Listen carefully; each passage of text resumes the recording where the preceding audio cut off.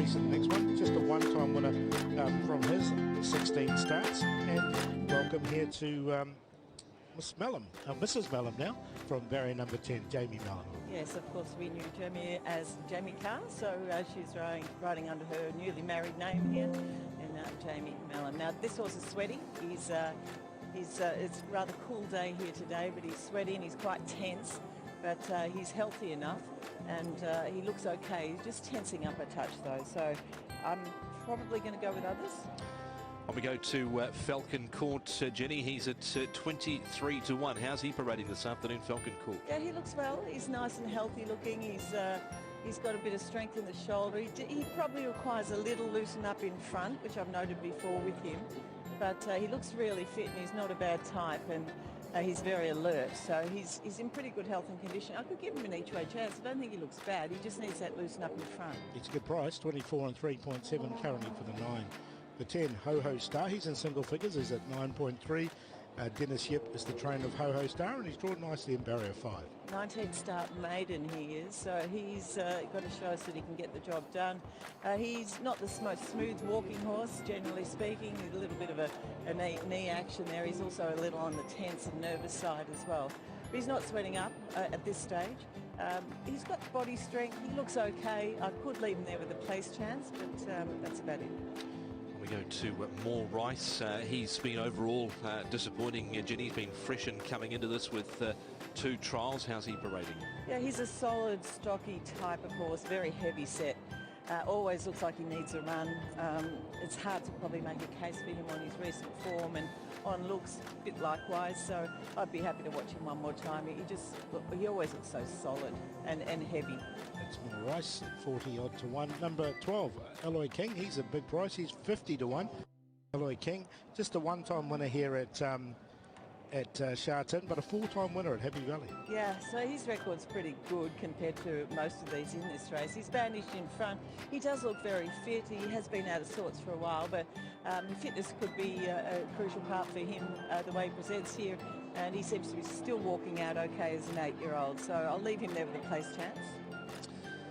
Okay, Alloy King. I think there's a King Alloy going around now as well, but it was in the trials the other day.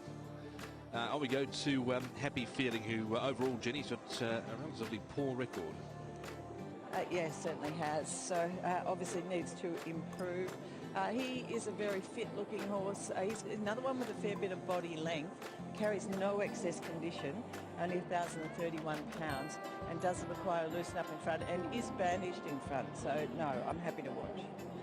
And he's well over 100 to 1 too. 115 and 21 a place. So big price about the 13. And the bottom one, 14, Wind Speeder. We know him better as a Happy Valley horse. That's where all his form has been. One-time winner from his 41 starts Happy Valley, but he's 9-zip here at Shatin. Yeah, he's a very, very limited racehorse. There's no doubt about that. He continues to walk out nice and freely. He always looks good in this type of grade because he's a fit horse. He's well put together. He's fluent. He's bandaged on those bumpers. He picks up minor plasma money, but he just struggles to win. But once again, he looks well if you do fancy him. It is Wind Speeder, 940 days since he's tasted his lone success here in Hong Kong, and it wasn't even at Shatin. It was at Happy Valley. 0 from 9 here is Wind Speeder. One more to see, Jenny. Did you see him before we left? Winning Heart, who is back into Class 5. I did, actually, and I'm glad I did because he does look particularly well, and he's been racing nice and consistently. He's a very neatly put together type. He's got some good body strength for the size of him. He's actually 1136 pounds, and I thought he behaved himself nicely and he was walking out well. So I'd give him an each-way chance. He looks well. That is Winning Heart at 6.9 and 2 for Harry Bentley and Tony Cruz. Another one that has had more success over at Happy Valley that he's had here at Shatin in the past. Even money here, Paul, about this favourite, Sterling Wong Choi. Do we pile in it? Even money here in Class 5? Well, I've got him in, but not on top. Winning Heart there at 6.9, 18 Almighty Kick, 14 Urban Triumph. Speedy Smarties at 28, even money as we talked about for Sterling Wong Choi. 7.7 Speedy Fortune, Flying Romantic, 27, 56 The Concentration, 24 Falcon Court, Ho Ho Star 9.1, 44 More Rice, Alloy King 52, 116 Happy Feeling, Wind Speeder, he's a 38 chance. Thank you, Paul. As we come down to you, Jenny, for your thoughts here on the opening event today, the Kung Hei Handicap. I'm going to go with the one horse here, Winning Heart. I thought he presented really nicely. A beautifully behaved horse, one from the Tony Cruz yard. He's got a big weight. He's got 135 pounds to carry. But he's back into Class 5 here, and he's been racing consistently. And back to Shatin here, just might well suit him at this stage of his career as a 6-year-old. So I'm going to have him on top, the one from number 3, Urban Triumph. I could always put this horse in. He's a big, tall, athletic type. He's a good walker. He looks really fit and healthy. No changes today. So gate 13 for him, likely to get back a little bit. Hopefully he can finish off. He's the winner of just one, so I don't have a great deal of confidence in him. But he does look good, so he gets in. The 2 Almighty Kick paraded well, so he's down into Class 5 here. Maybe the class drop might help him. Certainly a neat, strong enough body type. He looks good. And then the 5, I thought Sterling Wong Choi, the favourite, probably deserved to go in as well. He's a very fit horse, nice and relaxed in the parade, and was walking out cleanly. Zach Purton to ride here for the first race of the new year. So in order for me, I'm going 1, 3, 2 and 5. 1, 3, 2 and 5. Thank you, Jenny. 1, 3, 2 and 5. As we head upstairs for your thoughts here on the first mark. Punters with piles of red packets thinking Purton can get them off to a lucky start here in the first. They sure are, Tom. He's just gone odds on Sterling Wongjoy. He's the on-top selection, but a 1.9 favourite in a Class 5 race over the 1,200 metres. But the record holder and the former record holder combined. Here's Zach Purton and Douglas White. 2 starts, 2 placings. Chased home Country Dancer, who's been in form when we last saw him. Expected him to be favourite, Sterling Wongjoy. Didn't think he'd be 1.9 and 1.3, but he is. His last few starts, he's been double figures. Well, certainly not the case. He's 15 to 1 when he ran second last time. So on top is the 5, Sterling Wongjoy. Speedy Fortune's going in for second. Bounced back to a bit of form with that placing behind Plentiful last start at Happy Valley. He's just going to get a really good run from barrier number 1. Blinkers off, cheek pieces on for the first time. 10 Ho Ho Star steps up from the 1,000 to a more suitable 1,200 metres. He's placed twice at the distance. Trialled quite well too, with a second behind Yichong Glory, who's a decent chance on debut later this afternoon. And Winning Heart's racing consistently. Hasn't won in his last 5, but he hasn't missed a place in his last 5. He will have to shoulder the big weight coming down in grade again, but he's done that with placings with 134 pounds around 3 starts ago. But 1.9, 1.2, Paul favourite on top, 5, 6, 10 and 1. Yep, people spending their lucky packets on Zach Purton here. I'm with the 1 though, for, Winning Heart. Look, he's coming back here into Class 5. He's drawn nicely in barrier number 6, and he's such a consistent horse these days. He has won in the past as well. So, look, I think he's capable here at the top of Class 5. The 4 Speedy Smarty will have to work to get across. He's a big price to find out, though. He's at 30 and 5.1. He's another one, a Class 4 winner. The favourite, Sterling Wongchoy, go in, but I'm not too keen on the 1.8, which is available about him now. And then the 2, which is Almighty Kick. And I'm at a good price, 18 to 1. He'll go back from his wide draw, and he's another one downgrading. There's a couple of downgraders in here for me. 1, 4, 5 and 2. Like the favourite, absolutely loathe the price, to be honest. $1.80 here for Sterling Wongchoy in the first of the day. It's come up very skinny here in Class 5 for Douglas White and Zach Purton. He settled 4th last time out, loomed up. I thought he was pretty much given every chance last start, and then he was just nosed out by Country Dancer and collared late. So 5 on top to beat 2 Almighty Kick. Now, he's not a big horse by any stretch of the imagination, but he's been consistent in Class 4 without winning. Copped a nasty check at the start last start, ran on wide. I'm not too worried about gate 14 because he gets back and does run on Almighty Kick, and he's coming out of some much better races than what he's facing here. Speedy Fortune goes in for a 3rd, another one that's been consistent enough. David Eustace tinkering with the gear, the blinkers are off, the cheek pieces being applied, and then Winning Heart goes in. He's been consistent, he needs the front up here at Shatin. Harry Bentley rides for Tony Cruz from a good draw. He was wide the first turn last time out behind Moto Man, beaten a length and a quarter there last time out. So 5, 2, 6 and 1, Ginny. I've gone with the 1, Winning Heart. I thought he presented really nicely, beautifully behaved, stocky, nice individual, good muscle strength in the shoulder. He walked out well, and he drops back into Class 5 here. So I've got him on top of number 3, Urban Triumph. There he is on screen from behind. He paraded well. He's got a good attitude. He's very fluent in his walking action, but very limited at the same time. Next best, number 2, Almighty Kick. another one that's getting a class drop here. I think that's going to suit him. He will need luck from 14, but he looks good. And I thought number 5 was next best. That's the favourite, Sterling Wong Choi, very short in the market. I don't know I'd be taking those sort of odds about him, but Zach Burton does ride, and of course he's by far our leading jockey at the moment. And he should run well. He looks very fit and he's very relaxed. I thought the 9, 12 and the 14 were okay if anyone fancied those, but I've gone 1, 3, 2 and 5. Now, retirees, boys, we've got 4 of them. Speed Sword from Mark Newnham's yard, as well as Master of Luck from the same stable. And then 2 from Danny Shum's yard. We've got Flying Colour and Lightning Bolts. Okay, thank you, Judy. Those are the retirees. How do we make money in this first race, Paul? It's Class 5. It's a tricky old affair, but I never saw Sterling Wong Choi come up at $1.80. No, he's come up short. I'll put him in the play though, but I'll put him with a couple. I like Winning Hard as well, and top of the paddock as well than 1, and also put Speedy Smart here. Now I know he's a big price, but look, he's more than capable on his day. He has won in Class 4, and at 30 and 5.6, I think he's overs. As Sterling Wong Choi now goes 1.7, but he'll go in at 1.7. Punters are pretty confident, but he's a bit short for me. Yeah, very, very short here in the first of the day. So Winning Hearts in the market, Speedy Fortune. A bit of money coming for Speedy Smarty, Jenny. He's drawn wide. He's a one-time winner from 20. How did he parade to Speedy Smarty? Speedy Fortune? Speedy Smarty, number 4. Oh, sorry, the 4. Yeah, look, I thought he looked strong enough. I would have given him a place chance as far as looks go.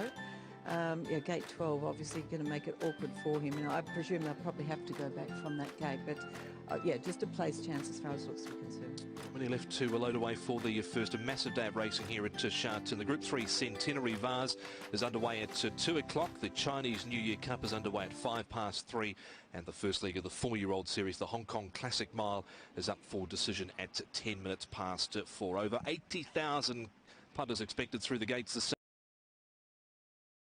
the first $1.70 favourite to kickstart Mark the Year of the Snake.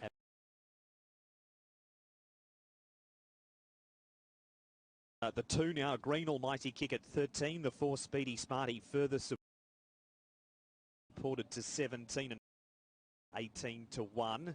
Now the favourites out to even money because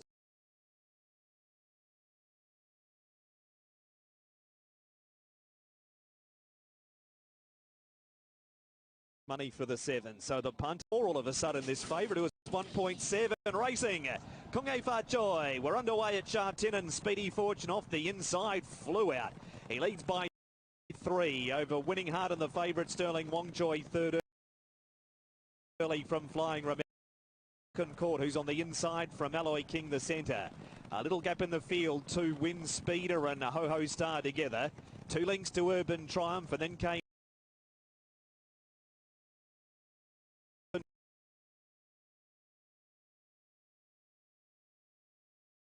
兩匹馬嚟㗎，好啦，咁啊轉緊彎嘅時候啦，前面方就連連勝利啊，志旺財咬住個第2位啊，威力勇氣第3，三代同心啊第4啊。第5位啦，埋邊呢有準確啦，外邊位置呢仲有凌利標區啊，掟到最出嗰邊啦，分別有前鋒啦，同埋呢隻呢就全城大勝啊，馬林中間等緊位呢，仲有加凡啦，攝入去入邊追係可愛新星嚟㗎。好啦，最後200零米啦，連連勝利埋邊，中間追佢有威力勇氣啊，灰馬係志旺財啊，中間紫色眼罩三代同心啊，入邊攝上嚟嘅馬呢，仲見到準確啦，出邊追啊，仲有隻全神貫注啊，最後100零米，威力勇氣佔先，前鋒外邊追，中間上仲係可愛新星，接近終點第1名，可愛新星贏啊，跑第2名，埋邊威力勇氣，出邊前鋒相當近啊，第4準確喺中間，最出追上嚟嗰隻呢就全神貫注啊，結果踏入蛇年，頭場賽事葉楚航贏啊，可愛新星。咁啊，10號嘅可愛新星臨尾落到6.7倍啊，咁啊勝出頭場啊，蔡明少啊，咁啊蛇年頭炮啊。第2名呢就係7號啦，威力勇氣嘅田泰安啦。第3名呢14號前鋒啊，咁啊楊明啦。第4名呢係咪9號啊準確啦，湯姆森。終於打開勝利之門啦！好分嘅喎。係啊，跑翻1200就好啲啊，可愛新星喺裏面攝。In 4 has won 110.09 Ho Ho Star. Great ride through the centre late. Chadwick and Yip take the first on Chinese New Year race day. Kunge Fa Choi, we're underway at Shatin, and Speedy Fortune off the inside flew out. He leads by 3 over Winning Heart and the favourite Sterling Wong Choi, third early from Flying Romantic. Then Speedy Smarty and Falcon Court, who's on the inside from Alloy King, the centre. A little gap in the field, 2 Wind Speeder and Ho Ho Star together. 2 lengths to Urban Triumph, and then came Happy Feeling. More Rice splits runners. The Concentration second last, and Almighty Kickers 2 lengths away last of all. It's Speedy Fortune leading 3/4 Sterling Wong Choi. Flying Romantic third at the 550 from Winning Heart and wider Speedy Smarty. Then came Falcon Court, Alloy King, Wind Speeder, More Rice, Ho Ho Star. Urban Triumph, Happy Feeling, the Concentration, and Almighty Kick, 350 to go. Speedy Fortune leads Flying Romantic, Sterling Wong Choi, niggled at 3 wide. He's under the whip now, the favourite. Wind Speeder, Speedy Smarty next from Falcon Court. Flying Romantic, the leader. Falcon Court shooting a gap out wider as Wind Speeder. It's Flying Romantic. Falcon Court, Wind Speeder is still making ground and through. Ho Ho Star in the centre will beat them all. Ho Ho Star. Ho Ho Star, Matthew Chadwick and Dennis Ship winning the first of the day, and was backed in late from 10s to 6.7. There is Dennis down there with his assistant trainer, and Matthew Chadwick. There's Flying Romantic down on the inside, just in front of Wind Speeder. Wind Speeder there, and then you've got Falcon Court, and the Concentration was staying on well for Jamie Mellum. He was back 42. So there was a lot of late betting action. That Paul will run through that shortly, but the winner, Paul, through the centre to win the first Ho Ho Star. Yeah, Dennis Ship's got a habit of starting to win these first races, and has won. And as you mentioned, the betting moves were quite significant late. In 2.5, Sterling Wong Choi drifted to the favourite. He was too short at 1.7. Speedy Fortune 4.8, he came in. Falcon Court came into 18, he ran well. Ho Ho Star 6.7, More Rice went brown to 17. The Concentration 42, but he paid 67, 20, 50, 56, 50 for Flying Romantic, and then 95 for Wind Speeder. Quinella 7 and 10, 599. The forecast 10 to beat 7, 1,110. The trio 7, 10, 14, 5,418, 24,801. And Dennis Yip has got the year to the snake off perfectly there, Jenny. He certainly has, and a lovely ride by Matthew Chadwick as well. He had been a bit of a money muncher prior to this race as well. He's 19-start maiden, and he started. It is good to see him get that first win on the board. Could have thrown a blanket over the first 5 of them there. There wasn't much between them, that's for sure. But looked like Falcon Court at one stage was going to sneak through and go on. But he's picked up 4th prize money. The Concentration making up really good late ground. Flying Romantic, a better effort from him. So, yes, there was a number of decent enough runs there.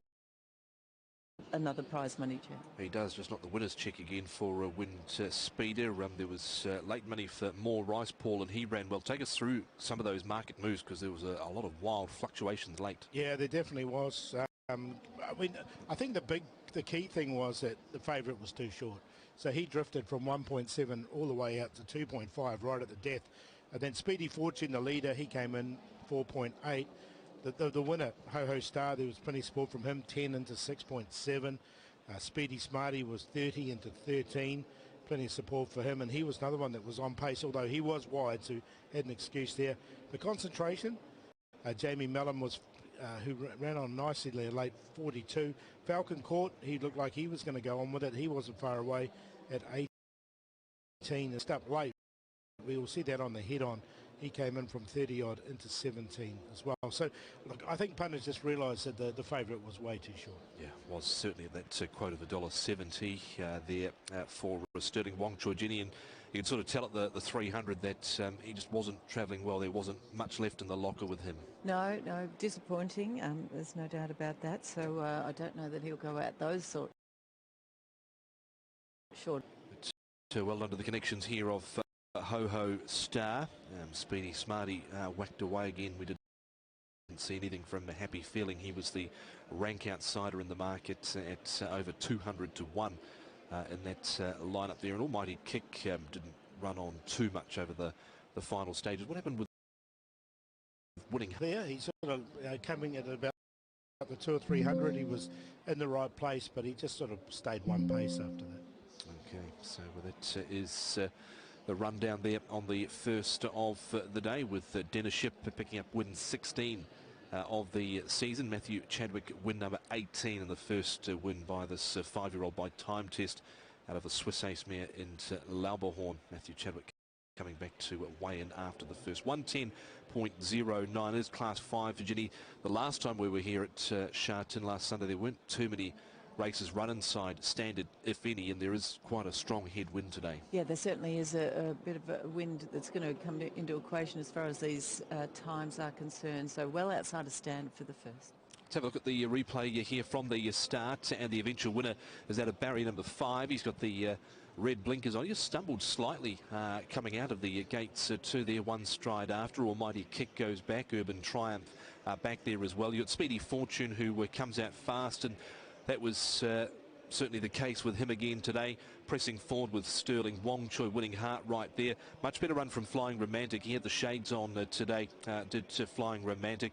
And then you've got Speedy Smarty, who's 3 wide around Alloy King, Falcon Court, Wind Speeder, Ho-Ho, Star, Urban Triumph, More Rice, the Concentration.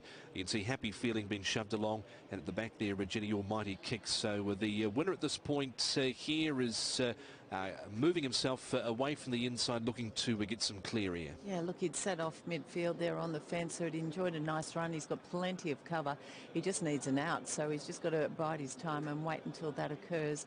To his outside in those red colours, that's Falcon Court. It's not a great deal of room for him to get through there at that stage, but now it opens up, and there he is. And the winner is still just waiting for that run to appear. The horse on his inside coming out a little bit of a number of those runners, but the winner has got to the line well and won his very first race. Look at that, the crowd here at Shatin, absolutely packed here for this Friday afternoon Chinese New Year fixture. And as we said at the start, more than 80,000 expected through the gates today. They have waited in for the first ball. Yeah, 10, 7, 14 and 9, the numbers you need for race 1. The Kudama places, 7 and 10, 177, 10 and 14, 168.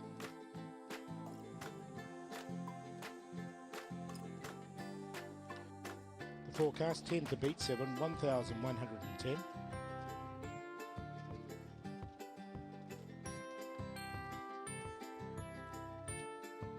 The first 4, 7 to 229.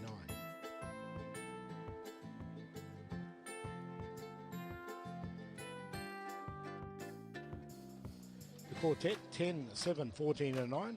A good way to start the day with 275,890.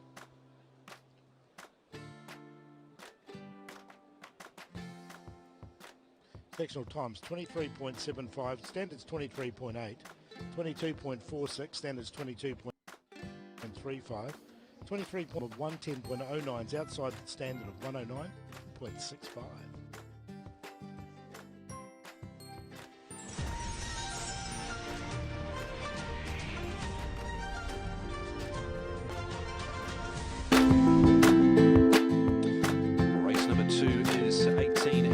Minutes away. Master Phoenix has come up the favourites at 3, and Luke Ferrara support, but there is money for Dennis Ship and Sumion at the top with Panda. Yeah, we welcome Christoph Sumion back here to Hong Kong and Shatin in particular with Panda at 9 into 6.5. Blazen, Happy Shooter into 53. Joyful Treasure 8.5. Master Phoenix a 3.5 favourite. Savvy Twinkle, Sev Striker out to 30. Club Ace is out to 8.9. Run at 12. 65 Night Purasangway. 13 About Always My Folks. 11 Island Breezes. Happy Tango 20. And Sin Canson is the market for race number 2. You can see everyone enjoying the Feng Shui Avenue here at Shatin. Happy Tango, Paul, he likes to go forward. You've got Island Breezes, Joyful Treasure not far away. There is a first starter here, Blazing Beam. Yeah, look, he's hasn't shown too much early speed in his track works.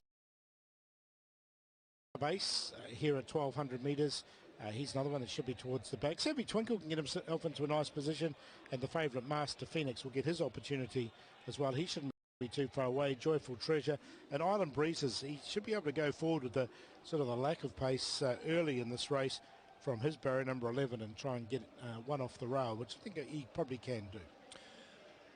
Have a look at some of the replays, and we'll start with Joyful Treasure. I thought there was a bit to like about this horse's first up performance, Joyful Treasure, and he's again from barrier number 1. He was in fact second up. He'd had like 12 days between his first and his second start, and he ran into Dragon Forces here, who was backed off the board. Yeah, he was, and he'll be running later in the card as well. He stayed on nice enough. He ran third here this particular day, and you can see him running on nice enough in the end just to take that third position. So it wasn't a bad run from him.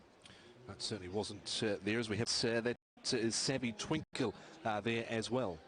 Yeah, and you can see Savvy Twinkle, I think he's a good chance in this race. It was a good debut run from him, finished off strongly enough, and he looked good here, so he should improve on this run. This was his debut run for fourth. He's drawn nicely here and barrier at the line here to get that fourth placing as well. Yeah, always my folks down the outside there, both of those two horses doing their best work. Later, do maybe question, wasn't it the strongest Class 4 race going around? Here's Panda. He is well back in the field here. He runs on from the tail, Paul. A little bit slow away, but he ran the quickest 400 of the race here. Yeah, and obviously the stables won the first as well, so the stables going well at the moment. Came down the outside, got into clear running and hit the line strongly. He was going to have to do something similar because he has drawn a barrier number 14, so he'll get back and he'll be running on nicely as well. He certainly will be. I think he's a chance in this race. 362 days since he's won, so he ended his lone success. We start, Jenny, with the Joyful Treasure. He's put in a couple of useful performances, certainly improved from start 1 to start 2. Yeah, look, he did, although the time was a little bit on the average side last time when he was able to run third. But I quite like him as a type. He's got a bit of size, he's got some strength, he's a little bit keen and eager, and he's just starting to spread up marginally behind. But he does look very fit and he's well put together.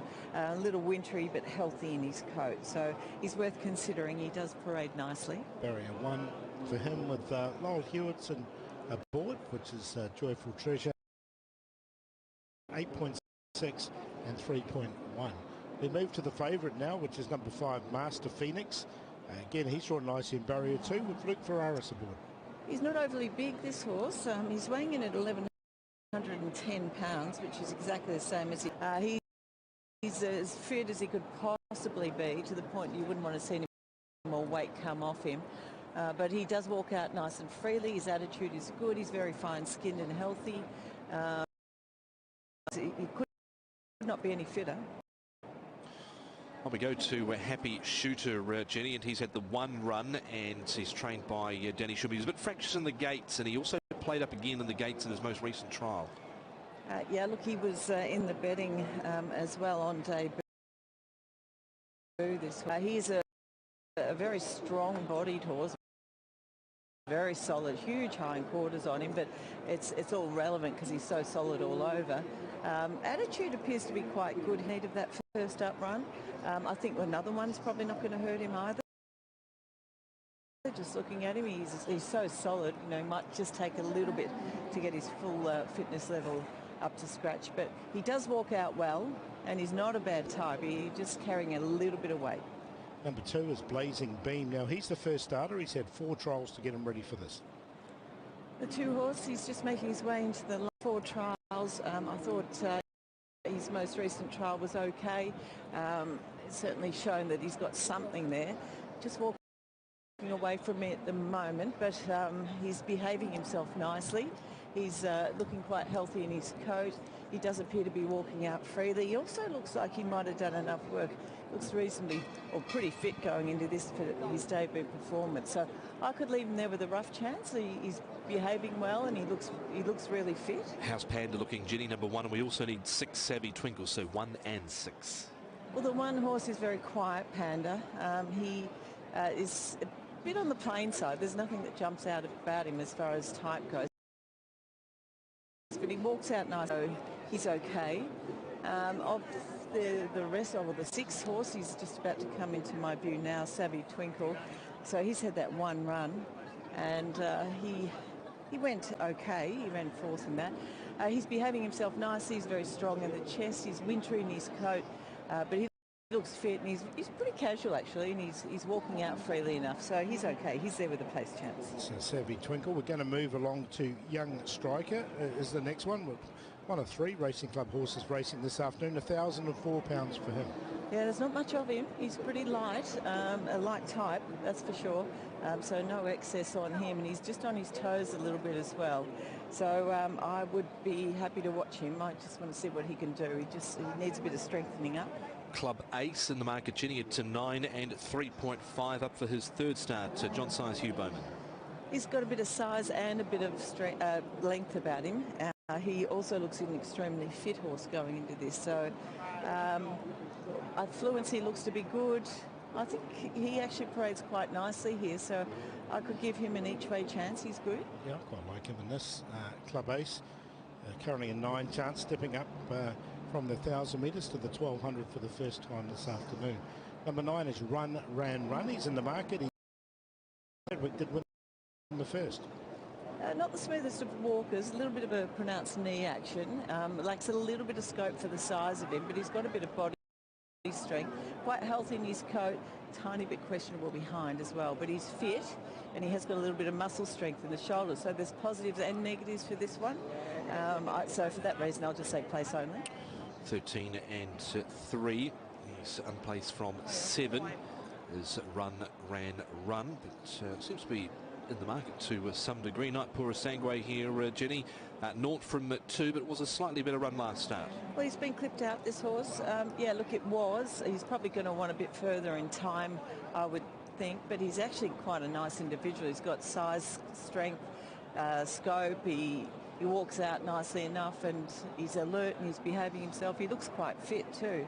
He's not the roughest. It's 60 to 1 too, so decent price. Number 11 is the next one, which is Michael Chang's Charge, Always My Folks. Did run better for 3rd at his last start. Always My Folks is another one that doesn't carry any excess because he's 1,125 pounds, the scale say. The scale says dropped 16 pounds, but he looks extremely fit. He's quite healthy in his coat too. He's only a small horse and he's a bit on the plain side, but he is very fit. For me, place only though. Island Breezes, Mikhail Barcelona, the IJC champion back here in Hong Kong. He's riding for Pierre Ung, and Barry number 11. He's had a trial since. Fox is now 3 from 3. Yeah, that was the horse that I was just speaking about. So that was the 11 horse. So I think, you know, he just needs a little bit of strengthening up, but he's healthy enough. Oh, we're on 12 though, sorry, 12 and now 13. Yeah, the 12 looks good. He's nice and relaxed. Fluent enough in his walking action. Another one, he doesn't jump out at you, but he's got a very good attitude and not bad. And the 13, Happy Tango, gets the claim and should go to the front. He's such a weight around the midsection. That's very typical of him. It doesn't affect him at all. Nice, healthy looking coat on him. He's always well behaved. So he's the same as he always is. And the last one here, number 14, Shinkansen. We better know him as a Happy Valley horse. Yeah, he's a little bit on the tense side with his handlers there, but he's got a bit of body strength and he does look quite fit. So he gets a pass, but he's off a rating of 44, so he's getting a lot closer to getting that class drop, which he might just need now too. Shinkansen at 25 to 1. Probably better at Happy Valley. His record suggests that. The son of Rubik. 3.3 about the favourite here, Paul. Master FedEx, he's come up shorter than I thought he probably would have. Yeah, he is the favourite though. Panda 6.8, 61, Blazing Beam 35, Happy Shooter 8.7, Joyful Treasure, the favourite at 3.3, Master Phoenix.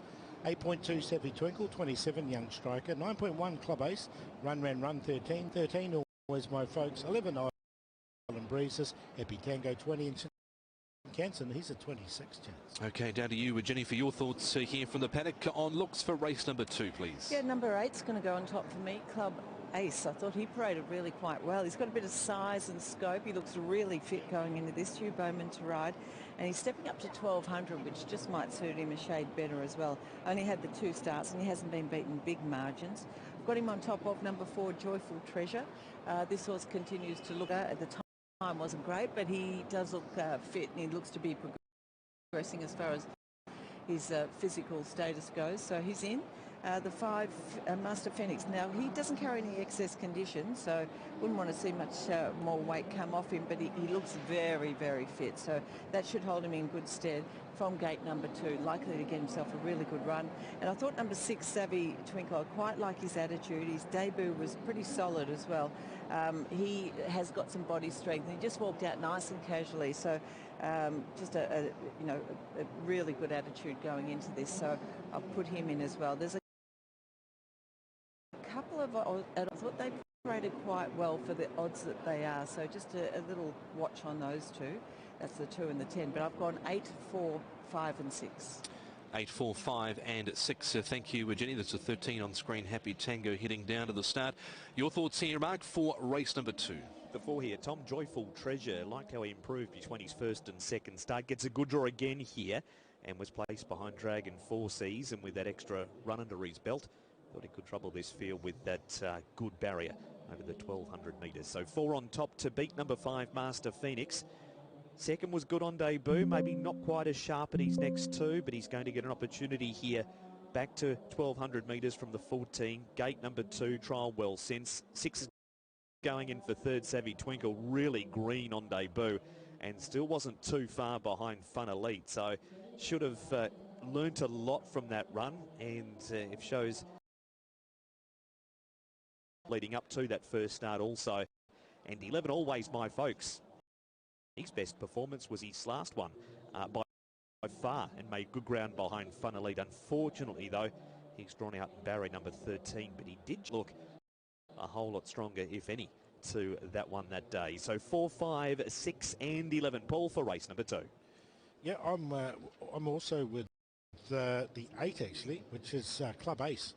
I'd like him stepping up to 1200 for the first time, the son of Toronado. Hugh Bowman aboard. I think he'll be patient and he'll be striking late. So he's on top to beat Savvy Twinkle. A good debut run from him behind Fun Elite there. The 5 in there for 3rd, which is the favourite Master Phoenix. So he's come out quite short at 3.1, but he's drawn nicely in barrier number 2.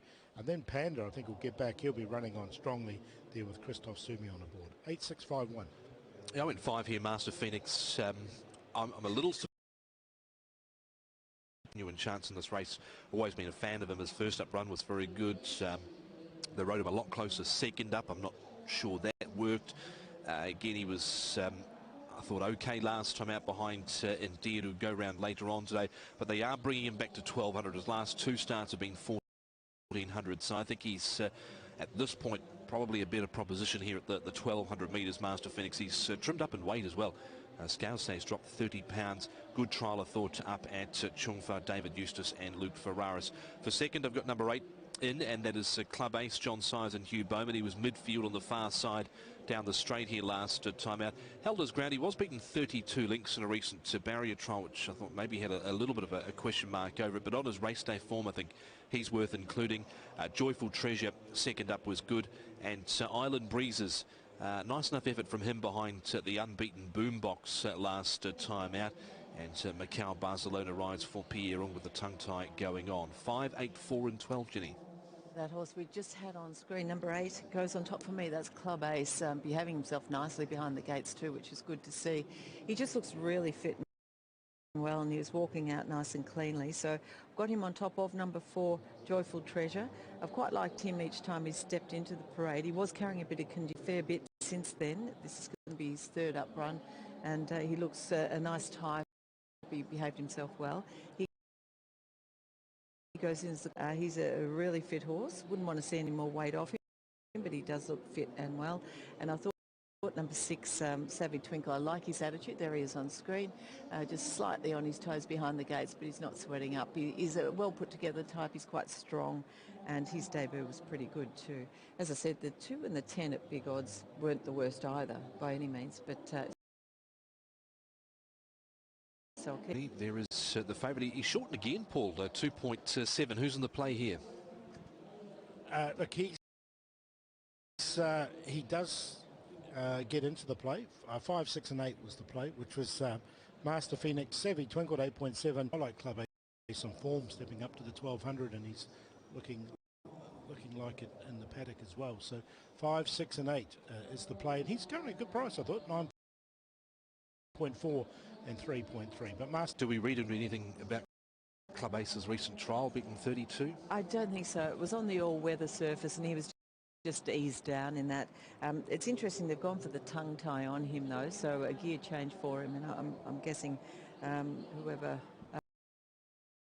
you know, there might have been an issue there, so that could help. What about Jenny quickly? Master Phoenix says he's dropped 30 pounds. Was that noticeable with him? No. Well, there was a few horses that are a little bit on the light side there in this particular race. I suppose he's one of them, but he just looks so, you know, I probably shouldn't say that he's light. He just looks extremely fit.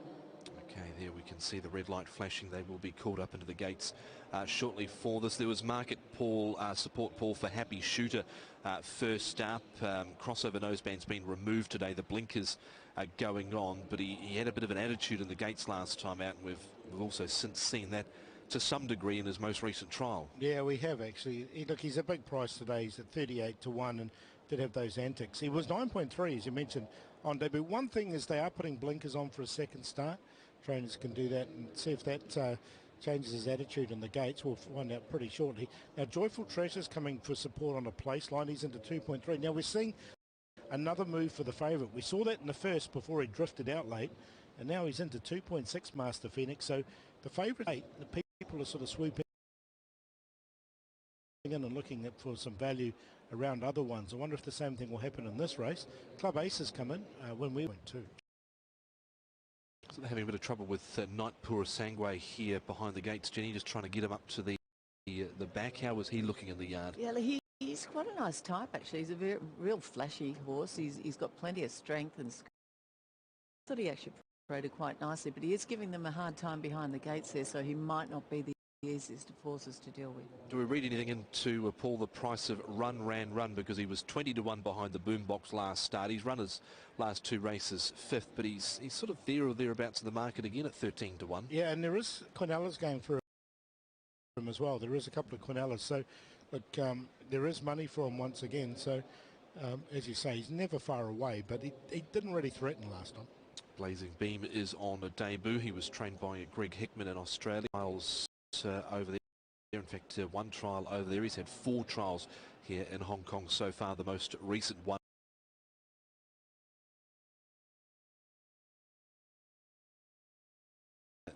Put up the quickest section of the race last start for the last 400. Horse, isn't he? So he's only a 4-year-old still. He's had those 11 starts with just the one quiet, and does look fit. So if you fancied him, he's okay too. 挺秀騰飛，鼓浪高升，跟住係亮寶。哇！好多馬都企得唔定啊，節節有福。仲未入閘呢，逍遙人生都有啲拗撬嘅，呢啲都係亂龍啲嘅馬。咁啊，舊馬入咗先啦，新幹線，睇下可唔可以帶埋呢隻新馬一齊入啦。好，入正就交俾閘前先。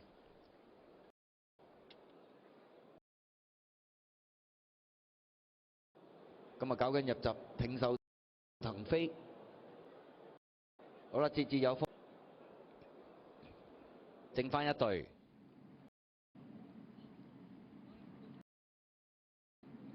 好啦，逍遙人生，挺秀騰飛。主步馬不準備墮檔，2場賽事4班千二，大熱係5啊。好，你一起步嘅時候啊，快閘嘅馬有馬鳳凰喎，再見到中間位置仲有黃衫嘅亮寶啦，藍衫嘅勁者啦，咁啊再見到紅衫中檔仲有挺秀騰飛內欄呢就歡樂飛區啊，黑白衫就馬鳳凰嚟嘅，響外邊啊節節有福啊，後邊嘅馬前衛火影勁進奔騰啊，尾五位置白衫係嗰隻新幹線啊，後邊四隻啦，午夜快車鼓浪高升，黑白紅帽響尾二啊，暫時殿後係逍遙人生嚟噶，好啦咁啊轉緊彎嘅時候啦，放咗出嚟跑埋邊位置就亮寶啊，出邊啊中華威威啊，勁者啊跟住第三啊，內欄第四有歡樂飛區，第五位紅衫紫色眼罩挺秀騰。嘅等馬冧中間黑白衫仲有馬鳳凰啊，掟出去出邊追有前衛火影啊，最出係新幹線嚟噶。好啦，最後300零米啦，亮寶鬥緊勁者嘅時候啊，挺秀騰飛追緊啊，外邊冚仲有節節有福啊，中檔位置係馬鳳凰啦，出邊位置仲有隻前衛火影啦，入邊係歡樂飛區啊，最後100零米挺秀騰飛透出咗，埋邊呢就勁者，後邊馬鳳凰。揾到位咧，3爬2步已經上咗嚟過晒啊！跑第2名係挺秀騰飛啊，第3名外邊前衛火影，埋邊呢仲有隻勁者啊！咁啊結果今場賽事咁呢隻馬鳳凰咁啊都有少驚險嘅，因為唔夠位啊，人哋走咗先啊，挺秀騰飛出咗嚟先，咁啊但係呢隻馬鳳凰一揾到位之後，咁啊中檔穿上嚟輕鬆取勝啊！第3名呢外邊前衛火影喎，入邊呢仲有隻勁者，咁啊姍來遲中間啦，紅帽嗰隻係黑白啊！5號嘅馬鳳凰啊，霍宏星2.3倍嘅大熱門勝出啦，咁啊跑第2名呢就係9號嘅挺秀騰飛啊，蔡明少話第3 9倍第3啊，其實就係田泰安，第4名呢就係8號馬勁者布文。暫定名次5號、9號嘅3、4名，仲要影緊相。咁啊睇翻重播先啦。當2場賽事4班千二大熱係5啊。好，你一起步嘅時候啊，快閘嘅馬有馬。Make a line of small ways by folks from Blazing Beacons from Night Pura Sangway. Island Breezes next from Happy Shooter and Pandas last of all. 800 to go between horses as Club Ace and they're 3 in front. Joyful Treasures running fourth inside. Always my folks around Master Phoenix, Blazing Beam. Then Shinkansen, Young Sangway between them, Panda and Happy Shooter the last. These 3 are still in a line. Savvy Twinkle, Club Ace and Happy Tango. He's dropping off. Happy Tango has run. He starts to make ground from Always My Folks and Joyful Treasure. Run has taken over from Club Ace. Savvy Twinkle gone. Out wider as Blazing Beam. Master Phoenix through the centre. Run, half a length. Master Phoenix beat. Yeah, he certainly does to win, and the punters were on Master Phoenix here this afternoon. There's the photo. That is down the outside. Blazing Beam, who was at 108 to 1. And 20 to dash into the minor money down the outside there. But take nothing away from the winner here, Paul. Shorten right into 2.3. I think the key was coming back to 1200 today and maybe stripping a little bit more condition off him, and Jenny mentioned he was looking fit and ready to go. Yeah, and he was this afternoon, and there was plenty of money to suggest he could win this race, as he was really well backed into a 2.3 favourite. So there was a lot of money from late in his Luke Ferraris, who was the Yankee here in Hong Kong, and he's riding so well. He ended up with 23.50 and 13.50. 26 there for the 9. He ran well, run. And also the 2 on debut, a really good run from him, Blazing Beam, at 247 a place. Decent place price there. But on 5 and 9, 101.50. Forecast 5 to beat 9, 153. The trio 259, 3,050 and 592. The Tess 9. Jenny at the 3rd time of offering. Yeah, look, Luke handled that extremely well from gate number 2. He just had him midfield on the fence there, and got him going at the right time. There wasn't a great deal between a number of those in the finish either, and it was nice to see that Blazing Beam making up all that ground as well. He was a bit wide on the turn too, so really nice debut performance from him. His trials hadn't been the worst trials by any stretch, but he's gone off at a huge price here. Verdict Paul on Club Ace. He was there for a fair way. Now, he was in the speed battle, though, with 3 wide. Now, the other 2 dropped out, and he was in the photo of the 4th. So, of the 3, it was the far better run in 1200. So maybe just a little bit keen because he'd been running over 1,000. So maybe next time they'll have a look at maybe just trying to take a bit of a sit with him rather than get into a speed battle. Well, Happy Tango was one of those 3 wide to no cover. Happy Shooter, Jenny, he was sort of staying on behind them over the final stages. Wasn't the worst of runs from him. Island Breeze is another one. Be keen to see how much room Night Pura Sangre got over the final stage. I don't think there was a lot. Blake Shim was looking for a place to go. He's quite a big horse too, so he needs a bit of galloping room, and certainly had a slight excuse. So he was also looking quite well. Maybe one to follow. Well done to the Master Syndicate who strike here in the second of the day. What else did you see there, Paul, over the final stages? Joyful Treasure was in amongst gallopers there? Yeah, look, he was looking for room halfway down the straight as well. On the rail, he ran into midfield there as well, so he wasn't too far away, and obviously Happy Tango 3 wide dropped out to be last. There are some delighted connections there, of course, past chairman of next to David Eustace and Luke Ferraris here with the winner originally. He's up to win 22 this season now from less than 200 rides, so he's really having a breakout season. As Paul said as well, he is the youngest jockey by quite some margin in the jockeys room here too.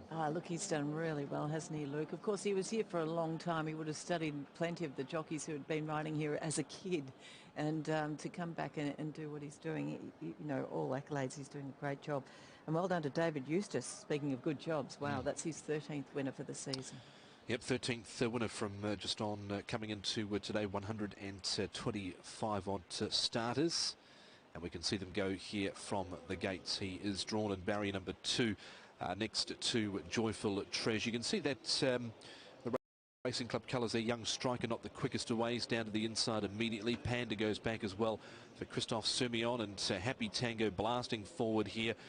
Club Ace right there, Savvy Twinkle up on the pace, run behind them with Joyful Treasure on the inside. Always My Folks next to the eventual winner, Master Phoenix, 3 back on the inside. And then you've got Blazing Beam, one of the roughies in the race, having his debut. Shinkansen well back along with Young Striker, Night Pura Sangre. Keep an eye on him in the straight. He's next to Island Breezes. A few back markers here, Paul, that were running on. Yeah, they were. They did go that pace, which allowed them to run on there. Savvy Twinkle, he'll drop out shortly. Club Ace stays on nicely, so it wasn't a bad run from him. You can see Happy Tango on those blue and red cars. He'll run last. The winner in the black and white, you can see him looking for a gap. Very patient ride here from Luke Ferraris. The gap hasn't come yet, and here it comes now. And you can see he's through now. No room for Night Pura Sangre. Blazing Beam just running around a little bit green over the final with stages. Through on the inside as well was Young Striker, and a couple of those early leaders have finished back towards the end of the field there after the running of race number 2. Half a length by half a length, 19.91 overall outside standard again into a fairly strong headwind in the home straight here today at Shatin, and they have here at Shatin. The Quinella places here in race number 2, 5 and 9, 41.50, 2 and 5, 468.50, 2 and 9, 992.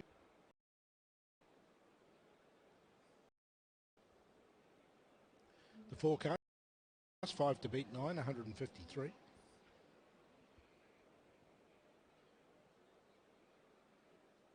First 4, 2, 5, 8 and 9, 4,658.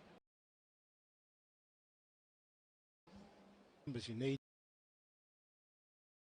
in the correct order of 593.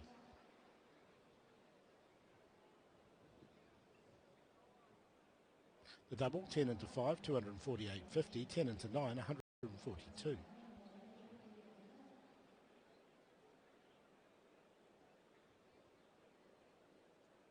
The double times 23.49, 2.6. 6-1, Standard's 22.45, Oman 23.81, Standard 23.15, so the race 3-5 Standard.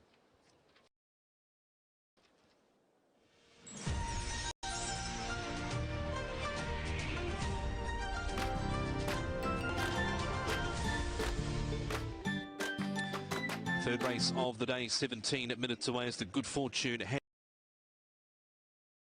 handicap to open the Lucky Fion as the favourite here.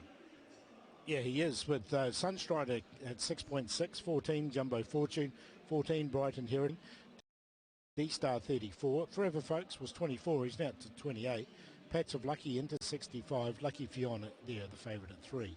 Celtic Times 78, Circuit Mighty 42, 30 Only You, 4.8 Sunday Serenade, plenty of sport for him, and 8.9 Sweet Smile. Okay, let's look at the market. So let's have a look at the speed here. Repulse, Circuit Mighty 2. We go forward, Oriental Smoke. Celtic Times, where does the favourite end up? Lucky Fion from the draw. Well, he's drawn wide and there's not that much pace in the race, so he's going to be looking to slot in somewhere.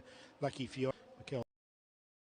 Barcelona will be looking, no doubt, to get some cover there, but he is drawn wide. I thought Sunstrider would get a nice run. He's in the market there at 6.5. Pats are Lucky, Silver up. Won't be too far away. They should get good runs. And Sunday Serenade, he's been getting back from his draws. He's been drawing wide Sunday Serenade, and he has drawn 6 here, so maybe he might be a place closer.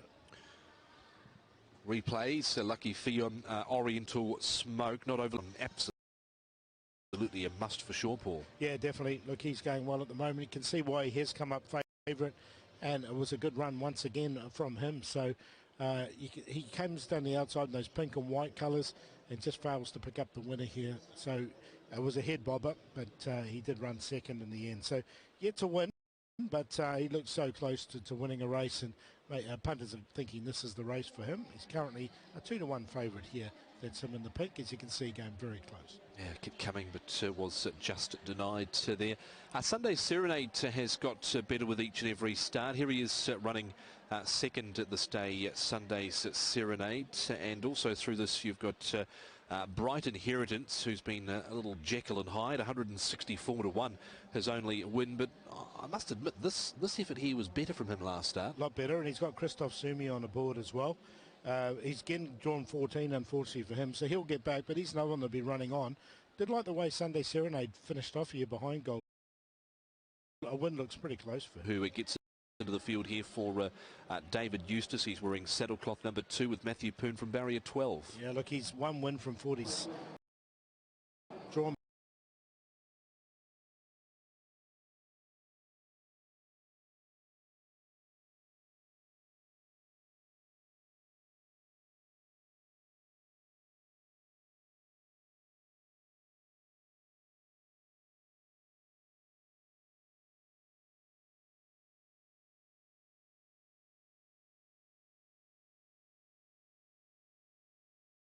I think the step up to 1600 is probably going to be suitable for him. As far as appearance goes, whilst I think he's some chance on form, on looks, I'll only give him a place hope.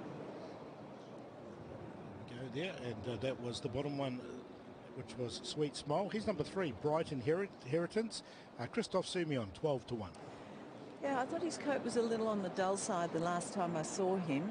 Yeah, unfortunately he's drawn gate 14. His coat's still not 100% by any means, but you know, it might be just slightly better than it was last time. His behaviour's very good. He walks out okay. He's a horse that's got a little bit of height and a bit of strength. I think he looks all right. He looks fit enough, but he's probably another one that I'd probably give more a place chance to. Okay. As we see runners parade here, Celtic Times at a quote of 68 and 13s for Celtic Times. Celtic Times, couple of handlers on him. He is behaving nicely at this stage. He can kick and he can carry on. He's got a bit of an attitude, this horse. So strong-chested type, looks really fit. He's just a little warm around the flank area there, and he's thinking about things. I quite like his strength. It's his attitude that just worries me a touch. Number 1, Sunstrider, has been downgraded into this grade. Sunstrider, yeah, look, he looks like he's going to be well suited with this class drop and gate 4 as well. He's nicely behaved. He's a very casual, relaxed type of horse. Plenty of size about him, a really high wither on him. Walks out freely enough. Maybe a little loosened up in front, but it's only very minor. But very fit. I love his attitude and his health. He's pretty good. Okay, Jumbo Fortune now, Jenny, at 13 to 1 and 3.6. The standby runner, how's he looking? Solid. He's a solid-bodied horse. He's 1,321 pounds. He carries a lot of that weight around the midsection there. But he's healthy and he's very quiet and relaxed. And he does appear to be walking out okay. Good muscle tone in the shoulder there, but a bit barrely. So I'm going to say place chance for him too. And he's at 14s currently. Number 4, Oriental Smoke. He's over 20 to 1. Blake Shinham from barrier 11. I think this horse is going okay, but he just can't draw a gate. And today he's drawn gate number 11. So once again, it's probably going to make it tough for him. He's nice and healthy, though. He's a horse that's always had plenty of scope. He looks to be walking out nice and casually. Looks in pretty good order, actually. So I could actually give him an each way chance. I think he looks good. 23s and nearly 5s a place. Oriental Smoke, horse number 4. David Hayes, his trainer, as we move to D-Star now. And D-Star, Jenny's had a little bit of a freshen up coming into with this 79 days since his last run, where he was caught wide, no cover, and got check late. He's had 3 trials since. He has, yeah. Look, his best has probably been at Happy Valley these days. But he's a nice, neat type of horse. He's got plenty of body strength, and he's got a little bit of height. He looks great as far as his coat goes. He's sweating up a touch behind, but not enough to be concerned about. I think he looks good. He's an each way chance on looks as well, particularly at those sort of odds. He looks well. Yeah, good odds. 30 and 6 about him. Number 7, Forever Folks. Did win on the all-weather, this horse. Barrier 10, Ben Thompson aboard. A very relaxed type of horse. He always carries a little bit of weight around the midsection there. I do like his attitude. Probably prefer him over a bit further as well, but he seems to be walking out okay. Good muscle strength in his shoulder. He's in pretty good order. He's probably there with place claims. 27s and 6s his price for Michael Chang, Ben Thompson. The blinkers are off. Most of his racing in recent starts anyway has been on the all-weather. Patch of Lucky was wide, no cover, and battled away, and became detached at the end of the trial recently, Jenny, where he was down the track. He's also had some issues while being transported to Happy Valley and was withdrawn from a trial there. Yeah, he played up in the float, so no float trip for him here today. The horse actually is not a hopeless type. He's quite healthy and he's got a bit of body strength, a bit of size about him. Just on his toes, slightly tense. Doesn't look bad. He gets a pass, but I still probably want to see him one more time. Number 5, the grey, is Silver Up, aptly named. Luke Ferraris from barrier 1. He's just made his way into the lineup here, Silver Up. Just a little bit tense and agitated. Does look quite fit though. He's got plenty of scope. Wintry in his coat, but healthy. So the boys are just trying to restrain him here a touch, and just making it a touch difficult for them here and there. But he's really fit and athletic, so he does actually look well. How's the favourite looking, Jenny? That is Lucky Fion for Ricky Yu and International Jockeys Championship winner Mikel Barcelona. Yeah, look, I think he's a winner waiting to happen, and he has been parading really nicely the last couple of times I've seen him. He's got a good, healthy shine to his coat. He looks particularly fit going into this. Good attitude as well. Fluency doesn't appear to be bad. His handler's just got his head turned to the side there. So I think everything's okay. Yes, it is. Now he's straightened up. So he's in good order, the favourite. He should run well. Number 11, Circuit Mighty. He's got some early pace. He doesn't look like too much of a leader in this race, and he's currently a 40 to 1 chance. He is, yeah, a 7-year-old, so he's getting on a little bit. Unplaced his last 5 runs. Quite a nice horse, though, Circuit Mighty. It's hard to knock him too much. He's well put together. He's really healthy, and he does look fit. He continues to walk out freely as well. So I could actually give him some sort of chance. He looks well. Only You to 31s and 7s. Coming up nearly a year since he's won. Jenny made a little bit of ground late last start. Yeah, he can be slow out of the gates though. That's the only thing with this horse. But he's got a beautiful shine to his coat. He also looks really fit. He's quite a neat type of horse, and just a little bit of a bounce in his step. I think his fluency's okay, but he doesn't look bad either. So maybe not the worst. 13 Sunday Serenade. Jenny is currently at 4.8 chance. How does the second favourite look? He looks really fit. He looks fit and ready to go. He's not an overly big, strong horse, but for the weight that he is, it's well distributed, and he's got a pretty good attitude as well. I'll give him an each-way chance. Sunday Serenade right in the market, 4.8. And that is there more because we have seen Sweet Smile already as runners are making their way down to the start here for this third of the day. Lucky Fee on the favourite here, Paul. The way the first two races have gone, we must be surely expecting some more money here on the favourite. Yeah, looks favourites have been well backed in race 1 and 2, and one of them has won. Sunstrider, he's at 6.3, 14 Jumbo Fortune, 13 Bright Inheritance, Oriental Smoke 24, 14 Silver Up, D-Star 28, 26 Forever Folk, 64 Patch of Lucky Fiona at 3.1, 62 Celtic Times, 41 Circuit Mighty, Only You, 31 Sunday Serenade 4.8. The bottom one, Sweet Smile, he's in the market, he's at 8.2. There is Oriental Smoke going down to the start. Who makes it in the top 4 here, Jenny, for the third of the day? Yeah, tricky one because there's quite a few of these actually looking quite well, so I'm going to have to leave a few of these out. But I'm going to put the 13 on top, Sunday Serenade. Whilst he's not the biggest robust horse in this particular field, he just looks really fit, and he's quite neatly put together for the 1,022 pounds that he weighs in at. He's got Karis on board with 120 pounds. Last time wasn't bad, 8-start maiden. So hopefully he can get his first win on the board. I thought he paraded well. I'm going to put him on top of number 4, Oriental Smoke, who will need luck once again from a very awkward gate. But I think he's actually going okay, and he looks good.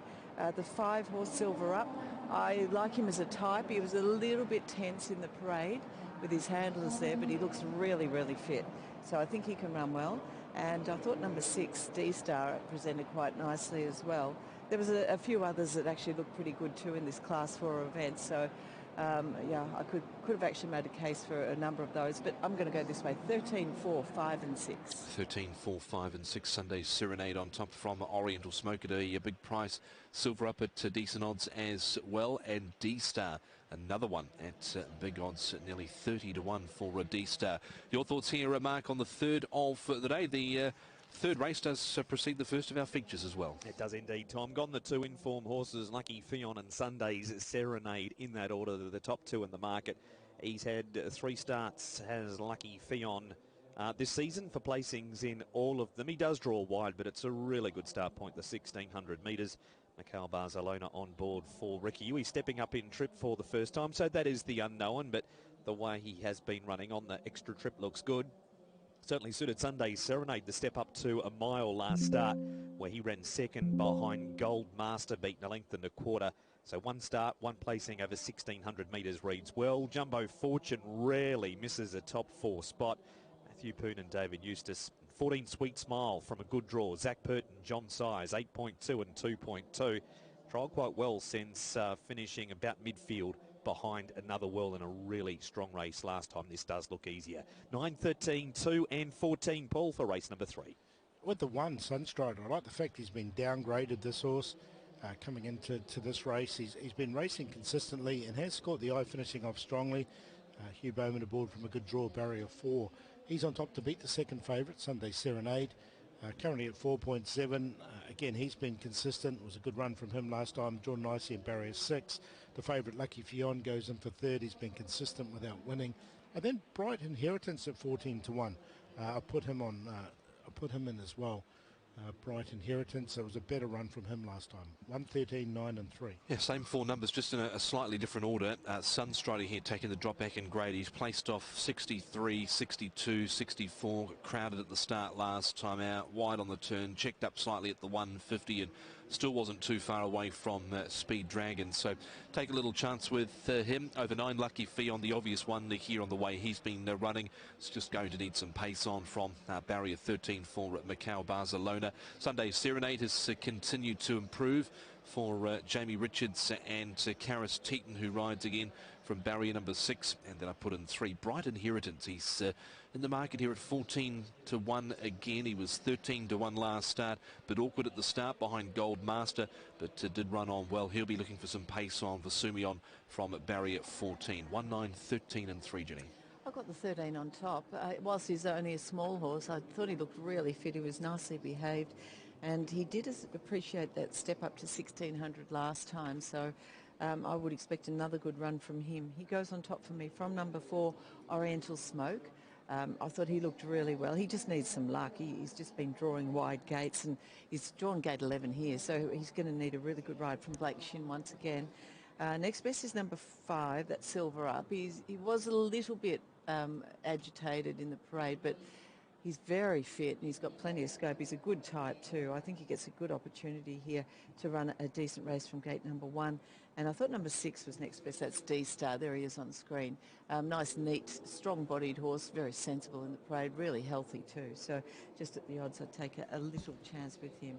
Of the rest, the 1, the 9, the 11, they all look good too, so not enough room for those. I've gone 13, 4, 5 and 6. Lights flashing here, Paul, for the third of the day. What's the play for this? 1, 9 and 13. So Sunstrider, the downgrader with the favourite Lucky Fion, and Sunday Serenade, top of the paddock there. 1, 9 and 13. There is good on that's going through Oriental Smoke. He's at 22 to 1. There's a few going through Sweet Smile. Sweet Smile's been backed again.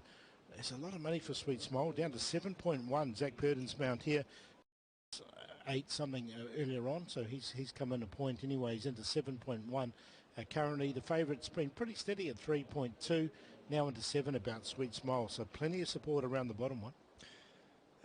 He's been there or thereabouts without setting the world on fire, Sweet Smile. Obviously interesting, the Zach Purton angle this time around, but it was...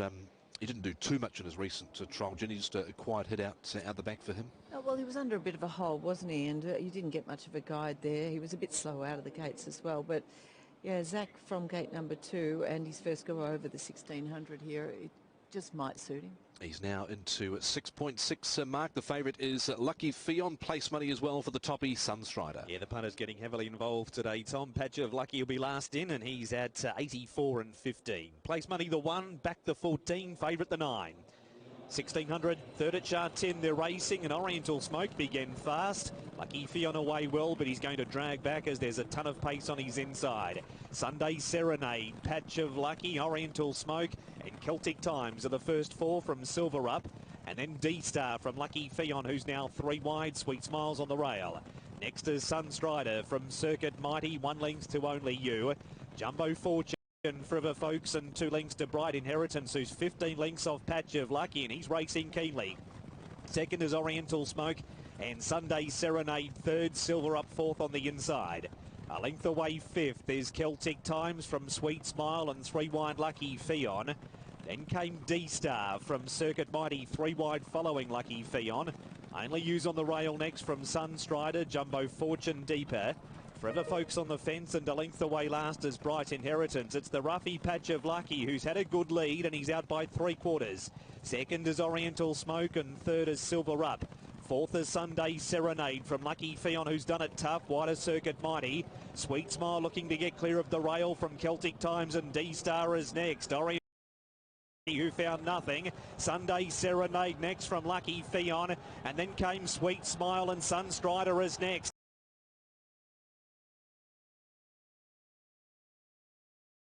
On Sunstrider, he's taken.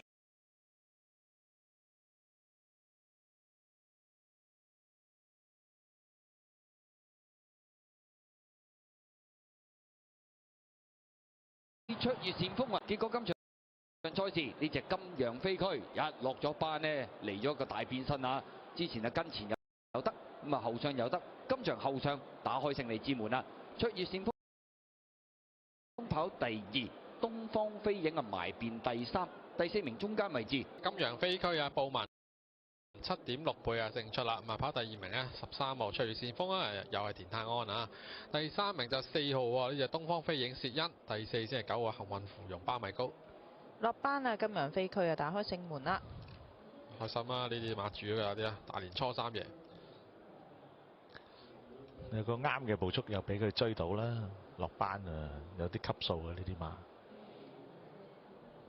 暫定嘅名次係1號、13號、4號、9號嘅。睇翻重播，全部馬匹準備妥當，3場賽事4班千六，第2隻9就東方飛影嚟㗎。咁再見到中間標誌福將啦，中檔仲有卓越線風。And then deep wide, Sweet Smiles on the rail. Next is Sunstrider from Circuit Mighty, 1 length to Only You. Jumbo. He's racing keenly. Second is Oriental Smoke and Sunday Serenade. Third, Silver up fourth on the inside. A length away fifth is Celtic Times from Sweet Smile and 3 wide. From Circuit Mighty, 3 wide following Lucky Fion. Only Use on the rail next from Sunstrider. Jumbo the fence and a length away last is Bright.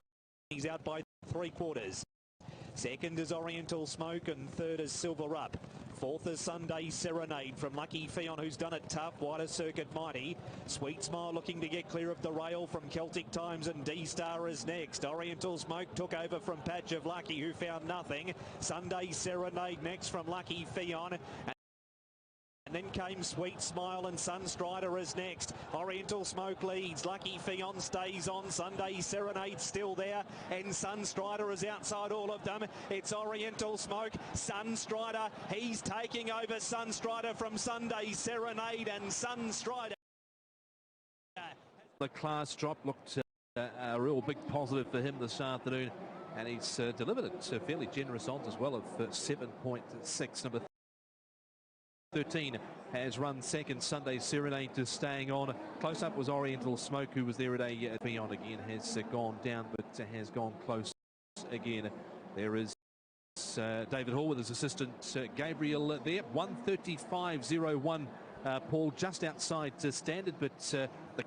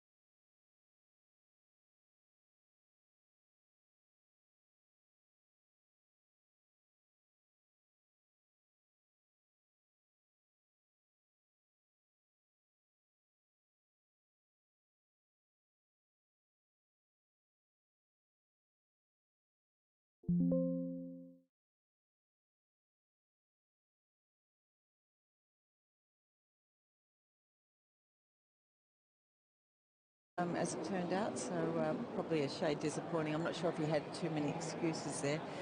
Bright Inheritance actually made up some late ground. He sat last, so his run was quite good. He could well be on the improve, and I thought the run of Jumbo Fortune wasn't too bad either, making up some late ground from well back. Yeah, that's what he normally does. Jumbo with Fortune staying on there at the end. I wonder if D-Star got a bit of a check down the side. He just looked a little bit awkward for a few strides. Anything else you noticed there, Paul, over the final stages? No, I agree with Jenny. I thought making some good ground was Bright Inheritance. He was in that photo sort of for third, fourth and fifth, and ended up, I think, fifth as well. So not a bad run from him. Patsalaki went forward. They did lead with him, but he dropped out. David Hall was his family there, of course. Hugh Bowman, his wife Jermaine.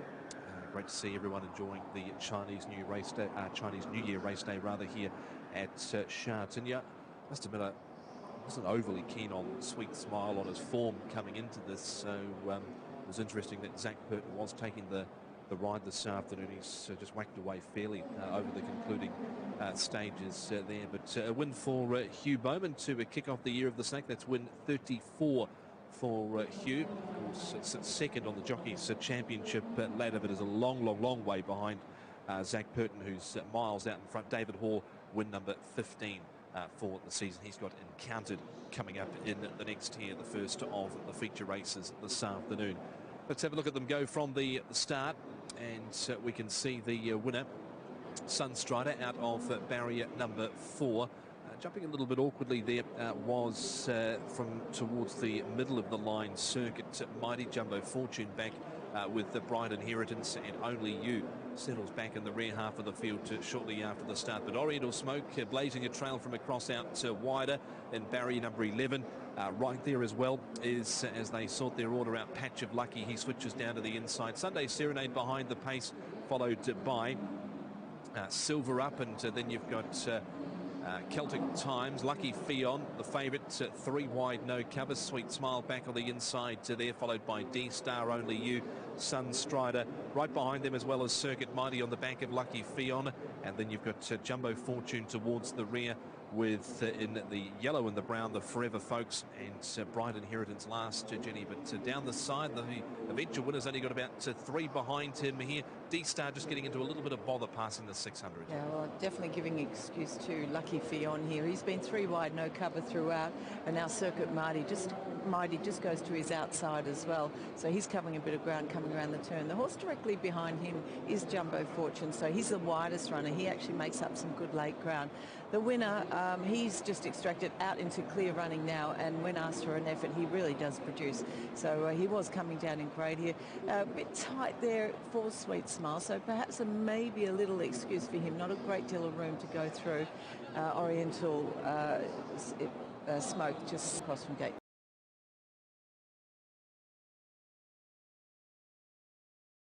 number 11. There's a skirmish in the early part. Didn't hear in race number 3 with a 72, 1 and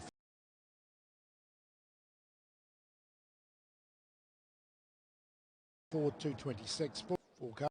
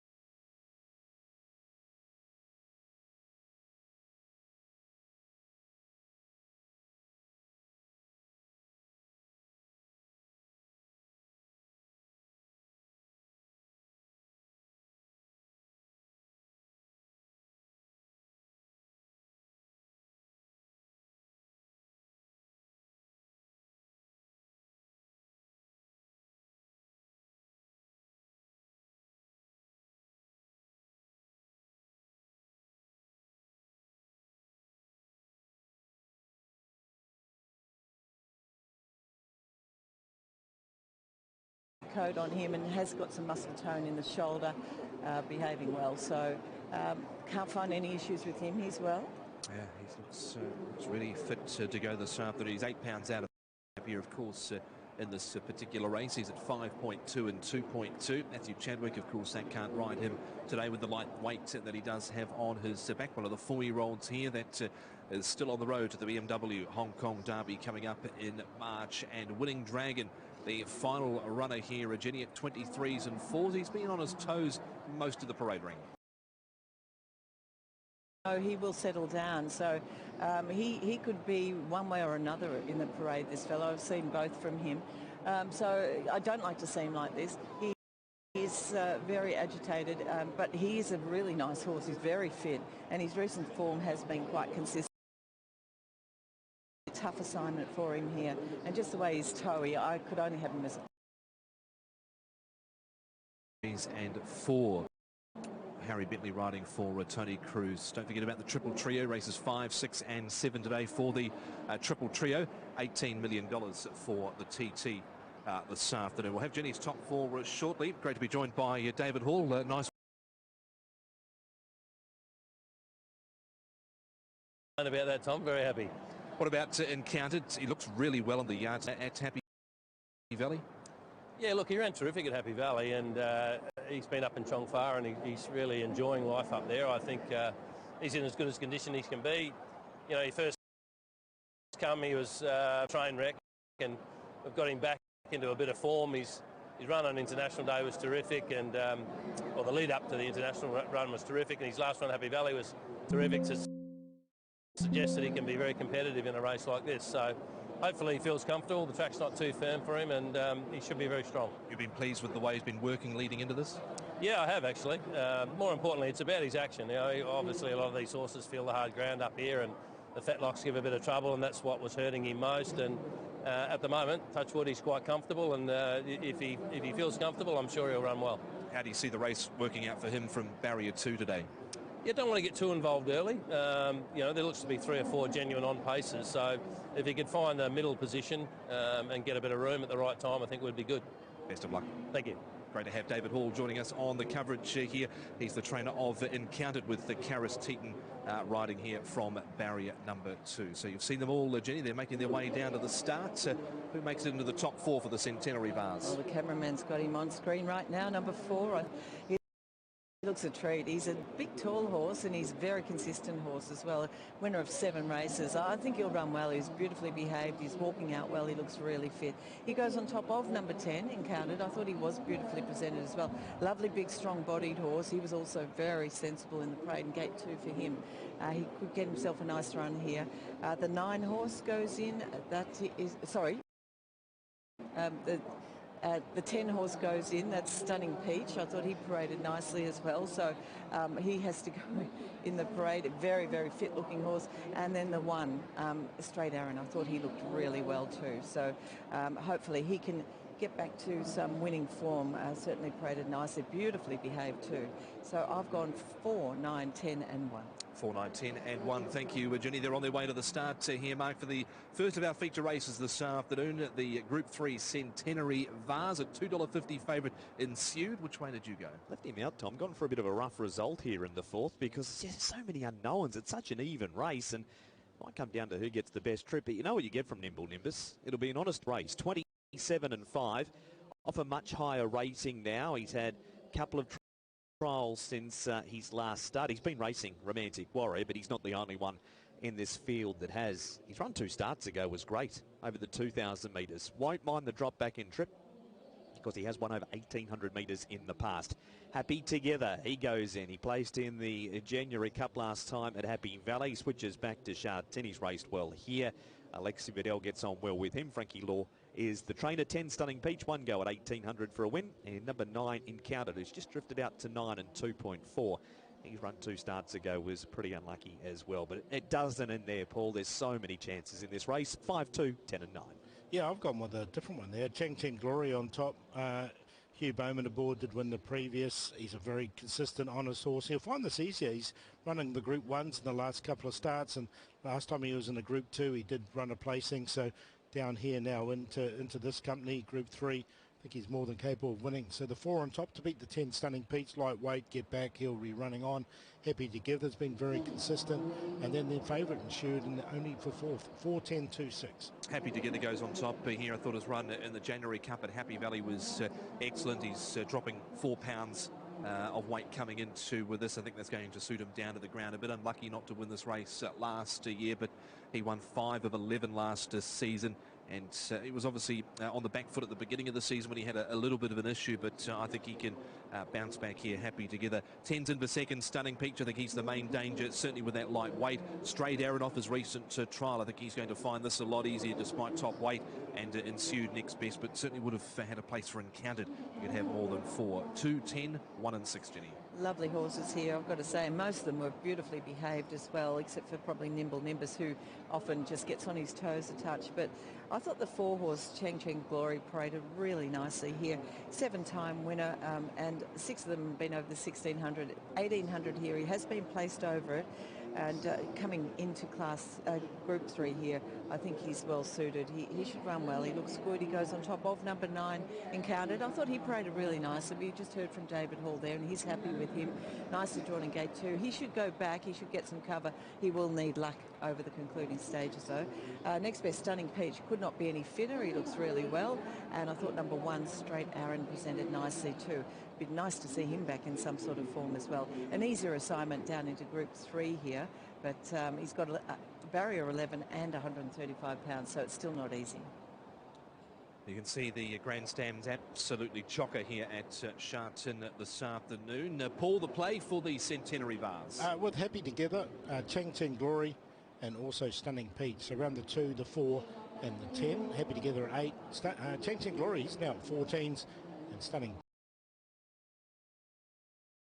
2.4. There is some Quinellas going through the 10, the 4, Cheng Cheng Glory. So the 4 and 10, which is part of the play. But Happy Together, he's been steady all the way through at 8.1. Encountered's on the drift. He's gone from 8.5 out to 9.7. Strong tailwind down the back straight, but when they swing into the home straight, there's a fairly stiff headwind that they are running into this afternoon here at Shatin. Who likely leads, Jenny, between Winning Dragon and also Sword Point? Sword Point drawn 3, Winning Dragon and 6. Well, I gather they'll probably want to go forward with Winning Dragon here with his lightweight and perhaps, catch me if you can type of tactics. But Sword Point from gate 3, he's not going to be far behind him. Good question. Either one of them could lead. Cheng Cheng Glory, Paul, is he a horse that could maybe put a little bit of pressure on, or does he just sit him behind them? I think he'll sit him behind them from 9. Hugh Bowman's quite a patient rider, as we saw with Sunstrider in the previous. The horse is quite versatile. He's quite relaxed, so he's led in the past and led all the way, but he's also taken cover and run well. So I think there's that long run from the start to the first band straight. So there'll be plenty of time for him to slot in if he wants to. Yeah, certainly. Cheng Cheng Glory, he's having his first ride aboard him this afternoon. You've got in the race as well, the Nimble Nimbus. Jenny, of course, won this last year. I thought there was a bit of merit in that recent trial leading into this to suggest maybe Ricky can get him to peak at the right time. Well, he jumped really awkwardly in that trial, didn't he? And after that, he did make some late ground towards the end. So I see where you're coming from there. Yes, a little bit encouraging. The only thing is he's getting on a bit, isn't he? He's a 7-year-old now. He is. He's won 6 of 34 and just over 13 million in prize money. This is the first of our feature races this afternoon here at Shatin. The favourite market 2.4 is number 6 ensued for the Centenary Vase. He wears red and purple colours, Tom. Zach Purton and John Size, the combinations, and Encountered just reluctant to move to the back of the gates. David Hall looking for a race-to-race double, and now Encountered's on the forward march. He goes straight in next to La City Blanche. Crowd is still building. There's still a big line of people waiting to get into Shatin as Ensued is ready. Sword Point comes up. Recent wins have been on the all-weather. Winning Dragon goes in. There's place money for Stunning Peach. Matthew Chadwick won the first race today on Ho Ho Star. 5G Patch comes up. He's at 25 and 5. Happy Together will be next in. That will leave Cheng Cheng Glory and Straight Aaron out in barrier number 11. The first of the features, race number 4. Still so much great racing to come, but the Centenary Vase starts now. The 4 goes green. Cheng Cheng Glory, 9.3.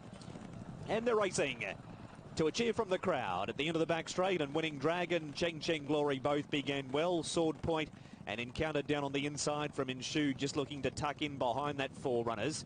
Happy Together's driving up, one off the rail to be in a good spot from last City Blanche and 5G Patch. Then Nimble Nimbus and Stunning Peach and Straight Aaron from the wide draw went back to last in the fence. And Sword Point the leader, and he's out by a length over Cheng Cheng Glory second, Winning Dragon third, and Encountered's a length away fourth. Then came Happy Together from 5G Patch. He's following La City Blanche on the rail with Inshude on their outside.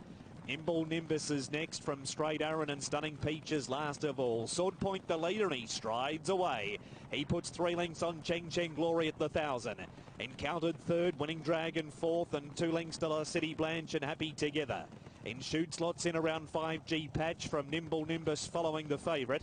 Straight Aaron second last, and Stunning Peach last of all. Sword Point out by himself as 4 lengths clear.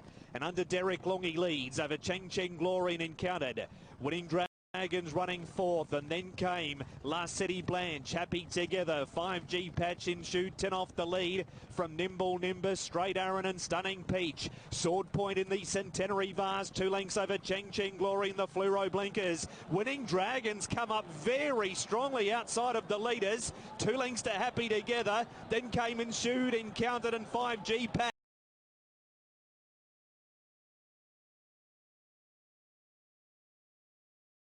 On the inside, Winning Dragon a half to his outer from Inshude, but it's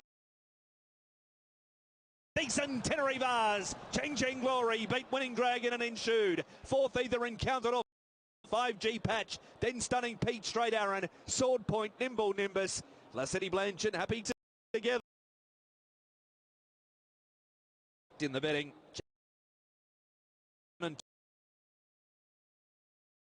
Harry Bentley at 5. At the top of the straight, and 6 Inshude, Zach Pertinent, 1 Vase. Start 23, win number 8, under jockey number 8.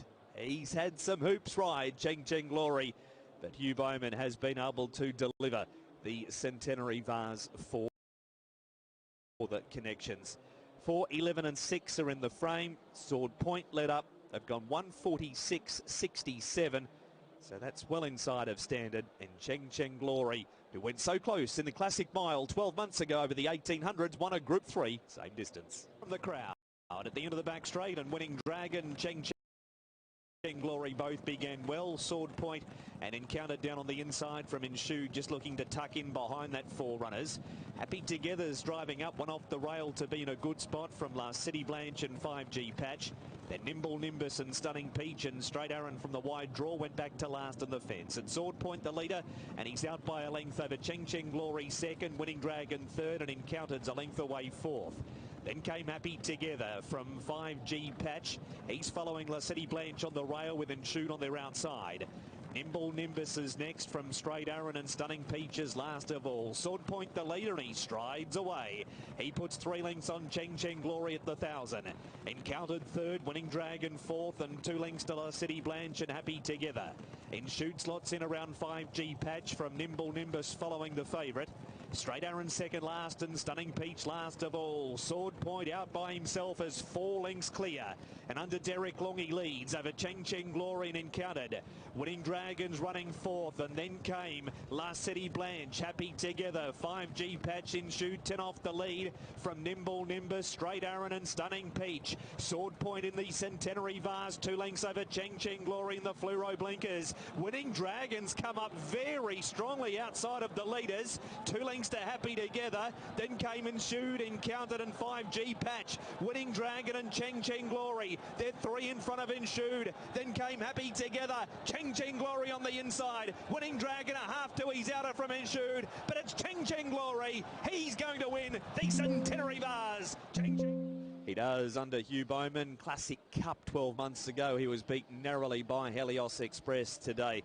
He's been able to secure the Centenary Vase over Winning Dragon, who just keeps going such good races. He came into the race strongly, but he has to settle for second.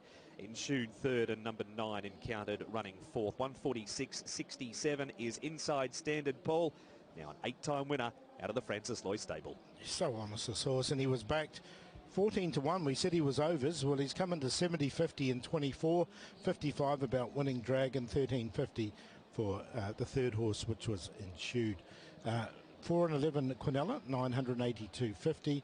The forecast 4 to beat 11, 13.05. The trio 666 and the test 4.11.6, 6,252, and a lovely win from this horse, Jenny. Yeah, really nice win. Well done to the connections there. They've had so much fun with him. He'd won $17.3 million leading into this race, and he picks up 2.3 today. So they have certainly had some fun with him, and well done to all involved. Lovely ride from Hugh Bowman as well from gate number 9. Just rode him positively, just off the lead there, and just had plenty in reserve with 130 pounds. Good effort by Winning Dragon though, Paul. Yeah, he did. He stayed on really nicely. He did, Winning Dragon, and he was right on the pace there. Sword Point set that fast pace, and that allowed Chang Cheng Glory just to get one off the rail beautifully from barrier number 9.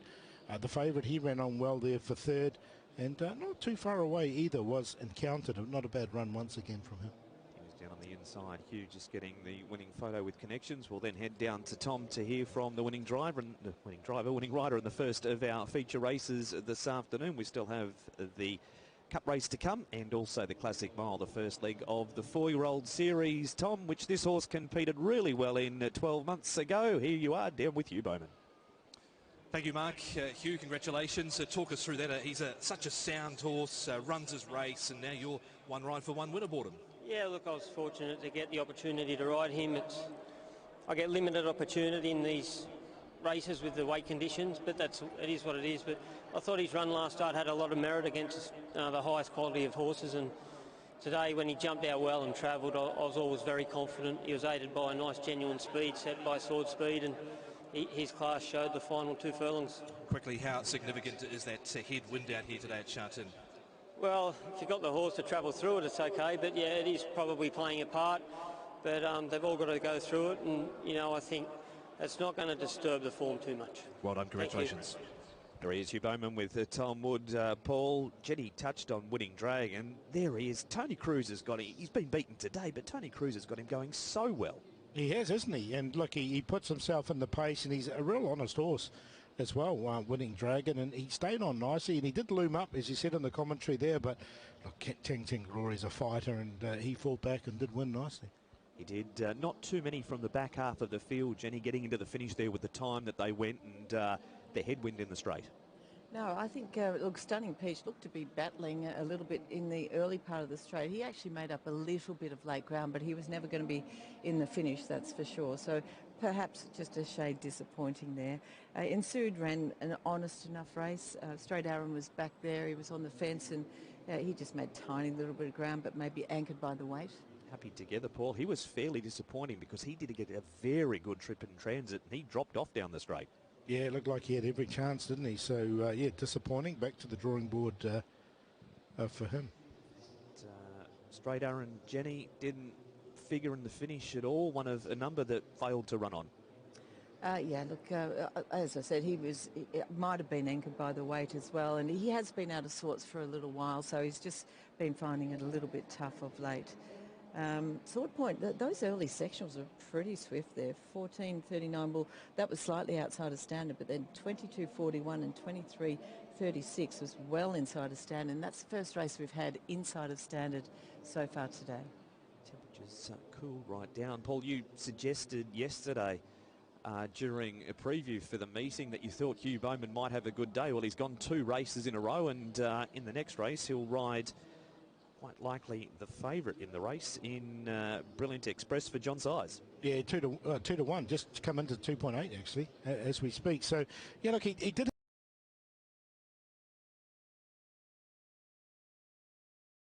have on.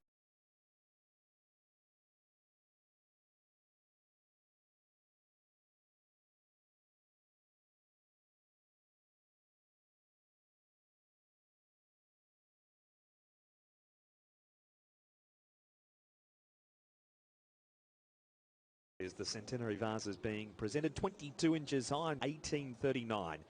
It is chased with applied mask foliage and scroll decoration, with on the sides of the main body a full relief of racehorses.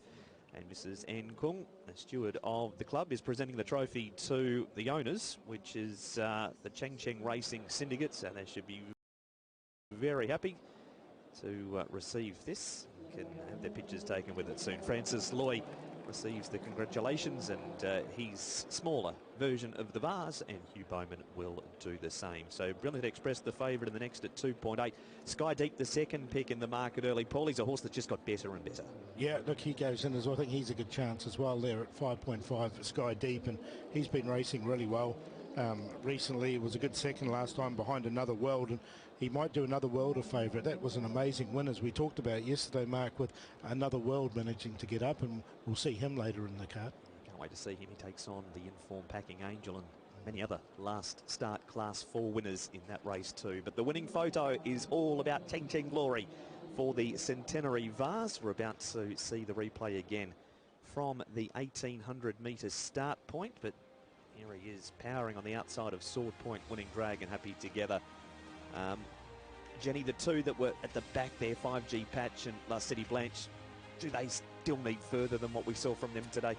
Well, they'll probably be better over further, but yeah, look, probably a shade disappointing as well. I thought La City Blanche was a little bit slow out of the gates too, so that didn't help him. Then he was midfield on the fence, but I was sort of hoping he'd finish off a little better after that last run of his. Here it is again, the Centenary Vase. They're underway at the end of the 1800 metre shoot. Sword Point goes forward, Winning Dragon with some pace. We've got Happy Together, Stunning Peach, and the winner, you can't miss him in the pink. And the matching blinkers from Inshoot. He'll be wide in the early stages, but gets in well before the first turn to be one off from Nimble Nimbus. 5G Patch, Stunning Peach, and Straight Aaron's last of all. But Sword Point, the leader, just a bit keen in front too, so he's going to set up that good pace over Winning Dragon and Cheng Cheng Glory working forward wider. And we've got Encountered getting a good run on the inside of Happy Together. Inshoot looking to slot in on the outside of La City Blanche, and he gets in now from 5G Patch. Nimble Nimbus is racing with the head up. Straight Aaron and Stunning Peach are the last two. So everybody is over either on the fence, Paul, or one off well before they reach the upcoming first corner. That's a good thing about the 1800 metre start. It gives everyone that opportunity to get across or try and find their positions. He even looked at going to the rail there, Hugh, for a second on the eventual winner in those pink colours, Cheng Cheng Glory, but he decided to stay one off the fence, and Encountered managed to get through on the inside. They gave Winning Dragon a really nice drag into the race. Happy Together had his opportunity. He was behind him with some good cover. La City Blanche, 5G Patch there. And Shoed now starting to make his run from the bank. Nimble Nimbus, Straight Aaron, and Stunning Peach was at the back at this stage. But the eventual winner just ambling along there, and Hugh Bowman just nursing him along nicely as he gets into clear running, which he sort of had the whole way, and now he hits the front. He does. They've gone past Sword Point. Then we've got Happy Together. He just drops off in the last little bit, given a perfect trip, but finds nothing, and Shoot's gone past him. Encountered, Sword Point tiring on the inside, then 5G Patch, Stunning Peach, but it's the two up front. Cheng Cheng Glory, he's getting away from Winning Dragon, and he beats him, and Shoot has run third. Weighed in 4:11, 6 and 9 here. Feature races this afternoon. Vanilla places 4 and 11, 229.50, 4 and 6, 43.50, 6 and 11, 121.50.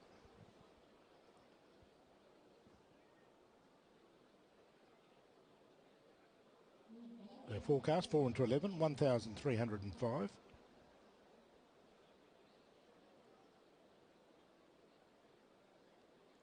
The first fourth, 1,358.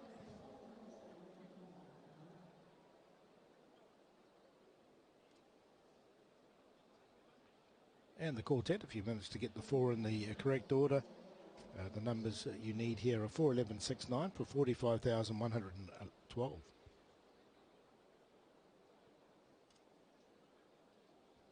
Double, 1 into 4, 746.50. 1 into 11, 348.50. That's a Hugh Bowman double there. Sectional times 14.39, standards 14.15. 22.41, standards 22.75.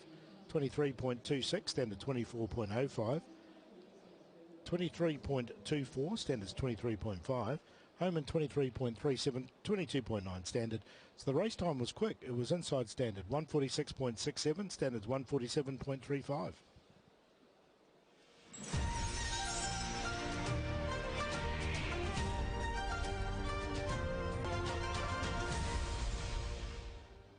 And race number 5 is the Prosperity Handicap. There's a shot of the huge crowd that is here at Shatin today, and they've just witnessed the Centenary Vase won by Cheng Cheng Glory, and here's his trainer, Francis Loy.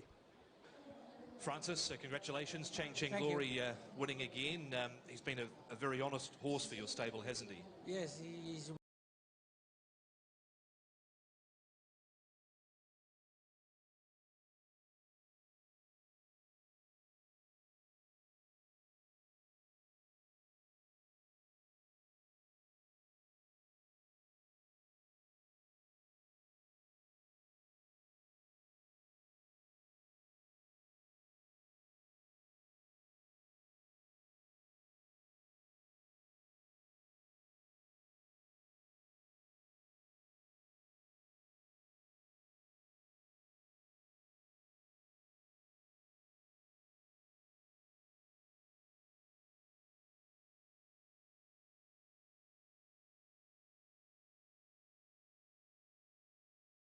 Many different jockeys for Cheng Cheng Glory?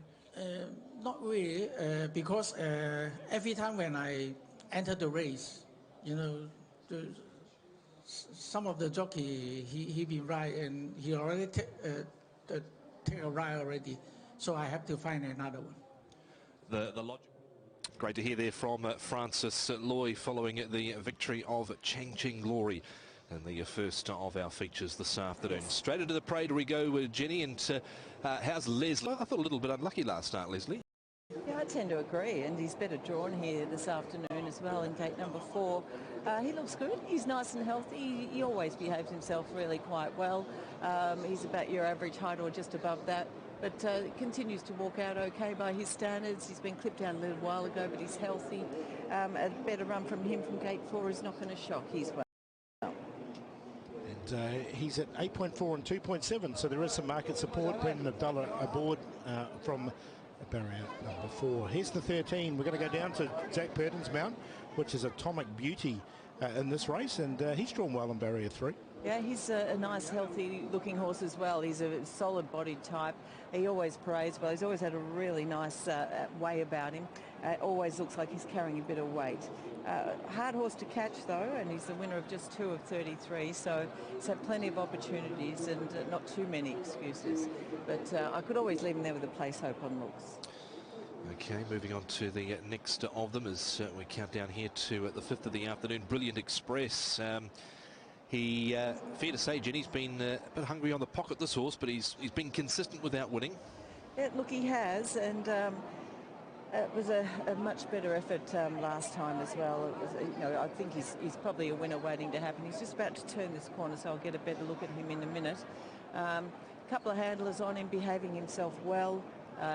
He's always been pretty quiet on each occasion I've seen him. He's not overly tall, but he's really hard and fit looking. And we know the size stable's firing at the moment, and so is Hugh Bowman, ridden the last couple of winners. This horse looks good. He's a solid chance. And he's the favourite at 2.8 currently as well. The top one, Phoenix Light, is the next one we're going to have a look at there, and he's at the market at 6.8. Very quiet, relaxed type of horse, but he is a 7-year-old, so he's getting on a bit. You can see he's bandaged in front. He does look very fit. He's quite healthy looking in his coat as well. Can't see much wrong with him, to be fair. So his last run was better, and he's better drawn here. He's got Christophe Soumillon on board. Probably gives him a winning chance. Don't mind it, he's well. Drawn barrier 2 and finished off well behind Solid Win, who I don't mind in the last event here this afternoon. So see what kind of run he gets from barrier 2. Was a strong effort with Alexis Pouchon on board last start from barrier number 13, Phoenix Light. Down we go to Super Goldie now. Been a little bit out of sorts. Jenny was held up last start, but thought there was a bit to like about that barrier trial. Trial looked good. He did cover some ground in that as well. So whether or not he's going to show us that on race day, we're going to have to wait and see in a few minutes' time. He's neat, he's healthy, he's fit, he's eager. He's not an overly strong-bodied horse, though. He's only 1,025 pounds, so that's probably the only negative. But overall, not too bad for him, so he's a place hope. He's a big price, 28 and 7. Charming Babe, another one at a big price, 27. Barrier 5, Karis Teeton. I'll get over to him. I didn't mind his trial. I thought he got to the line really nicely in our most recent trial, though he did want to lay in a little. So that's probably your slight concern, the steering on him. But he looks healthy. He's behaving himself nicely. He does look very fit going into this, and does walk out nice and freely. Strong, neatly put together type. He's good. Okay, Charming Babe, 27s and 5s as we move on to the next of them in just a moment. Charming Babe for Karis Teeton at a decent quote. Ricky Yu, his trainer. So Brilliant Express is the favourite here at 2.8. We've got 6 on screen now with Sky Deep, Jenny, and Sky Deep's trained by Casper Founds. Antoine Hamlin, runner-up last time out behind Another World, and has won a trial since. He has, yeah. Look, he's a very solid body type. He's 21 pounds, and he looks like he's still carrying a bit of weight around the midsection. You compare him, the 5 Super Goldie, to this horse, completely different types. But he walks out freely. He sort of swings those front legs out his own style, but free in that action. And that's my only query, whether or not he's 100% fully tuned, or is he just going to be one of these solid body types all along? Probably is my guess, and so for that reason I'm going to say each way chance. This is my long shot of the afternoon, Jenny, which is number 7, Max Q. Just the 2 starts. I thought he improved a lot for a good 6th last start. Yeah, he's looking rather fit, this horse. He's quite athletic, healthy enough in his coat, 1,092 pounds. But he's as fit as he could be, and his attitude's not too bad, so he's there with some chance. He ran second quickest 400 last start behind Divas 12. Dragon Joy, of course, has come out of that and did miss out on a run in the Classic Mile today. He's dropped 18 pounds a scale. So Flying Kid hasn't done too much in his 2 runs, Jenny. No, he's been very disappointing and not taken by those runs to date. Now, he's quite a strong-bodied horse. He's weighing in at 1,142 pounds. He looks pretty fit, I will give him that, and attitude's not too bad. He's not a hopeless type either, so I'm going to give him a pass, but I want to see him improve as well. But if he was to go better, it wouldn't absolutely shock. He's not a bad type. And he's at over 101, 119. 118 now and 19 a place. But he's not the outsider. This one is number 9 Victory Patch. He's at 122.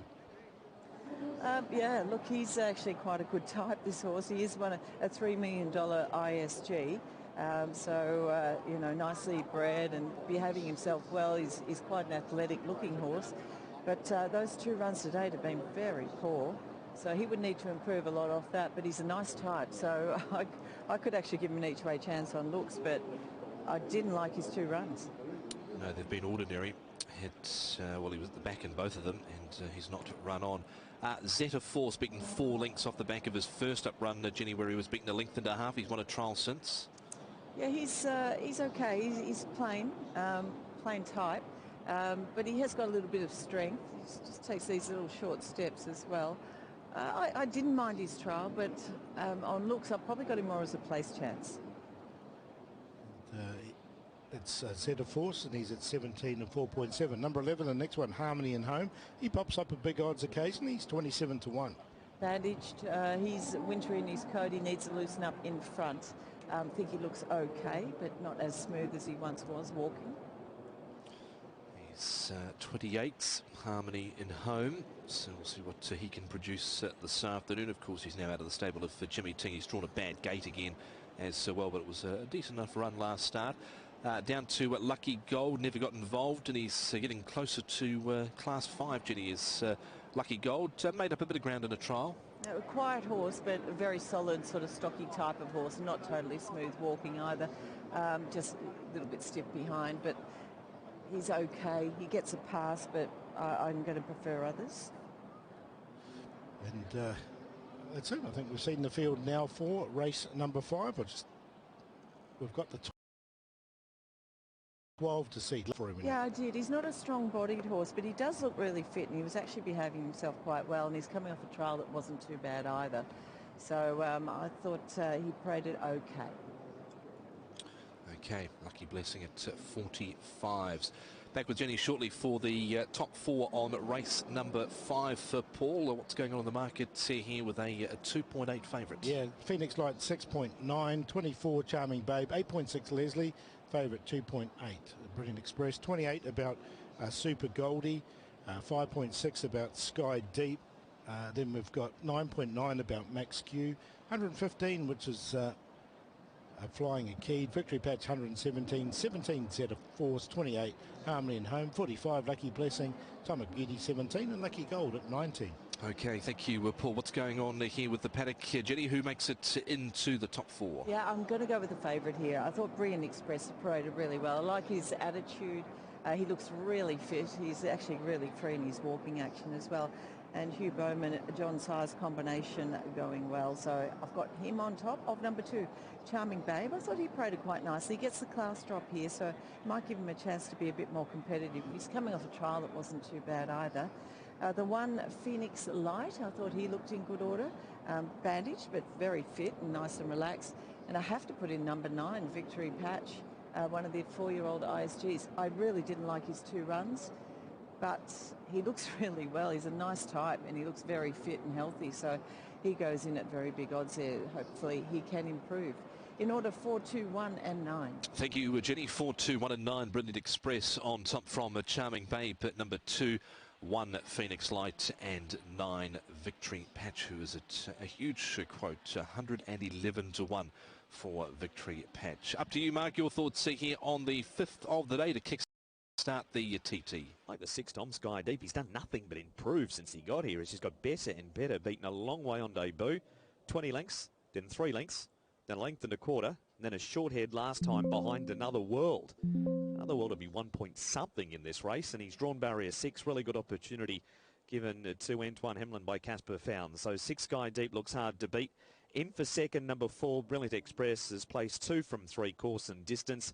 He's the favourite, been very consistent, just without winning one at this stage. 7 Max Q's going in for third. He did improve a little bit like Sky Deep did in his first 4 starts. Max Q's only had the 2 and he's improved in both of them. 7 lengths to be beaten, 2 1/4. And Phoenix Light yet to win over 1,400 metres. He's only been lightly tried at the distance, but he was good last time behind Solid Win.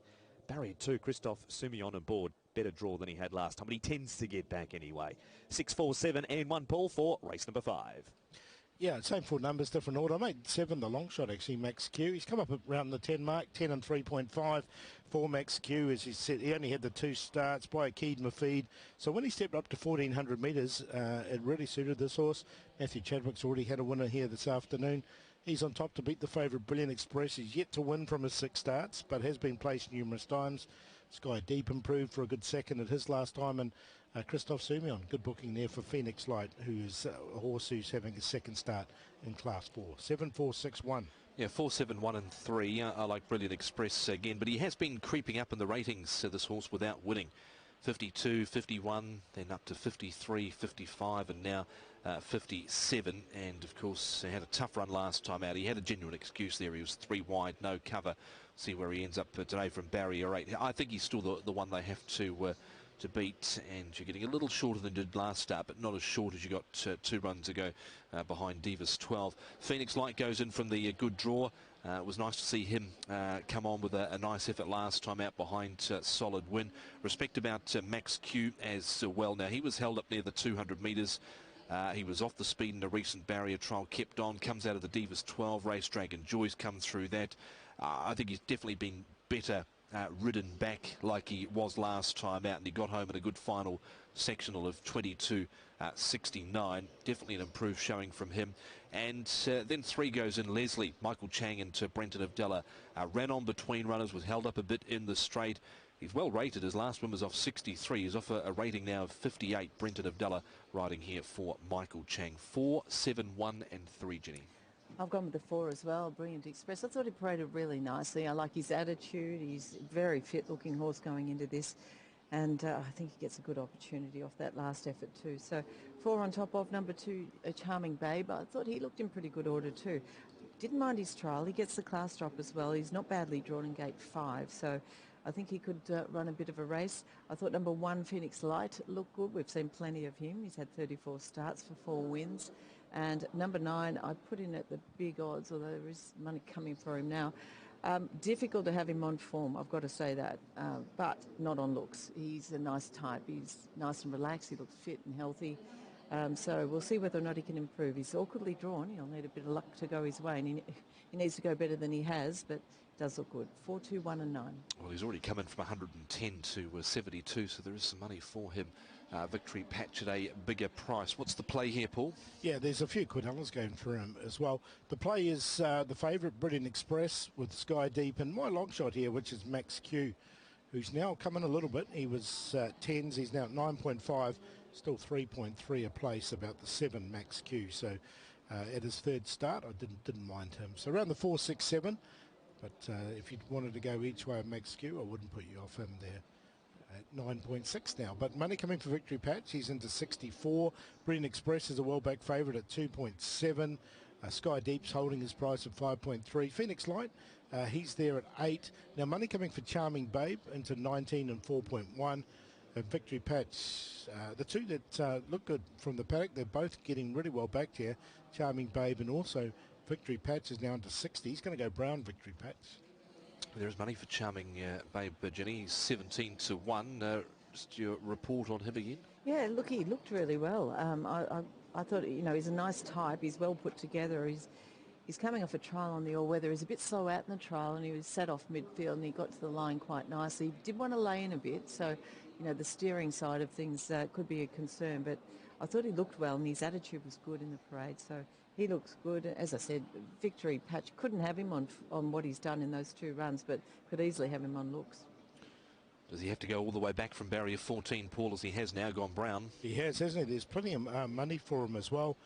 Is Victory Patch coming into this race, and as you say, 52. I thought he did. I thought he would have to from that wide draw, barrier 14. Lucky Blessing with the blinkers on. I can see him going straight to the front. He's showing a lot of pace in his runs, but from 14, I just thought that he'd go back rather than being caught wide. Zach Purton here, originally riding a 15 to 1 shot in the form of Atomic Beauty, but obviously Shatin's been the big hurdle for this horse in the past. Look, his form's been pretty basic, hasn't it? I mean, he's only won the 2 races from 33 attempts. He always looks pretty good. He's a solid, strong-bodied horse. He's sensible.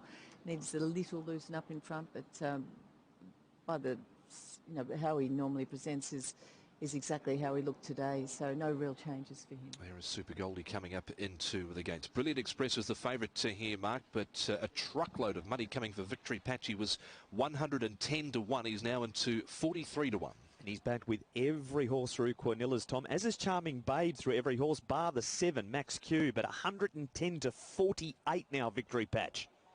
Charming Babe, who's also green at 14 and 3.7 is ready. There's money for the 12, Lucky Blessing, a likely leader. He's into 30 to 1. Racing in the 5th, Max Q up with the gates, missed it by a length. Sky Deep from the centre. He left out first and leads over Lucky Blessing, Atomic Beauty. Lucky Gold on the inside and Phoenix Light taking advantage from his good draw. He's Brilliant Express is on the inside and 3 wide is Harmony and Home. Then came Flying Akid, Super Goldie, Zeta Force, and 2 off last of all is Victory Patch. He had to go back to last from his wide draw. He's the one they put a stack of money on.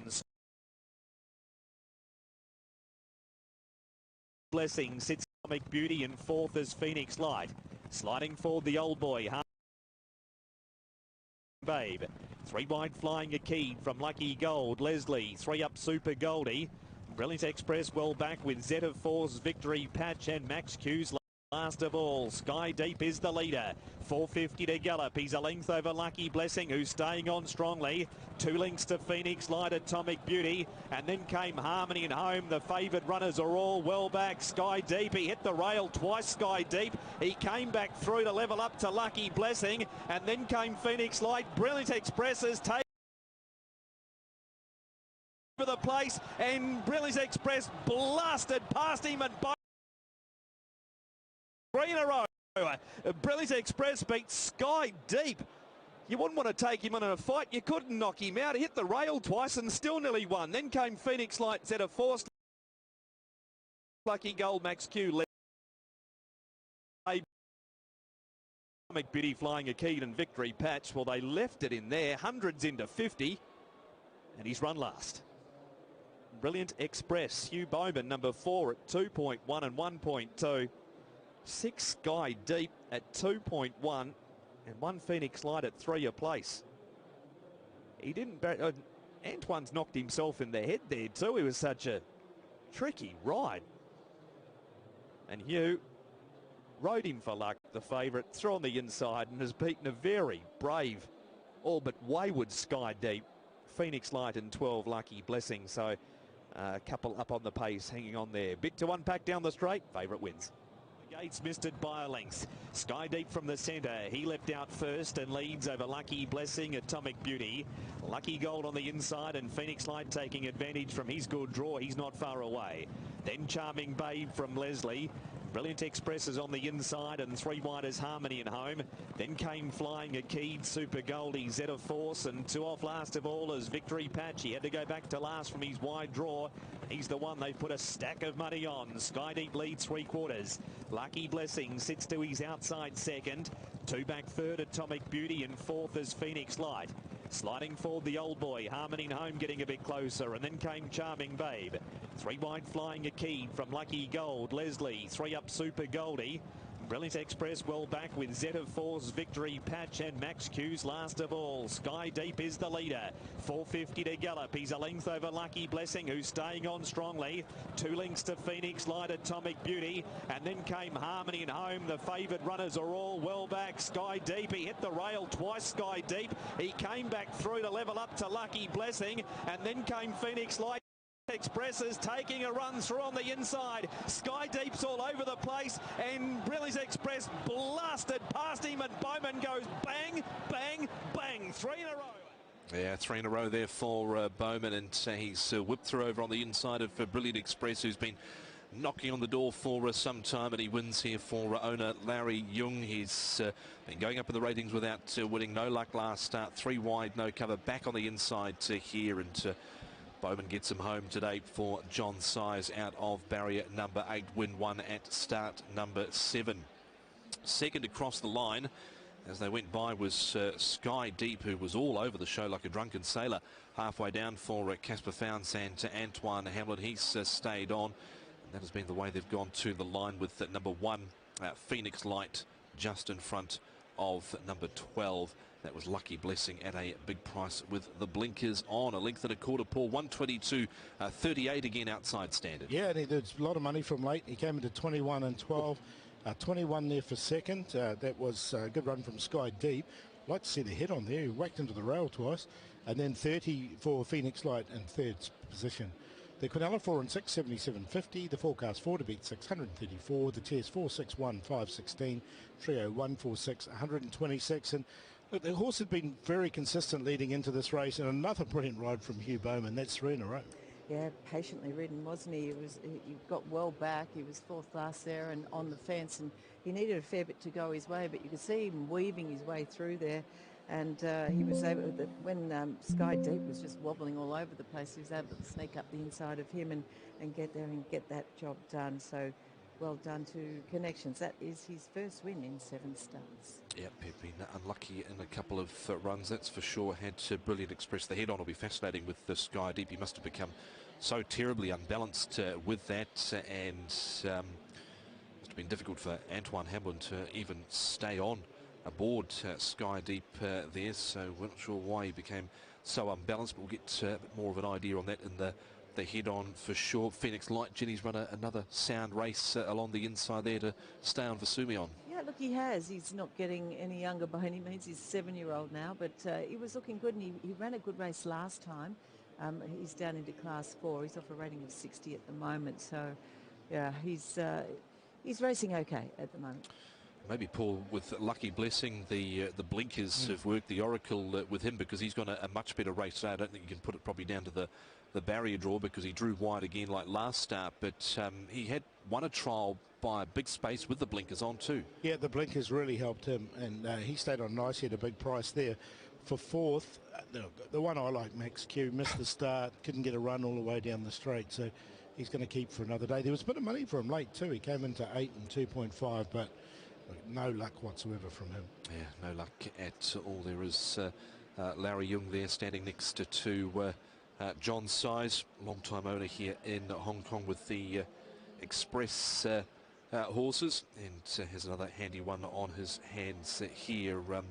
Where did in the market Charming Baby end up? Because there was a lot of late money for him too, and where did he end up at the finish? I think he was sort of midfield there, Tom. He might have got a little bit crowded as well, but whether or not that was enough excuse, we'll have to watch the head-on. Yeah, it was at 16 and 4.1 in the end, Tom. Victory Patch, the other one, ended up with 50s that came in, so he went brown on both a win and place line. There was a bit of money for Lucky Blessing just on a win line. He came into 27 and he ran fourth, and all the win money was coming for that Brilliant Express into 2.1, who did win the race. Super Goldie was making some ground down the outside as well at the end of the race. Let's see them go here from the start. So now we'll keep an eye on the horse in barrier 6 there in the yellow. You can see Max Q slow out from the start. Brilliant Express is just in front of him, angling down towards the inside there for Hugh Bowman. So up front you've got Lucky Blessing going forward. Sky Deep up on the pace as well, and they're about to cross Atomic Beauty. And Sumion there with Phoenix Light, just getting into a bit of bother there too, did Christophe Sumion.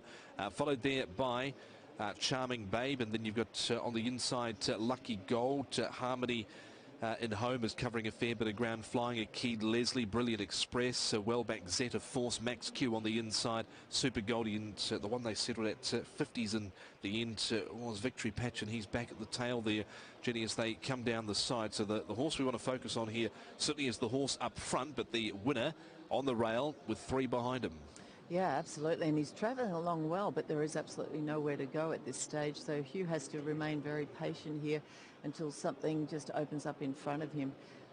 So he's sort of hedging his bets here and just waiting for a gap to appear. Oh, wow. That was a decent bump to the fence there, wasn't it, with Sky Deep. Yes, he was all over the place there, but now he's got plenty of room. Now he wants to come back in, and they just almost touched there, but not to be. And this horse had the momentum up now. Brilliant Express went on to win his first race. He's done it in pretty good style, but yes, it was a decent bump to the fence there for Antoine Hamlin. Well, he didn't hit the fence the first time. He almost brushed it and then became so unbalanced he's gone back the other way and hit it again. So he just reacted to something awkwardly there. I don't know what, but they have weighed in, Paul, for race number 5. They have with the Quinella places, 4 and 6, 32.50, 1 and 4, 46, 1 and 6 at 98.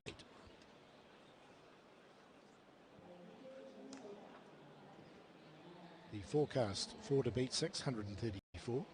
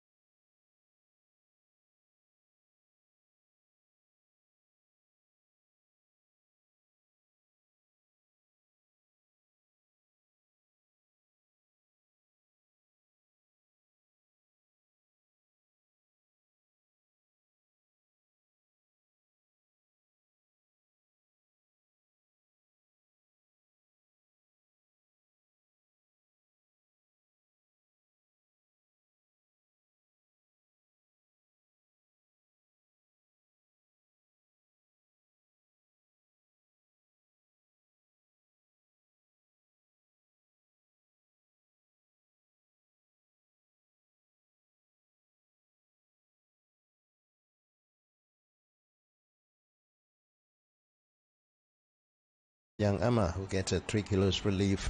Number 2 at 29. 44 at 20. So if you like anything outside the two favourites, then you're doing pretty well. Indeed, you are. Massive crowd here, as you can see on screen. Is there a chance they overdo it in front here? I think there potentially is. Well, you've got the apprentice. He's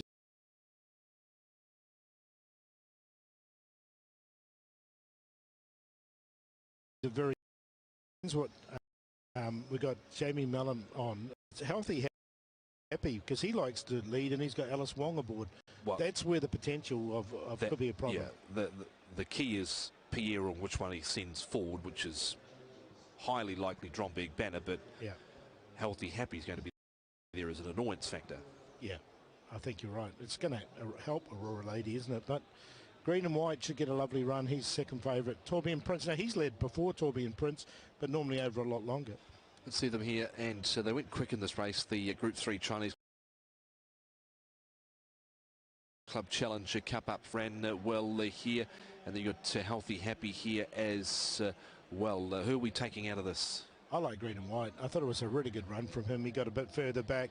He'll get some cover down there. There's a tailwind down the back straight, which means it might go healthy. Green and White. He ran on really nicely. I didn't mind the run of Chuchao Spirit as well, running into fourth. I think he might be a bit of value there at 12 and 2.8. He'll go in the numbers as well for me. But I did like Green and White's run. Okay, so that is the one. Here's young champion, Dancing Code, Torbjorn Prince Outgate. He's not got the blinkers on in this race, but I think the blinkers for today, Paul, are going to spark him right into life here. They're at 1.8, Tom, and look, he's a worthy favourite. I think Ruby Lot's a massive chance later on in the card in a classic mile. So a really nice run from him, and that blinkers should just spark him up nicely. He's of course got that Ruby Lot champion. Aurora Lady, obviously there has to be a question mark on whether 1400 metres is going to be ideal for him. I'd be happy to take a little bit of a chance here over a 7 furlong trip. Yeah, I hedged my bets and put him in as well. Because he could well. He's by start witness out of a Snitchell mare. So look, he's coming up to the 14 for the first time, but he's run some massive races from wide draws, been wide all the way. That International Jockeys Night when he won, he was almost out in the bear garden there most of the race, and he still won really impressively. So to me, that yeah. Look how many left in the TT. Just a couple left. 1,031,330, and this is the first jackpot there as well for the 6-up win bonus. Yeah, when you say about Aurora Lady there at Happy Valley, it was a huge run, wasn't it? It was a huge run, a huge win, and he was definitely wide enough to win. Mr. Ascendancy at 44 to 1 here, Jenny. Barrier 1, Harry Bentley, and the 4 runs this season, he's been well held on each occasion, so I'm not sure if he can turn it around. He's a beautiful horse, though. It's hard not to like Mr. Ascendancy. He's got good muscle strength in the shoulder. He's beautifully relaxed, bandaged in front. Maybe there's something going on there, but he seems to be walking out freely enough, and he looks well. To 1. So 43 to 1, in fact. So he's a big price, is Mr. Ascendancy, but we know he's a good horse on his day, and he's dropped Barrier 1. Harry Bentley aboard with cheek pieces back on. Healthy Happy's out of form at the moment. He does have the apprentice claim, Barrier 4. He's been finding it tough for a while, actually, so he needs to just turn that around. Gate 4 here probably gives him an opportunity to get a nice enough run. He's a relaxed type as well. He's got a good healthy shine to his coat. He's got a little bit stronger as he's got older, this horse. He is an 8-year-old now, but looking quite well and walking out freely enough. So he certainly gets a pass as well. Okay, as we move to a Dromberg Banner, obviously the pace in this race is going to be key, Jenny, but he's likely to be one of those horses right up in the firing line here. A jump and runner, yeah, absolutely. I would expect him to be coming across quite quickly from gate number 11. He never carries much excess condition. He's never been a standout type. Weighing in 1,104 pounds, a little bit on the, he's actually not with that amount of weight. So relaxed enough. He's good without being outstanding, so I'm going to say a place chance. He's the third favourite, 7.6, 1.9. Green and white, Jenny, you made green and white your best. I'm with you on this one. Hugh Bowman again from barrier 2. Oh, well, let's hope so, Paul, because he's a horse that I've always liked as far as appearance goes. He's got plenty of scope. He's a nice, relaxed type of horse, as you can see for yourself on the screen there, looking in good order. So normally, when he can, so no real changes for him. He looks good. 4.3 and 1.5 for green and white. Horse number 3. Wasted a lot of time for him. He's right in the market here. And Hugh Bowman looking for 4 on the trot. Chu Chow Spirit now, Jenny, he's coming into with us off a 4th in the Chinese Club Challenge Cup. Good ground from the rear that day. He did. Look, he's a winner of 3 of his 20, so he's no slouch. He's a horse that is very stocky. He lacks a little bit of scope for the size of him, but he's got loads of body strength, and he always carries that little bit of weight around the midsection. I think he's walking out okay. Sometimes it's a little bit of a query in front, but he's pretty good here today, so he's there with place claims. And he's at number 5, Young Champion. Blinkers on for the first time. Yep, and we'll get a better look at him after I get round everyone that's here for that particular horse. There's 1,000 in the parade here by the looks of it. Now, he's bandaged in front. He's a very calm and relaxed type of horse to look at. He's a bit angular here and there, but he looks very, very fit. That should hold him in good stead. He's shown that he's got ability. Winner of 2 of his 8. He's, just so placid. 1.8 for the favourite here, Young Champion, as we roll on to Dancing Code. Nuns Polish here with barrier number 10, Vincent Ho. Back that win up, Jenny, last start with a decent run behind Ruby Lot. He was probably a little bit keen and just peaked late. Yeah, he's never been a big, strong horse, this guy. He's really healthy in his coat once again, though, and he never carries any excess condition. He's 1,040 pounds today, but he does walk out cleanly. He has got synthetic hooves on both of those front hooves there, and that's not the first time that I've seen that, so I'm not overly concerned about that. The horse is going well. He looks extremely fit. That could hold him in good stead.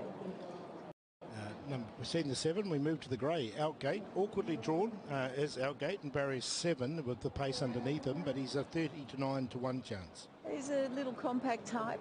He's got a good attitude. He walks out cleanly. He looks healthy, and he does have a little bit of strength for the size of him. He's 1,059 pounds. Don't think he looks bad. I don't think he'll disgrace. Outgate at 40s for Tony Cruz and Angus Chung, raced handy. But it was a little bit one-paced over the final stage in distance. The 3-time winner overall is Outgate, as Angus Chung gets the leg up aboard him. 9 is Torbjorn Prince, who's had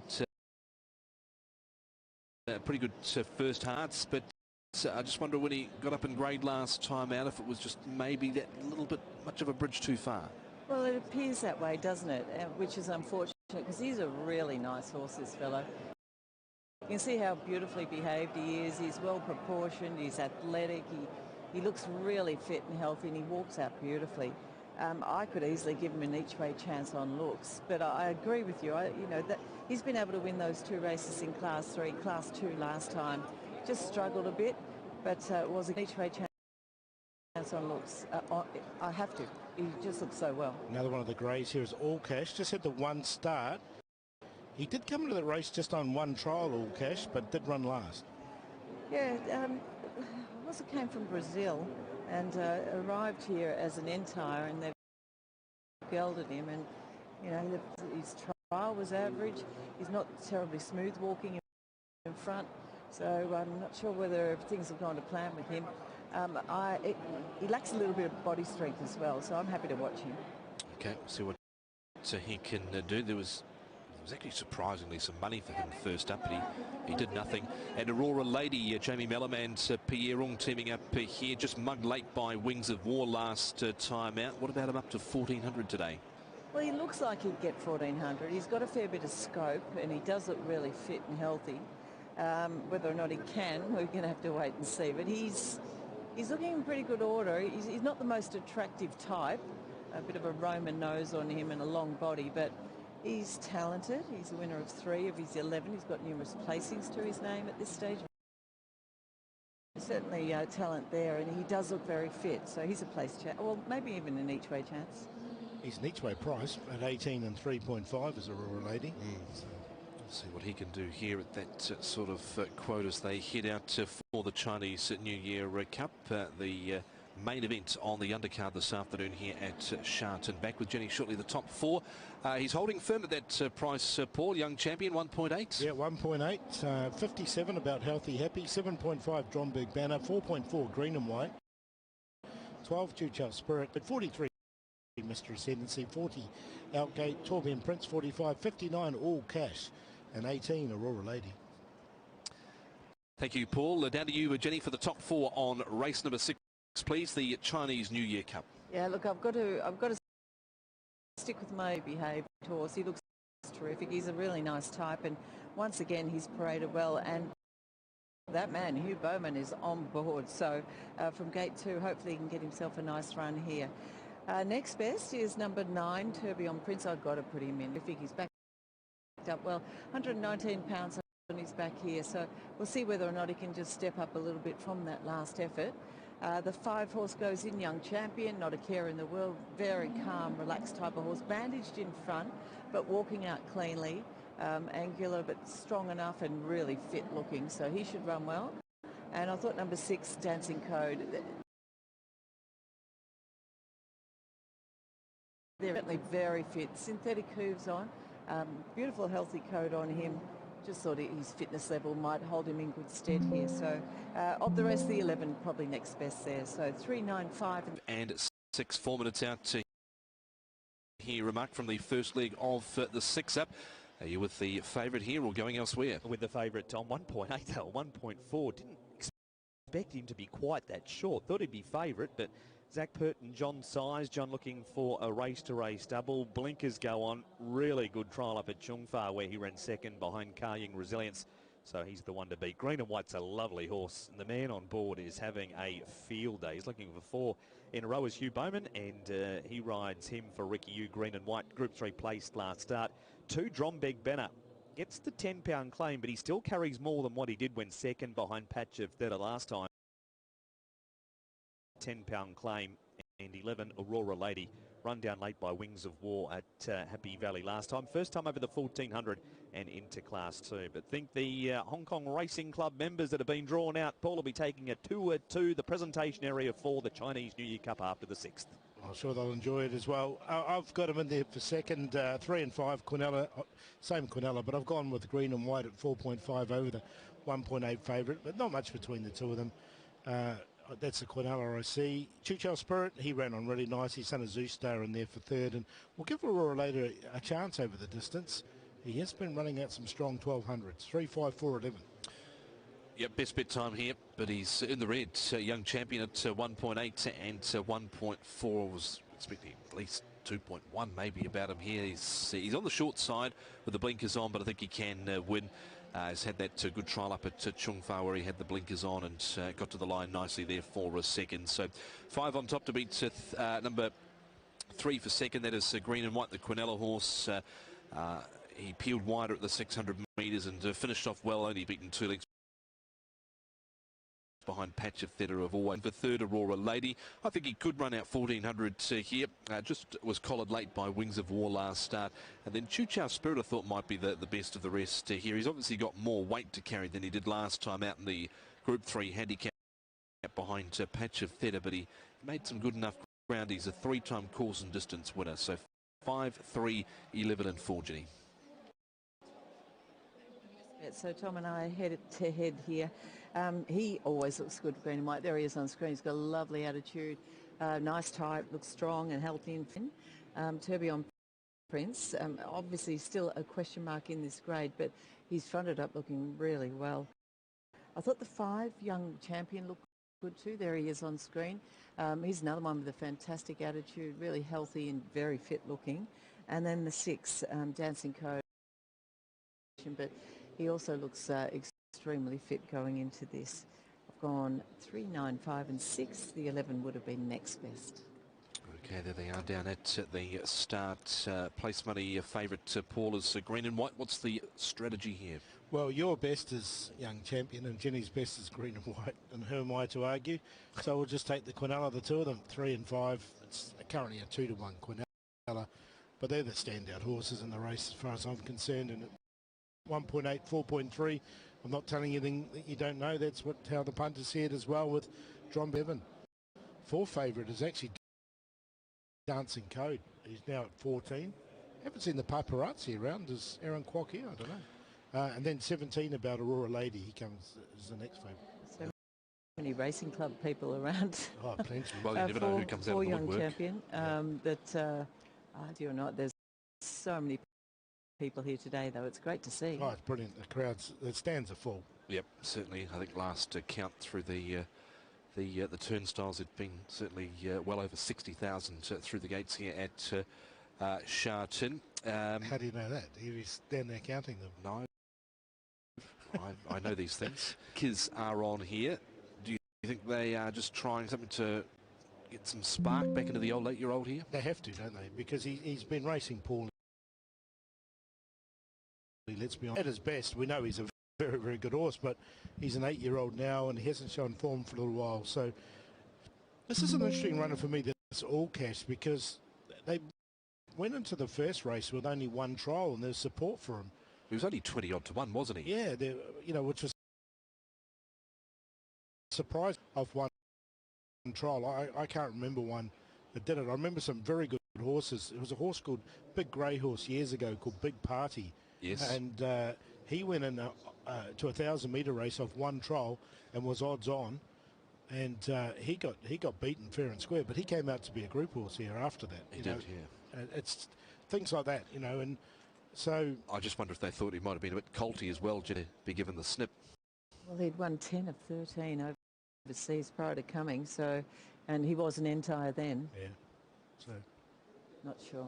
He was pretty quiet in the parade, but I mean, he might have been hard to deal with. Who knows? Obviously we don't see them in the stable, but I see them in the parade. And 65 to 1 for all cash. Back to Healthy Happy quickly. Yep. If he was absolutely at his best and but there's certainly a strong scenario that doesn't happen with him today with alternate speed in the race. Yeah, look, he's also getting on a bit. He's an 8-year-old now, and he did peak on a rating of 114 down to 101. He might just slowly be getting closer to where he could be a bit more competitive, but maybe he just needs a few more points off. Yeah, I think at the end of the day, probably his best days are behind him. Our Healthy Happy. Choo Chow Spirit, Paul, do you give him some sort of a chance here? I know he's got more weight to carry last time out, and he was in handicapped conditions, so he had the lightweight last time, but I thought there was a little bit in that run to suggest he could be competitive here. Yeah, I made him the 3rd selection behind the 2 favourites. I thought he probably deserves. He might be a little bit of overs at 12. His last start, he did catch the eye. So, look, I personally think the 3 and 5 are going to fight it out, which is, I know you two both like those two, and I see that as being the Quinella for sure. But minor placing, yep, no doubt whatsoever. Mr. Ascendancy, he's been an old favourite of yours. He has. From Happy Valley. In the past. Yeah, probably prefer him at Happy Valley, but he'll get his opportunity from Barrier 1 here. There is some Quinellas going through, Mr. Ascendancy as well. Nothing on the win and place line at this stage. Not too many more left to load in quickly. Jenny Dancing Code, can he be competitive here from Barrier 10 today, do you think? Well, it's going to be a task, isn't it, from the gate? So he'll need a bit to go his way in the early stages. It's over the 1400, so if he can get in and get some cover, I could see him running a decent race. He's just really fit. He is in the market at 14 to 1. This is the traditional feature on the Chinese New Year program here at Shatin. The Chinese New Year Cup mark, where the favourite is Young Champion at 1.8. As you cross, Tom, money for Aurora Lady on a place line into 2.7. One out. Young Champion will be the last. They'll be set at the 1400. Second of the features. Chinese New Year Cup field is ready and racing. Pushing forward, Aurora Lady has pace and Tourbillon Prince is right there third with Healthy, Happy and Outgate. There's going to be a line of 5 here. No, Tourbillon Prince is going to bail out because there was quite a bit of pace. Mr. Ascendancy on the inside and 3 wide as Young Champion. He's got the mouth open from green and white. 2 lengths to Chu Chow Spirit, and then came All Cash, and a length away last as Dancing Code. Drombeg Benner going on with it. Will cross Aurora Lady now, and this pair have gone 4-5 in front of Healthy Happy. 3 away fourth is Outgate from Tourbillon Prince, Mr. Ascendancy. Young Champion, green and white the next 2 from Chu Chow Spirit, Dancing Code and All Cash. Drombeg Benner, 600 metres to run, leads a length over Aurora Lady. 4 back third, Healthy Happy from Outgate, 3 wide now, Tourbillon Prince. Then Mr. Ascendancy, Young Champion, Chu Chow Spirit, Dancing Code, green and white and All Cash. Drombeg Benner is the leader. Aurora Lady, Healthy Happy. He's going a race as he comes out on the outside of Drombeg Benner to go and join the leader. Then came Young Champion. Next Mr. Ascendancy, green and white and Chu Chow Spirit. Healthy Happy. Drombeg Benner lifting. So to Aurora Lady, Dancing Code looking for a run. Green and white is going to charge at them all with Mr. Ascendancy. You're tuned to the Hugh Bowman Show. There's 4. Green and white from Mr. Ascendancy and Dancing Code. Chu Chow Spirit, Young Champion, Healthy Happy. Aurora Lady, Drombeg Benner, Outgate and All Cash the last. What a finish. Whew. Number 3, green and white. Hugh Bowman, 4 in a row. 4.5 and 1.5. 7, Mr. Ascendancy second. Harry Bentley at 9.6. 6, Dancing Code third. Vincent Ho at 3.4. The girls charged along there in the lead. Brittany Wong on Drombeg Benner and Jamie Mellon on Aurora Lady. And then they lined up and Hugh Bowman wins 4 in a row. Might not be done, yes. He's still got plenty of rides to come. View all things in the next. He'll be trimming up in price ahead of his second start after the roll-up money. 121.29. Jenny's Best Home, green and whites. Forward, Aurora Lady has pace and Tourbillon Prince is right there third with Healthy, Happy and Outgate. There's going to be a line of 5 here. No, Tourbillon Prince is going to bail out because there was quite a bit of pace. Mr. Ascendancy on the inside. And 3 wide as Young Champion. He's got the mouth open from green and white. 2 lengths to Chu Chow Spirit, and then came All Cash, and a length away last as Dancing Code. Drombeg Benner going on with it. Will cross Aurora Lady now, and this pair have gone 4-5 in front of Healthy Happy. 3 away fourth, Mr. Ascendancy. Young Champion, green and white the next 2 from Chu Chow Spirit, Dancing Code. And All Cash. Drombeg Benner, 600 metres to run, leads a length over Aurora Lady.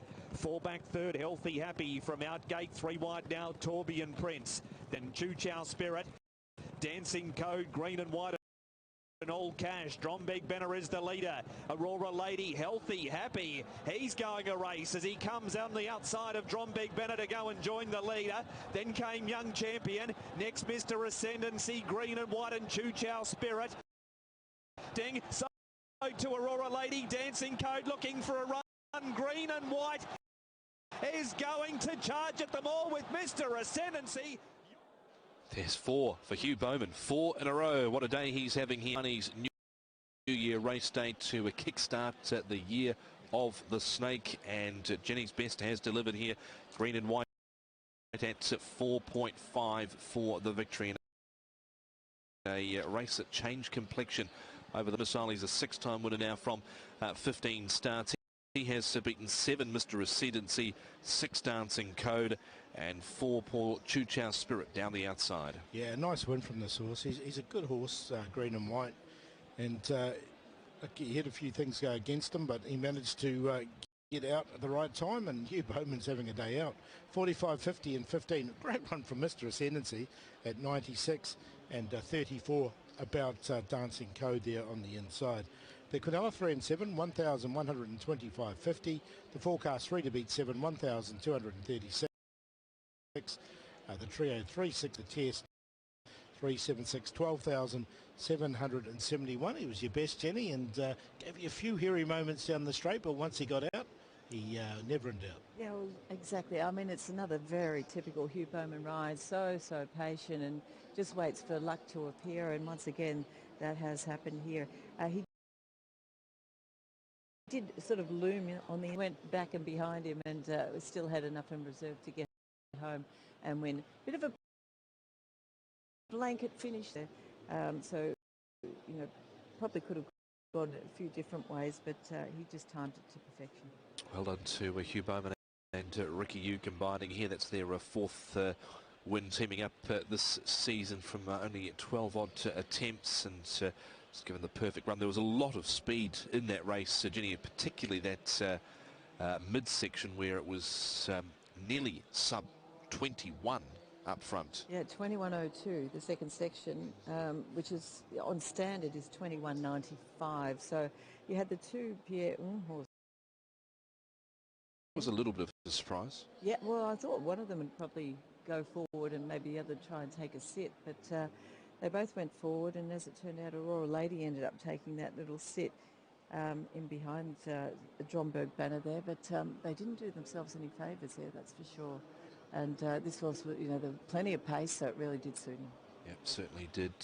Over the final stages there, Paul Dancing Code, it got a bit tight for him, but he was able to squeeze through late and stay on quite well from that tricky draw he had today.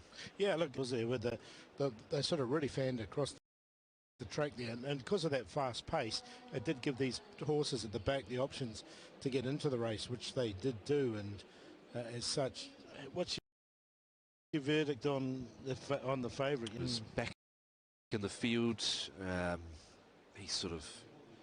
He was there without sort of getting carried away. I don't know where he's at the moment now, because he's been trialling well. So I don't know where he's really at the moment now. We're Jenny Young champion.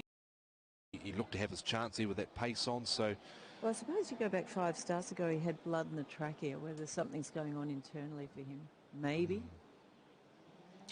And he's been trialling well, but just not finishing his races off strongly. That's true. So we'll see what comes out of the steward's report. The Chuchow Spirit down the outside, Paul. Yeah, a good run from him once again. He's another one that's been declared Aurora in the past, isn't he, Chuchow Spirit? But he ran on nicely. He wasn't too far away there either. What was your overall thoughts on the pace? They went 13.25, that lead section, which 2.5 tenths inside standard. I thought as well that quicker than they probably did. Yeah, it took a while for Aurora Lady eventually didn't he? I always say she, didn't he? He did, and the other one wasn't going to. There was no way Dromberg Banner. He's so one-dimensional, Dromberg Banner. Anything else you saw there, Jenny? Not really. Yeah. Just nice to see him back in business. That was a good run from him. He actually looked good. I was tempted to put him into the top 4 too, I've got to say. But he's just such a lovely horse. Well, Hugh Bowman's got 5 rides to come as well. So View All Things, Mickley, Sky Heart. Yeah, the 5s of he was 5 in the Jockey Challenge at the start of the day, and could be all over there. Zach was 1.28. Well, there were a few punters around the parade ring just prior to that race that were getting maybe a little toey towards Zach, with a few of the favourites going down. So he's not in for such a kind reception when he comes back out for the next race. He's on the favourite in the next 2, the first starter in Yi Chong Glory, which I quite like. So hopefully he does all right. There was a couple of little pockets of the bit of murmuring. Yes, that were just starting to get a little bit vocal towards Zach, so we'll see what happens in the next parade. But well done to the connections here of Green and White, who is raced by the Green and White Racing Syndicate. Hugh Bowman, 4 wins in a row. You this afternoon at Green and White, and the Chinese New Year Cup to be presented shortly. You can see the dignitaries coming out, and the Honourable Paul Chan, who is the Financial Secretary of the Government of the Hong Kong Special Administrative Region, is going to present the trophy to the winning connections here shortly as they make their way out to the presentation stage following the Chinese New Year Cup. Plenty still to come here at Shatin, race number 7. Upcoming next is a Class 4 over 1200 at 10 minutes past 4 o'clock. And it's some good racing in the back half of the program with 3 to round out the day all the way up until race number 11 at just before 6 o'clock. There was plenty there, Paul. There might be a bit of a wipeout after that with the 1.8 favourite missing the top 3. Yeah, and especially Mr. Ascendancy in there at 9.6, and Dancing Code he was at 3.4, so with the 2 favourites, but second favourite did get up, but he was adrift. But as you say, 1.8 favourites gone. Of course, that was the first leg of the 6 up as well, so you know, you got a second favourite up there. Yeah, maybe a little bit there. Okay, so I think there was over $1 million after that first leg of the TT, wasn't there? $1 million left, so plenty were keen to be involved in the... As we can take you down to the presentation of the Chinese New Year Cup. Ladies and gentlemen, the trophy presentation of the Chinese New Year Cup will now commence. 各位馬迷，恭喜發財！本壟斷呢項嘅殊榮㗎 ，Congratulations New Year Cup！喺呢個時候，我哋有請香港特別行政區政府財政司司長陳茂波先生將賀年杯以及係元寶咧頒發俾勝出頭馬堅有威嘅馬主堅有威賽馬團體嘅。我哋係由梁醫生同埋咧係曾先生代表接受㗎。May we now invite the Honourable Paul Chan Mao-po, Financial Secretary of the Government of the Hong Kong State.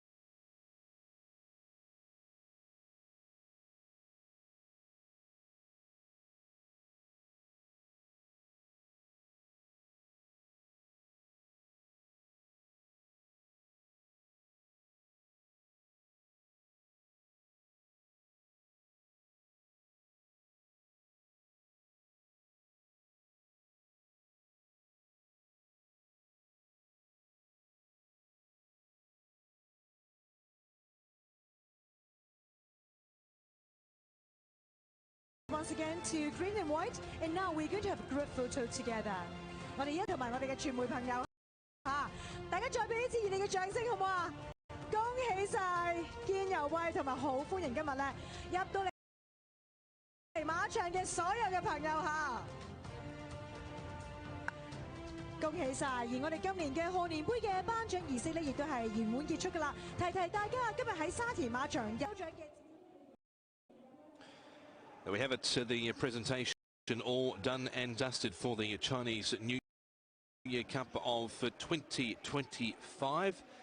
And look at the patrol in just a moment. Well done to the connections there of green and white. Maybe, Paul, they can start thinking about some of the sort of group races at the back end of the season with this horse when you've got those handy enough Group 3 races to... Out of place there, is he, in that sort of thing. He won that really good race. Was it the Panasonic Cup? Yeah. And that was a strong field. Certainly was. So let's see them go here from the start, and you can see green and white there up in the firing line early, but opts out of that in the end, and all the pace comes from the stablemates out wide. Aurora Lady, he's probably a bit keen too, Aurora Lady, up on the pace here, and Drombeg Banner starting to angle across first turn. Healthy Happy behind them, outgate Torbian Prince, Mr. Ascendancy from a young champion who is next to green and white. Chu Chow Spirit further back, All Cash and Dancing Comb, but well and truly strung out as they made their way down the side, Paul, the field of 11, and the damage had been well and truly done to those top two up front. Aurora Lady was too keen. I just wonder if the blinkers on the favourite, he looked a little bit keen. Did young champion, but he's following young Torbjorn Prince into the race at this stage. He's in the black and white colours. The winner's in the green colours with the white stars looking for a run, but another patient, Hugh Bowman rider, he finally gets out on the outside there. So down there you come, Drombeg Banner, Aurora Lady Can't Go On, Healthy Happy has moved up Mr. Ascendancy into the clear. Here comes green and white, one from right of shot here. Mr. Ascendancy still there. Dancing Code has been able to poke through all cash. The two greys have run second, last and last. Weighed in 3764, race number 6. The Quinella place is 3 and 7, 240, 6 and 7, 606. The forecast 1,236. That was 3 to beat 7.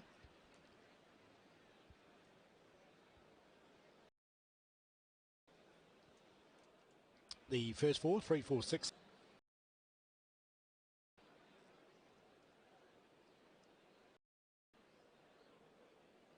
The quartet 3, 7, 6 and 4, 61,455.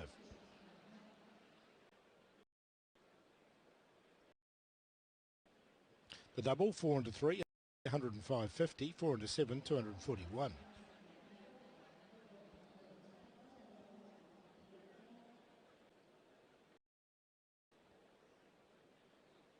Sectional times 13.25, standards 13.5, 21.02 is quick, standards 21.95, 23.64, standard 23.2, Homan 23.38 with standards 23. Race time of 121.29 is inside the 121.65 standard time.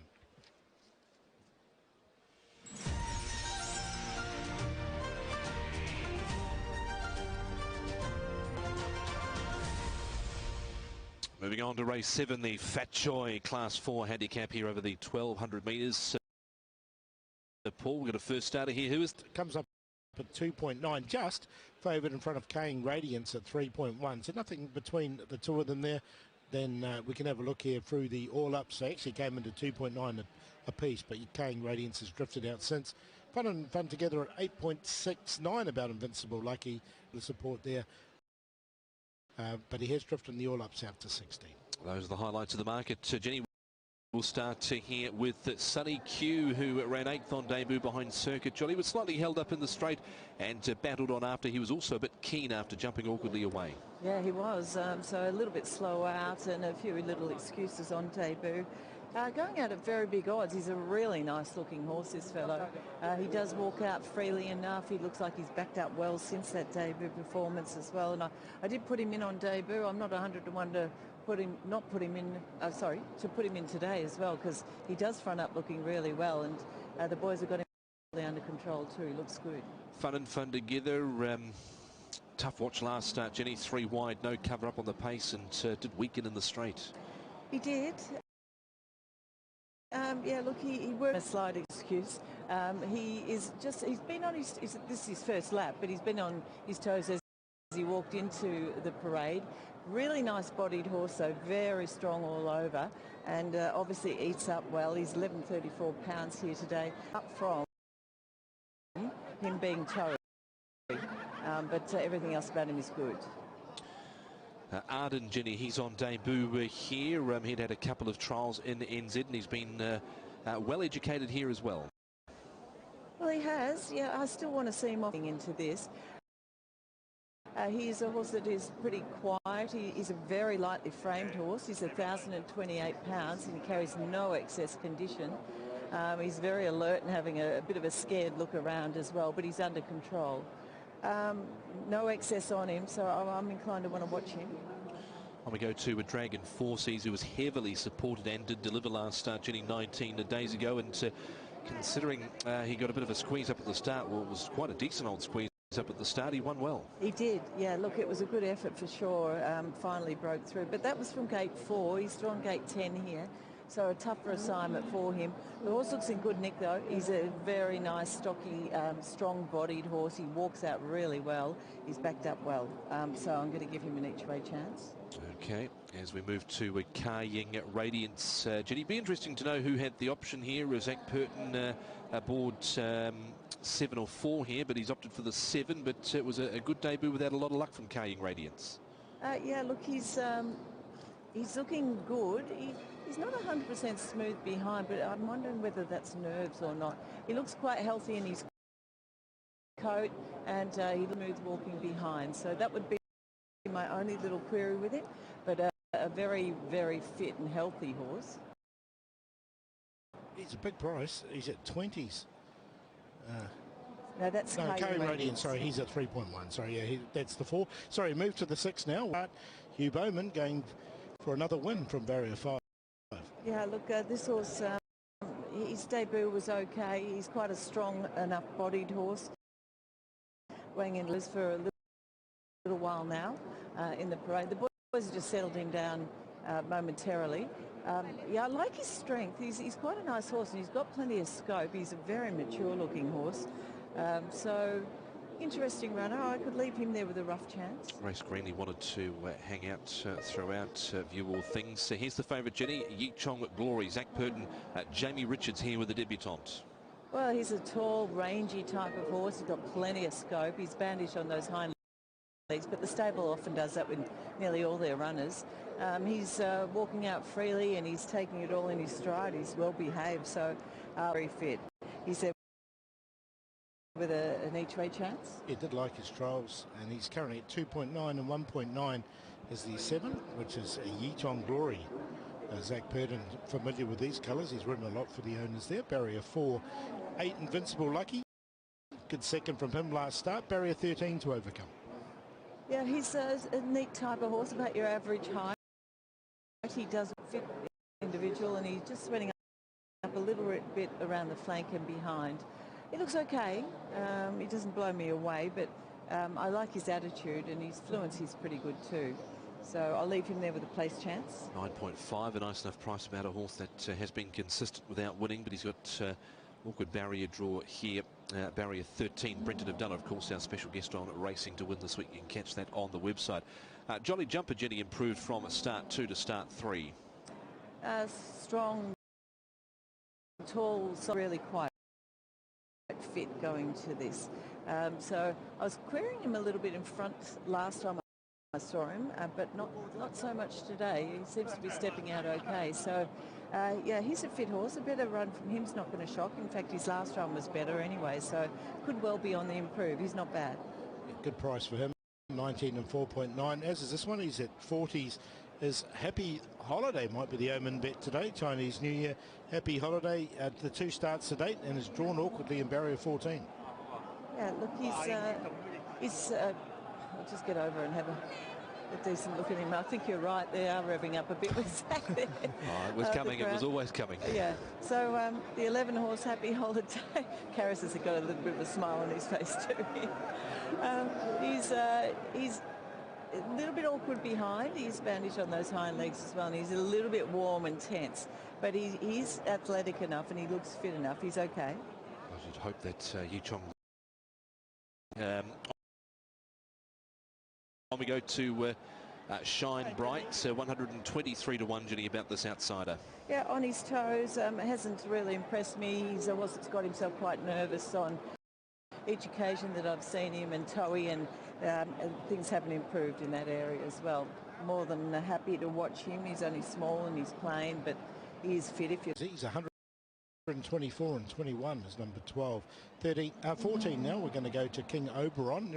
There is a little bit of support for King Oberon down the bottom. Does come in with the lightweight. Barrier 9 for him. Yeah, he's beautifully behaved, King Oberon. A 5-year-old who looks really fit, walking out freely, very fine skin. But well, yeah, what price is he? Look at him, I think he looks well. I think he should run well the way he presents. And he's out of a race behind Hong Lockett Golf, and we know the format of certainly his first races stood up, and we'll see how it stacks up here. He's been consistent enough for King Oberon without winning. Did you see Dragon Sunrise before he left it, Jenny? He was dropping 19 pounds today, take him down to 988. I didn't see him, and I didn't see him last time. I saw him the time before that and the time before that. And he's quite an athletic horse. He's see he's got a bit of scope. He looks quite fit there on screen, but I didn't get a chance to see him here in the parade, so I won't be putting him in. What about Triumphant Warrior, Jenny? Did you see him before he left? No, likewise. Look, yeah, he's a bit the same, but he looks nice and relaxed behind the gates there. So he has got a little bit of strength in those hindquarters, but yeah, and healthy. But no, I didn't get a chance to see him, so I've got to leave him out. Okay, thank you, Jenny. Well, there's been a clean out to Paul in the triple trio. Yeah, it's gone from $1 million down to 2,059, but there's a big prize up for grabs, so there's still plenty live vying for it. 2,059 with Yichong Glory, 2.8 favourite from Kang Radiance at 3.3, 8.4 Fun and Fun Together, Invincible Lucky in the market at 9.5, and then 19 Triumphant Warrior and Jolly Jumper. Okay, the runners on their way to the start, Jenny. The crowd starting to get a bit vocal towards Purton here, who rides the favourite Yichong Glory. Does he make it into the mix here? He does, he definitely does, but I haven't got him on top. I've got the 3 on top, Dragon 4 Seas. I thought he presented really well, and he was able to win at his 9th start last time he stepped out. So he is in form. He's got to do it from gate 10. It's going to be a whole lot tougher for him, but I thought he looked really well. He's backed up now. Number 1, Fun and Fun Together. I quite like him as a type. That's pretty normal for him. Next best is the favourite, number 7, Yichong Glory. I thought he looked in good order. Nice, relaxed type of horse. Plenty of scope about him. He did everything right in the parade, so I think it's a good chance for the Richards Yard there. And I thought number 5, Sunny Q, was entitled to go in as well, who is at pretty big odds. Well, he's coming a little bit now. He's not over 100 to 1. He's 86 to 1. But nice type. Only had the 1 start. Room for improvement there. He definitely looks fit enough to not disgrace here. So 3, 1, 7 and 5. 3, 1, 7 and 5. Thank you, Jenny. 5 minutes out here, Mark, from race number 7. You with the favourite here, Yichong Glory. I think if he doesn't get home here, there might be a few more boos ringing out around the parade ring when Zach comes around again on the next race with Packing Hermod. Well, hopefully for Zach's supporters, Yichong Glory, those around the parade ring, they might have to load up because Kang Radiance is the best. Keith Young, David Hayes, he was beaten on debut without 2. That's a strong form race because he's now had 2 starts for 2 wins. He's trialled well at Chongfa since, and he's just going to get a perfect run as long as it opens up down the straight. 4 on top to beat number 8, Invincible Lucky. Tried in front last time, and he just, well, he fired up, so Brenton Avdella sent him forward. They've left the blinkers on. He has drawn 13, but we've seen them win. As long as there's decent enough pace on, thought he could get into the race late. 7, Yichong Glory to run 30. He's had 5 trials. Beat Ho Ho Star well in his most recent one.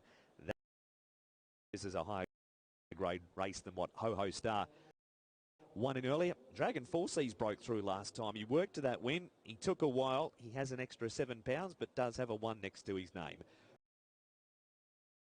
For the best to beat 8, 7 and 3, Paul. Yeah, I'm with the 7 the first time, but I think he can get away with this race. He's drawn nicely in barrier number 4, so he's on top to beat Fun and Fun Together. He's in there for second. He's been consistent without winning this horse. He'll put himself on the pace. Kang Radiance, it was a good debut run for him for 4th. He's drawn nicely in barrier 1. And then Dragon 4 Seas, the last start winner, who's a big price at 22s, is Dragon 4 Seas. But 7, 1, 4 and 3, and the Chelsea fans in there with Ashley Cole in the parade ring. Yes, a few well-known footballers here on course this afternoon. I'm with the 7, 4, 8 and 14. Yichong Glory on top of Likeness Trials. They've led with him, but they've also taken him back in trials. So keen to see what they opt here this afternoon with the barrier number 4 for him. But he has been trialling well. So 7 to beat 4K Radiant. Be interesting to know if Zach had the pick or not, or was pre-booked, but Keith Young gets an opportunity here on a horse that was unlucky last time out behind Honglok Golf. Moto Man has since come out of that race and won. He's won a barrier trial since his first up run too. Has Kaying Radiance after being a fraction worse than midfield at his debut. Invincible Lucky's been racing well without winning, just overhauled late last time out. I put in King Oberon down at the bottom. He stayed on well after having the trail behind Hong Lok Golf, but wanted to lay out over the concluding stages. But 7, 4, 8 and 14, Jenny. I've gone horse. So he's pretty strong as a 4-year-old now, and I would expect him to go forward from gate number 10. He'll need a bit of luck early, but looks good. He goes on top of number 1, Fun and Fun Together. He's a very nice type. He's very strong. He maintains that condition nicely, actually. So I think he can run another good race here. Of the rest, number 7, the favourite, or second favourite. Is he the favourite? Yes, he is the favourite. 2.5. Yi Chung Glory looks good. Ride for Zach Purton here. Nice, relaxed type of horse, making his Hong Kong debut. He looks in good order. And I thought number 5, Sunny Q, actually presented well, so he might provide a little bit of value there. I've gone 3, 1, 7 and 5. If you like the 14, he was next best. Thank you, Jenny. King Oberon there at 7. Sir Paul, to give us a bank as we head towards the Classic Mile. Yeah, the 1, the 4 and the 7 ended up with, which is Fun and Fun Together with Carrying Radiance and Yi Chung Glory. But I'd also him, and he's a big price and he parades well. He's top of the paddock. So if you're doing longer exotics, I'll definitely put the 3 in as well. But 1, 4, 7 is the way we ended up. There is Quinellas now going through the top.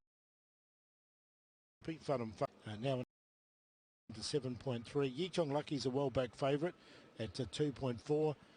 And you can see in the background there's Ashley Cole getting a lot of plaudits there. Chelsea player Eden's another one that played for Chelsea throughout. So a couple of the Chelsea players here. Yep, there were some big crowds in the parade ring prior to race number 7. So we're good to see some ex-international football stars here on course this afternoon.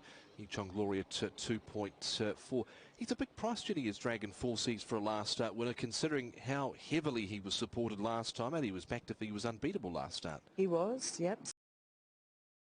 You know, I can see why he's going out at bigger odds here this afternoon, because he's got to do it from gate 10, so it's not going to be easy. He's also up in weight. He's 8 pounds more than he was last time, but I think he's looking particularly well. He's held on to that condition nicely, so that's why he's on top from the parade. Triumphant Warrior, there's money coming for him. Paul, would you prefer to just watch him here? Maybe he's had yet, but it wasn't. He hasn't been far away, to be honest. No, and it wasn't a bad run last time. I didn't get him in, to be honest, but there is money coming from on a win line, and and also through exotics. So he's a big drifter. Arden, John Size, he's at 45 and 11. He was trained by John O'Benner and Holly Wynyard in NZ prior to arriving with a couple of trials. One of those trials was at Foxton, which he did win. He's had numerous trials here at Antoine Hamlin Rides from barrier number 3. Favourite here, Mark, for race 7 is number 7, Yi Chung Glory. And he's been very well supported, Tom. 2.3 and 1.5. Zach Purton for Jamie Richards. He's the grey. As we wait for Yi Chung Glory, Carrying Radiance, Sunny Q, Invincible Lucky, and also Happy Holiday to get set. Carrying Radiance to the inside gate. He's just drifted out to 4.1. Sunny Q ready. Happy Holiday goes in. Yi Chung Glory the favourite. He's had the 5 trials, and Invincible Lucky at 10 and 2.5. This is race 7. Green Lamp, the 1 and the 13 now. Favourite the 7. They're racing. That's Yi Chung Glory. He was midfield away. Fun and Fun Together first out over Carrying Radiance, Jolly Jumper. Knew All Things is right there with Arden 1 off the rail. White as Dragon 4 Seas, and then came King Oberon, Triumphant Warrior. Yi Chung Glory went to the fence from Happy Holiday, and then came Shine Bright, Invincible Lucky, Sunny Q, and the rider of Dragon Sunrise, Lyle Hewitson. Looks like he might have lost his irons. He's about 5 lengths away last of all, but will take no competitive part in the race. The leader up front, Fun and Fun Together by a head. Dragon 4C second, and 2 away third, Jolly Jumper. King Oberon wider, and then came Carrying Radiance, followed by Yi Chung Glory, getting 1 off to improve on the inside of You All Things. And next is Triumphant Warrior and Invincible Lucky. It is Fun and Fun Together, Dragon 4 Seas, Invincible Lucky, Yi Chung Glory in the centre of the track, has gone up to Dragon 4 Seas, and then Glory is speeding away on debut. He's He's put 3 lengths on them, and now they're going to cheer Purton. Yichong Glory beat Dragon 4 Seas Fun and Fun together. Then came King Oberon, Shine Bright running on through on the inside from in Sunny Q and Invincible Lucky, Jolly Jumper, Carrying Radiance, followed in then by View All Things. And the next one in is Triumphant Warrior, and then came Arden, followed across then by Happy Holiday and Dragon Sunrise. Lyle lost the irons early. He might be walking a little bit gingerly for a while. It's at 2.4 and 1.4 has jogged it. 3 Dragon 4 Seas went brown, 2.7 a place. Derek Lung and Fun together. Jamie Mellon at 1.8 will be third. It was on the rail, but when Zach switched off at the top of the straight to make ground, he noticeably shot off the fence to wide, and he's rounded them up to score. And at 7.31, number 14 has run fourth. That has been books now after getting the favourite home for Jamie. 109.48 is the winner's time. It's an easy 2 1/4 lengths by a neck. Now they're racing. That's Yichong Glory. He was midfield away. Fun and Fun together first out over Carrying Radiance, Jolly Jumper. View All Things is right there with Arden one off the rail. White as Dragon 4 Seas, and then came King Oberon. Went to the fence from Happy Holiday, and then came Shine Bright, Invincible Lucky, Sunny Q, and the rider of Dragon Sunrise, Lyle Hewitson. Looks like he might have lost his irons. He's about 5 lengths away last of all, but will take no competitive part in the race. The leader up front, Fun and Fun together by a head. Dragon 4 Seas second, and 2 away third, Jolly Jumper. King Oberon wider, and then came Carrying Radiance, followed by Yichong Glory, getting one off to improve on the inside of View All Things. And next is Triumphant and Fun together, Dragon 4 Seas. Out wider then is Yichong Glory. Favourite comes into it from Invincible Lucky. Yichong Glory in the centre of the track has gone up to Dragon 4 Seas, and then came Fun and Fun together, but Yichong Glory is speeding away on debut. He's put 3 lengths on them, and now they're going to cheer Purton. Yichong Glory beat Dragon. Yes, the debutant here, the 4-year-old by Puissance de Lune out of Hughes Madaddy, has taken out race number 7 on the program. It's number 7, Yichong Glory, Jamie Richards and Zach Purton. And the favourite has delivered ahead of number 3, second, Fun and Fun together, and right down at the bottom, King Oberon, not too far away.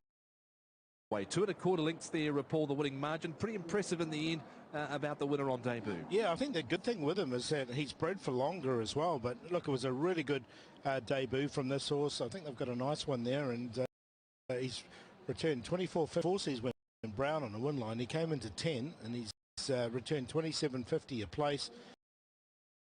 And Fun and Fun together, another one where there was a lot of money for, 736.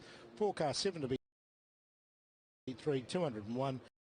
The trio 137, 204. The test 731, 1044. And that's how you like to see them win on debut, Jenny.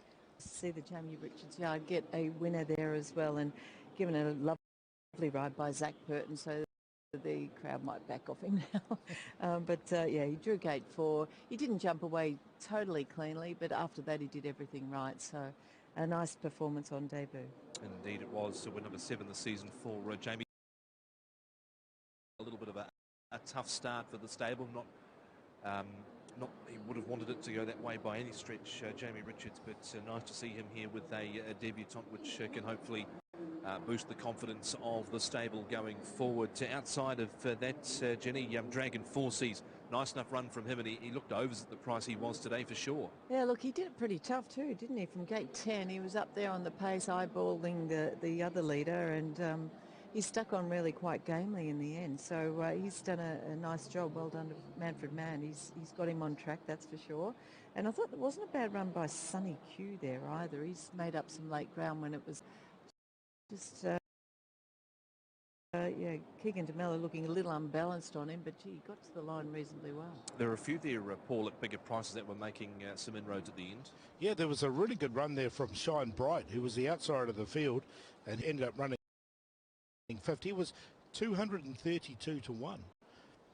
So a really good run from him. And Sunny Q, as Jenny said, ran well, and he was 140 to 1. So a couple of those ones at massive prices ran well. Invincible Lucky, he sort of was making a bit far away either.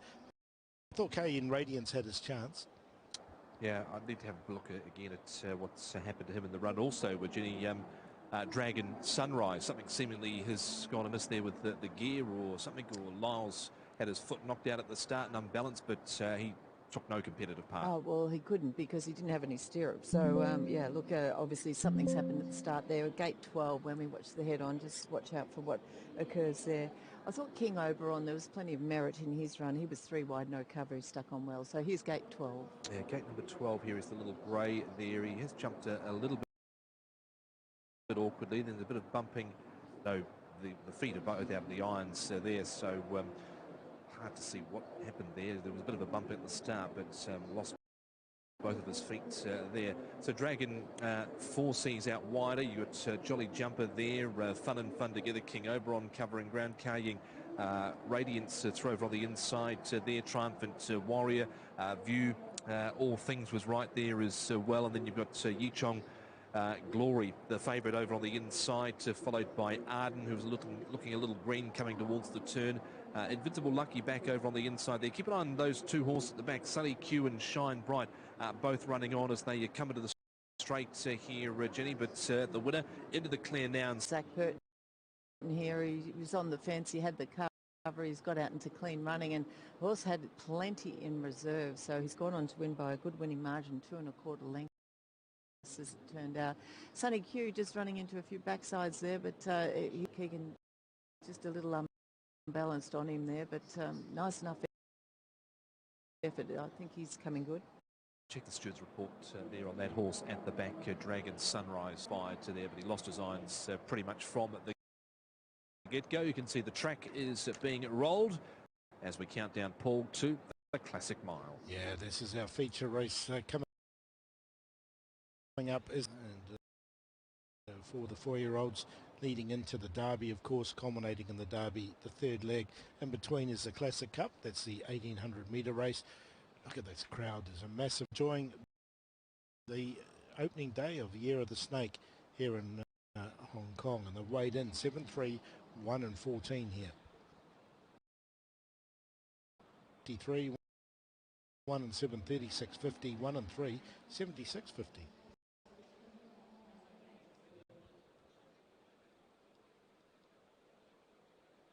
To beat 3 was 201.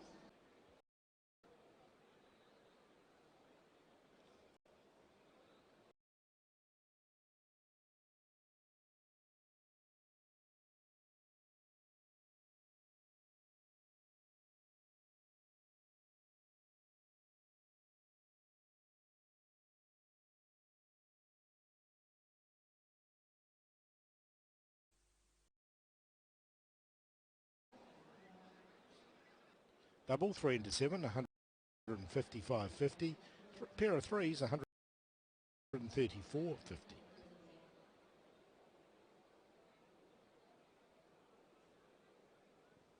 Returns 130,039.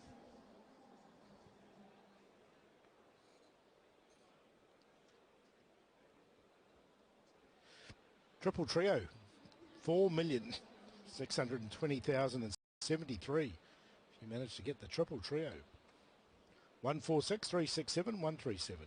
The consolation was 9,453.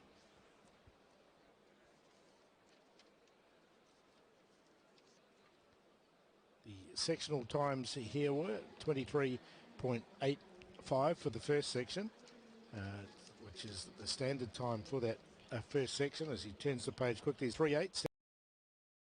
Standard 22.45, Omen 23.25, Sanders 23.15. The 109.48 time is just outside the 109.35 standard time.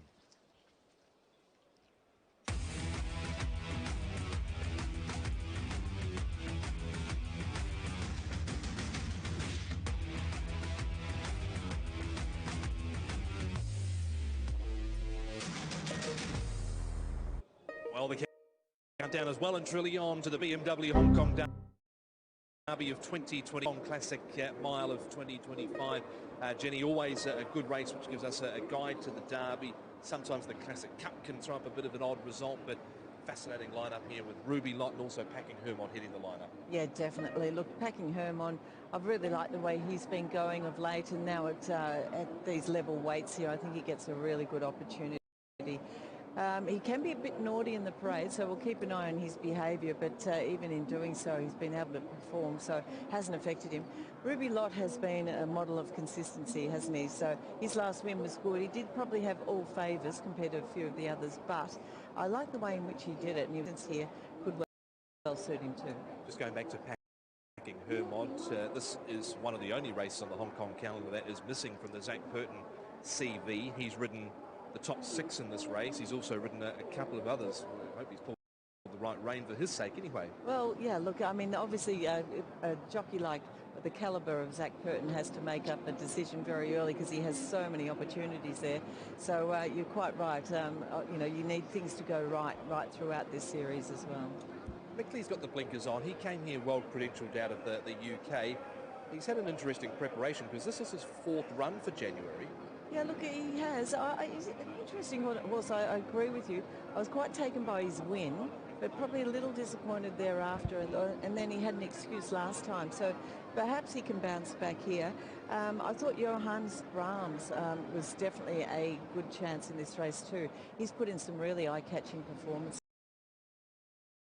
So as well, Tom. He was held up at the 200 metres last time as well, so he had the odd excuse. What about you, Paul? Who's your top fancy as we head towards the first leg of the 4-year-old series? I'm sticking with Ruby Lott. I was with him last time. He's come out of that strong race. He did beat a lot of his rivals. He's drawn wide, but he gets back. The big surprise to me, but he's not. He's at 12s. Ruby Lott. Mickley's come up short. He's at 5.5. Cape Ferrer, I know you like him. He's come up short at 5. He's the second favourite. And Packing Hermod, very short.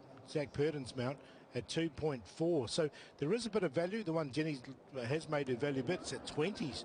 Johannes Brahms, and he's been racing really well in recent times as well. My wish, Luke Ferraris has been in great form recently, and that horse is a 10-to-1 chance as well, so he's given a chance.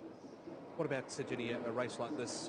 My wish should also mark one of those 2 horses flying under the radar, because in handicap, they've done nothing wrong, really. Well, that's true. I mean, I think My Wish, Mark Newnham's done incredible. To look a little out of place compared to a few of the others in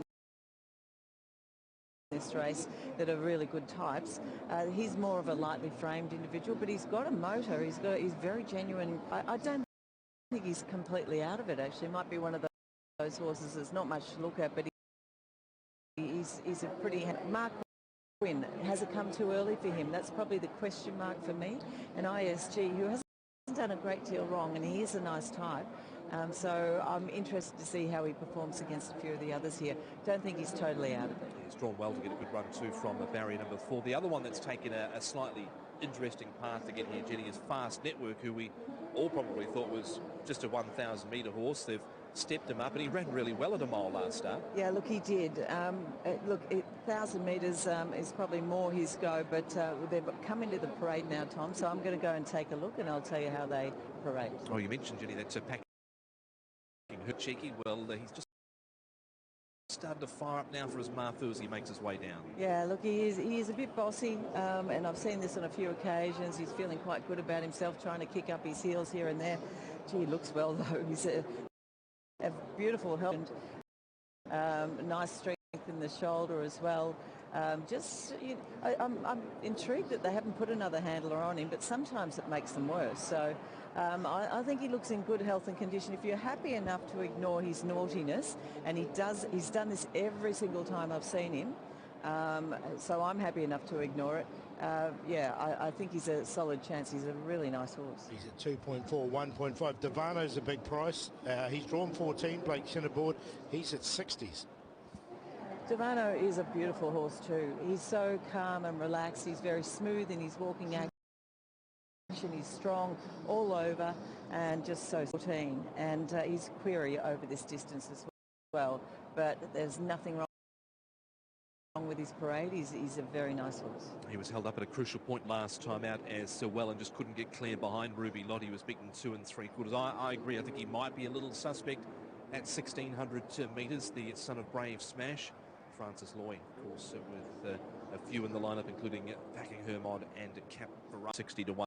Here's Mickley, fourth run for the month. Jenny's been up to 2,000 metres, ran fourth there behind Noisy Boy, who's another horse for the 4-year-old series. Barrier 13, blinkers on. Yeah, the blinkers being applied. Interesting move. You know, that could just spark him up a little bit here. He's bandaged on those hind legs. I think that's a new addition. Oh, no, he actually 2 starts ago he did wear those. So he's a very quiet horse. He's compact. He carries a little bit of weight around the midsection, which is pretty normal for him. But he's healthy and he's very relaxed. Place only for me. Yeah, 5.7. Look, I've been a little bit disappointed with him his last couple. The win was strong. Here's Ruby Lot. I've liked him all the way through, Jenny. I'm sticking with him. Brendan Abdullah from Barrier 10. Yeah, look, he's done a great job, hasn't he? He's had plenty of racing, but he's held up to the mark extremely well. I liked his win last time as well. He's a tall, scopy, athletic type. He looks good once again. He's walking out nice and freely. Jeez. Packing Hermod is just lashing out. He was pretty close to me there, but anyway, he moves on, and so he's backed up well. Okay, Ruby Lott, he only goes up £3 for that last start victory as well here, of course, with the conditions of the race. As we move on to Call Me Glorious, another one that's taken a slightly different path to get here, Jenny. He's a 3-time winner. 16.50 on the all-weather last time out after a soft lead there. Yeah, so the distance is probably still a bit of a query. He does look like a horse that would probably get over it okay. He's a very nice horse. I've liked him from day one. He has fronted up looking good on each occasion. He's been a very consistent type. I couldn't say no about him on looks. I know he's going out at big odds and he is a query over the distance, but he's too nice a horse to ignore, so he looks good. Number 5, Fast Network, and then look, he's a 1,000-metre winner, Fast Network, but the 1,600 metres at his first go, he did run a nice third. Yeah, look, I'm just going to get to him. Packing Hermod, they've still got him in here and he's continuing to lash out a fair bit, but it's all very normal, so I'm not overly concerned about that. This horse, Fast Network, looks nice and relaxed in the parade with his 2 handlers. He's a horse with plenty of scope. He's got some body strength as well. He's 1171 pounds. He looks healthy and he looks very fit. That might hold him. He's got a little bit of a bounce in his walk, but that's his style more than anything else. Right behind him, Jenny, is Johannes, too far behind Ruby Lord after being held up. How's he looking? No nonsense in him. He looks in good order. He's nice and healthy. He's very fit looking. He's not an absolute standout type like a few of them are, but he's certain action and he's very fit. Yeah, he's an each way chance. He looks good. He's good price, 19 and 4.7. He looks overs there. Cape Ferret, now he's the second favourite at 5.1. Just the one start in Hong Kong, ran second behind Mickley. Yeah, he's obviously a worldwide maiden after 14 starts. He had plenty of racing in Australia prior to coming in at very high level too. So he certainly has his fair share of ability to look at. He walks out beautifully. He's a really free walking horse. He looks nice and fit. He looks healthy. He looks in good order. So nothing wrong with him. He's parading well. I like him here. Cap Ferrara. I know he's a worldwide maiden. Gloria Elite. Is this a little rich for him this afternoon, maybe? I think so. He'll probably be up there on the speed. He is a solid-bodied horse. He carries a bit of weight around the midsection. That's just... He is bandaged in front, as you can see. I think he looks okay, but there's a few others. It could be a pace... Well, he looks the pacemaker in the race. He's been leading over 1,200. He's up here at a mile, the 1,600 metres. Lucy in the Sky, another one that likes to go forward. He's drawn wide, barrier number 12. And it looks tougher for him as well from gate number 12. So, look, he is a lovely horse. I always give him a good rap. I think he looks in good order. He's just slightly warm around the flank area there, but not enough to be concerned about. Remains extremely fit looking. He's a winner of 3 of his 12, and if he can get some luck from gate 12, I could probably leave him there on a place line. You know, he's been looking good in lesser class. Here, you know, he's looking more a place chance, I suppose. It's Lucy in the Sky, the tongue tie being applied for the first time today. On we go to My Wish, Mark Newnham to Luke Ferraris. He's been really impressive, Jenny, with what he's done so far. He's a three-time winner of 7. I don't think we've got to the bottom of him just yet. No, well, there's not much of a bottom of him because he's a very lightly framed horse. But there's a big heart in there somewhere. So he carries no excess condition. He's really healthy, though, in his coat. And he's walking out okay, but he's a very lightly framed horse. It's as simple as that. Nice-natured, though, and healthy. And he's looked like this pretty much on each occasion. So I don't want to dismiss him because he's just been too honest. He's at 12 and 3.3, My Wish. Here's the 12 Top Gun. He's close to 100 to 1. Jamie Mellon aboard. Does he look like 100 to 1 chance? Oh, not really. No, he's a nice horse. There's a bit to like about him. He did well in Sydney. He had some pretty good form prior to coming here. A couple of seconds at decent level. A very relaxed horse, athletic, walking out nicely enough. Very fit and healthy. He doesn't look bad at all. Yeah, the wheels just seem to have fallen off since that 9. The 4-year-old by your time test. Slow away last start as well. We go to 13 Talents Ambition. Another one with a different route here to the first leg of the 4-year-old series, and that was only here last Sunday, Jenny, on the all-weather from barrier 14, where he had to go all the way back but still stayed on. Well, both of his wins have been on the all-weather. Don't want to just label him that. He's actually thrown in some fair enough runs on the turf as well. Now, he is a horse that has got size and plenty of scope. His attitude's very good. He walks out okay. I can't see much wrong with him, actually. He looks nice and healthy, and he looks in good order. So perhaps he can run a bit of a race. He looks like he'd get over a bit of ground as well, so he's good. He's 64 and 7.6, Talents Ambition. He had 2 wins at Tamworth in New South Wales before here. He's a big price. He's at 19 to 1, but has shown a lot of ability since he's been here. Yeah, he's a nice horse. He has been on his toes a little bit throughout this parade, which is a little unusual, but it's quite rowdy in here today, so there's a few of them just feeling the nerves a bit more than they would normally. Lovely, big, strong horse. He's an ISG, he's a 4-year-old. Just a little bit tense and nervous. That's the only negative. Everything else is good. Okay, that there is, of course, Mark Wynn down the bottom at 19 to 1. Back with Jenny shortly for the top 4. I'm pleased to say I'm joined by Mark Newnham. Mark, you've got 2 in the race. First of all, My Wish. How's he come on since his last run? Yeah, been really happy with him. He usually goes a month between runs, a trial and then just one gallop, so he's followed the same program all the way through. And one thing about him, he's just consistent and honest. He's never run poorly, and I wouldn't expect he would today. Do you have to do much with him because he is only a lightly framed horse? No, not at all, but you'd be surprised. He gets through quite a decent feed. He's just a small horse. He's got a little bit to find on ratings with some of those at the top. Do you think he's good enough to measure up here? Oh, look, he'll run very well. They'll have to go well to beat him. And look, the one thing is he's had that experience at the mile, and a lot of those at the top of the ratings and top of the market haven't.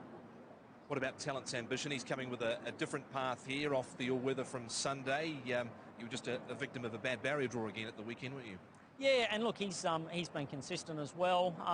Look, he hasn't run on the turf this season, but at the end of last season he was close up second over the mile, so he'll certainly run it out well. And if they overdo it early, he'll be... Oh, look, I think so. He hasn't got much gate speed, but he'll probably have 4 or 5 behind him just because of the gate.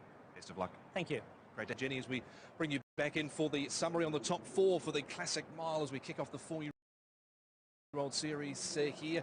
I know on form you're keen on Johannes Brahms, but what about on the looks? Well, he was my long shot, and I was really happy with how he presented, actually, Tom. There's probably a few others that were, slightly better types than him, but I really liked his fluency and his fitness level and his attitude. I thought he paraded really nicely, so I'm happy enough to put him on top, actually. I thought number 4 paraded well, Call Me Glory, so he's always taken my eye, this horse. I'm not sure about him over the distance and whether or not he's quite good enough here, but I have to put him in on looks. He's just a really nice type. The 7, Cap Ferrar, a maiden still. He's trialled quite nicely. He looks really fit. He looks looks well prepared going into. Thought number 1, Packing Hermod. Well, I've seen him be naughty as he was, and he was really bad again here today. Not unusual, that's just him, but he's such a nice type. He's really healthy and strong and well. There's a few others you could have here. There's some very nice horses amongst them. I've gone 6, 4, 7 and 1. 6, 4, 7 and 1 from Jenny. What about from the top of the grandstand for the Classic Mile, Mark McNamara? My wish, Tom, number 11 at 12 and 3.3. Just heard from Mark Newnham. He's done a great job with this horse. Normally delivers, has been numerous throughout his short career, but goes to the mile for the second time. He ran third in a strong field, and the other horses had momentum built when he got out last time. So he's on top to beat Packing Hermod. Zach Purton back on board. He's unbeaten in 1,600 metres. 9 Mickley in for third. He's won over the trip, and he's coming back from 2,000 metres. And Ruby Lot, Paul, who beat Packing Hermod, he has a wider barrier. He's at 12 and 2.8. 11, 1, 9 and plenty of value around the 2. Yeah, silly price about Ruby Lot for sure at 12 and 2.9. He's on top. He beat Packing Hermod fair and square, and he does go back, Ruby Lot, so I'm not too worried about that draw. But I'm going with the top raiders here on the set weight race. 2 to beat 1 here. The Fast Network, now he's coming up. He's having a second start over the 1,600 metres. His first one was good. He's by rote. So the 16 shouldn't be a problem for him. Sumi on a board from barrier number 1. So he goes in there for third. He's a double figure price as well. And then I'm going to give Mark Wynn a chance. He's shown a lot since he's been here. He hasn't had much luck a few times with draws and whatnot, but the second behind Dragon Joy was really good. I'm taking the Dragon Joy race. I'm taking the Ruby Lot race. And the sort of the main horses that were sort of in front in those races, and those are my top 4 selections. 2, 1, 5, 14. I'm with 7 here, Cap Ferrar. I know he's a worldwide maiden and probably not the sort of profile you want to have coming into the Classic Mile here this afternoon, but he ran in some strong races, very, very good. So he was a bit unbalanced at the start. He was about midfield, held up in the early part of the straight, wanted to lay out a little bit or lay in there as well, and it was a really good performance first up. His trials have been good since then, so I'm happy to take a chance with him. Packing, closing off in the fastest 400 behind Ruby Lot. He's in as well, Ruby Lot. Big price for him, 12 and 2.8. It's hard to believe he's a bigger price than Cap Ferrar, to be honest. It should be the other way round, and then number 11's in for a fourth. That My Wish for Luke Ferraris and Mark Newnham, Jenny. Yeah, look, I've gone with the 6. I've also made him a long shot for the afternoon as well, Johannes Brahms. I thought he just presented really casually here in the parade. He walks out beautifully, very good walker, and looks extremely fit and healthy. So he paraded well. I've fallen for him on each occasion that I've seen him. Now, I'm not sure that he's quite good enough, and they stepped him up to the 1650 last time, but it was on the all-weather surface, so I'm going to give him a little forgive for that. He's fronted up looking really well once again. He's going for 4 wins from 12 starts here this afternoon. Next best is number 7, Cap Ferrar. I thought he looked in a good order and looks well prepared, nice and fit. And then the 1, Packing Hermod.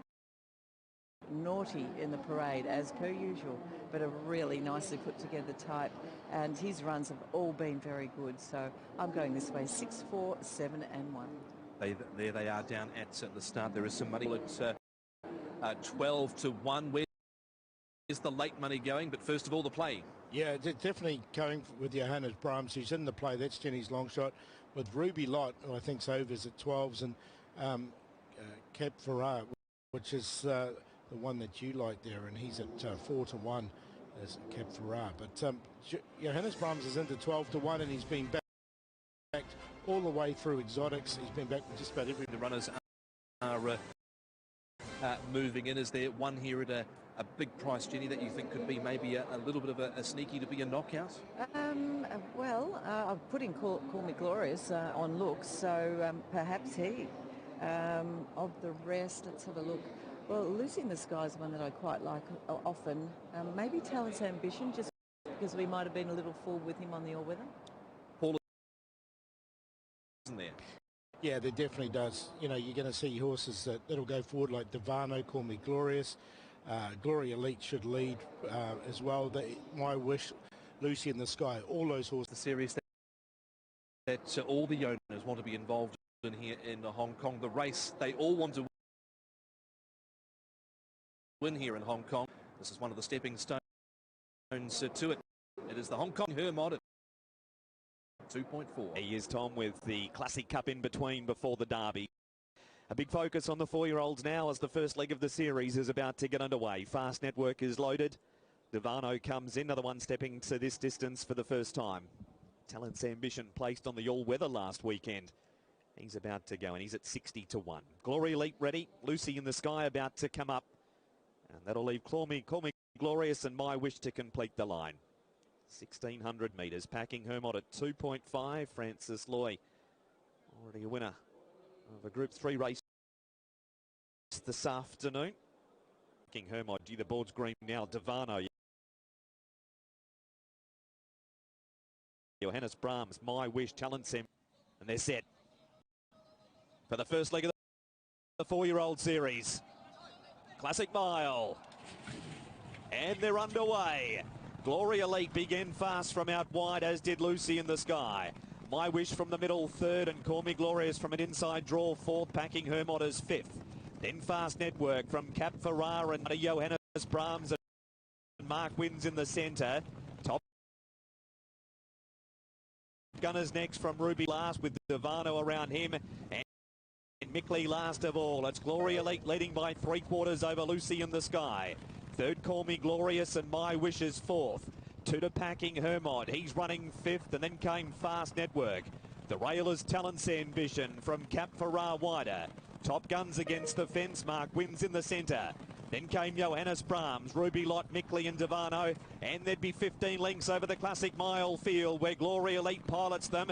And he's taken the pace out of the race. He leads by 3/4 over Lucy in the Sky, Call Me Glorious. Then came My Wish. Packing Hermod is easing up 3 wide from Talent's Ambition. He's in a line of about 4 with Fast Brahms from Top Gun, and then Ruby Lot to the very outside. Glory Elite leads over Lucy in the Sky. My Wish is wider out with Packing Hermod. Then came Cap Ferrar.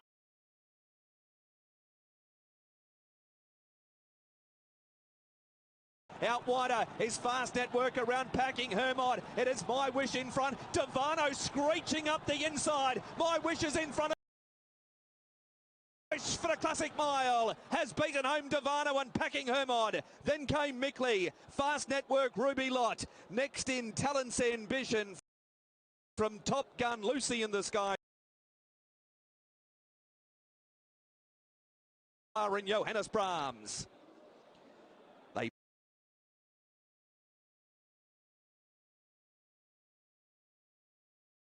優嘅足段啊，科幻野理賽。最後7倍勝出啦，薛恩嗰啲神奇走位又攞第2，開心寶寶3追唔追到啦？同舉步生風都好近啊，合上合落嘅啫，第4就好近啊！哇！薛恩佢縮住咁同你喺裏邊上啊，爭啲偷到個捉完就做先。浪漫勇士啊，啲威勢延續住呢隻喎。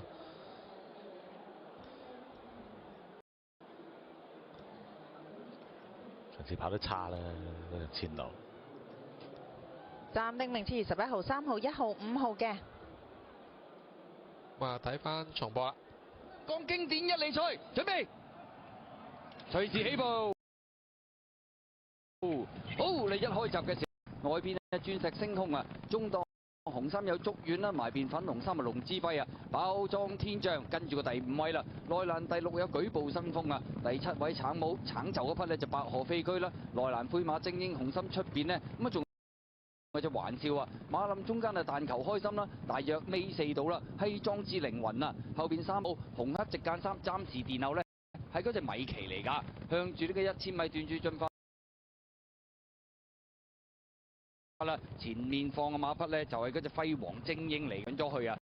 第3位嘅馬啦，埋邊粉紅衫係龍之輝啊，捉完眼咬住第4，內欄第5仲有包裝天象啊，再後邊嘅馬精英紅心內欄啦，咁啊中間位置仲有舉步生風啦，出邊白河飛區啊慢慢走咗上去啦，內欄呢，咁啊大面箍紅衫壯志凌雲，中間但求開心啊，平出去外邊啊有玩笑啊，後邊3隻紅黑直間3響尾3等位喎，米奇啊攞出去外邊係球星啊，包咗落尾暫時係嗰隻開心寶寶嚟嘅，好啦轉彎入直路啦，輝煌精輕輕佔先少少嘅，中間上嚟有鑽石星空同埋竹園啊，爆裝天象響中外檔亦都衝緊啊！馬林中間穩位入邊有壯志凌雲啊，出邊追有舉步生風啊，外邊一環笑啦，大外檔係球星啊，最後200米到啦，透出嘅咪係竹園啊，咁啊見到中間位置爆裝天象，攝入邊追，開心寶寶啊，出邊位置仲有舉步生風，接近終點啦，竹園贏出呢場香港經典。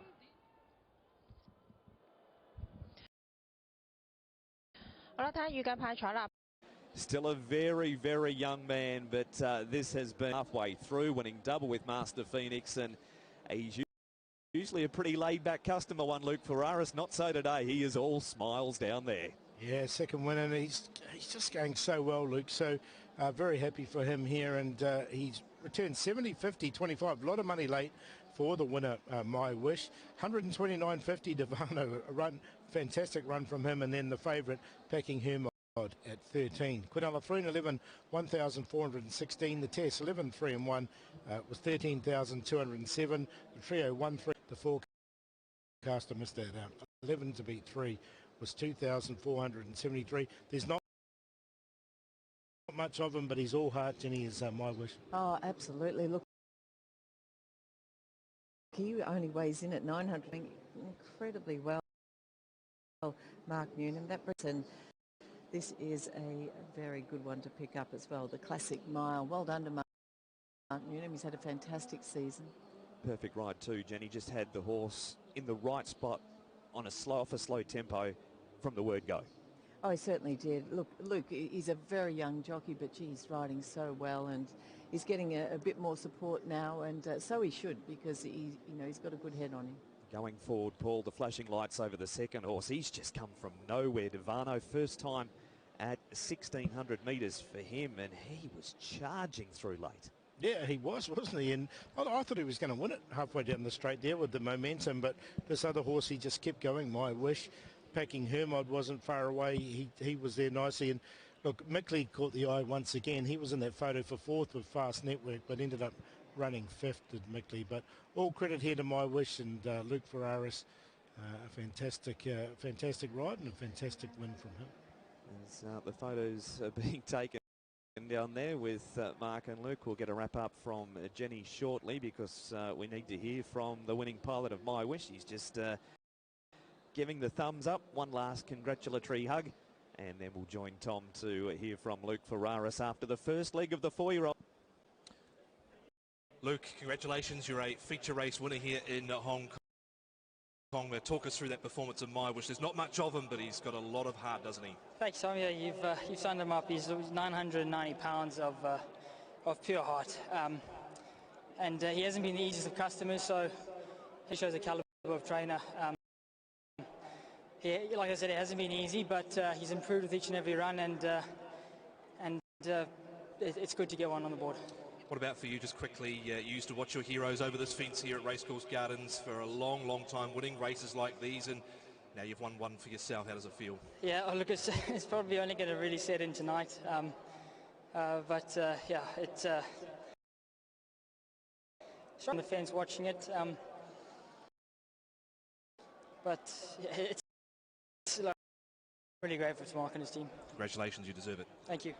There he is, Luke Ferraris. Jenny, first and second, very good. Who else are we looking out for in the patrol film? Well, I think, Mickley has really caught the eye once again, running on late there. So it was a nice performance, and he did have the blinkers on for the first time away either, and that's only his 7th race start. So a nice effort from him as well. Devano, yeah, very eye-catching, wasn't it? Up the inside there. He's finished off nice and strongly. There was a lot of late money for him too, Paul. At bigger odds, he still started decent money, but can see why the win punters came for Devano.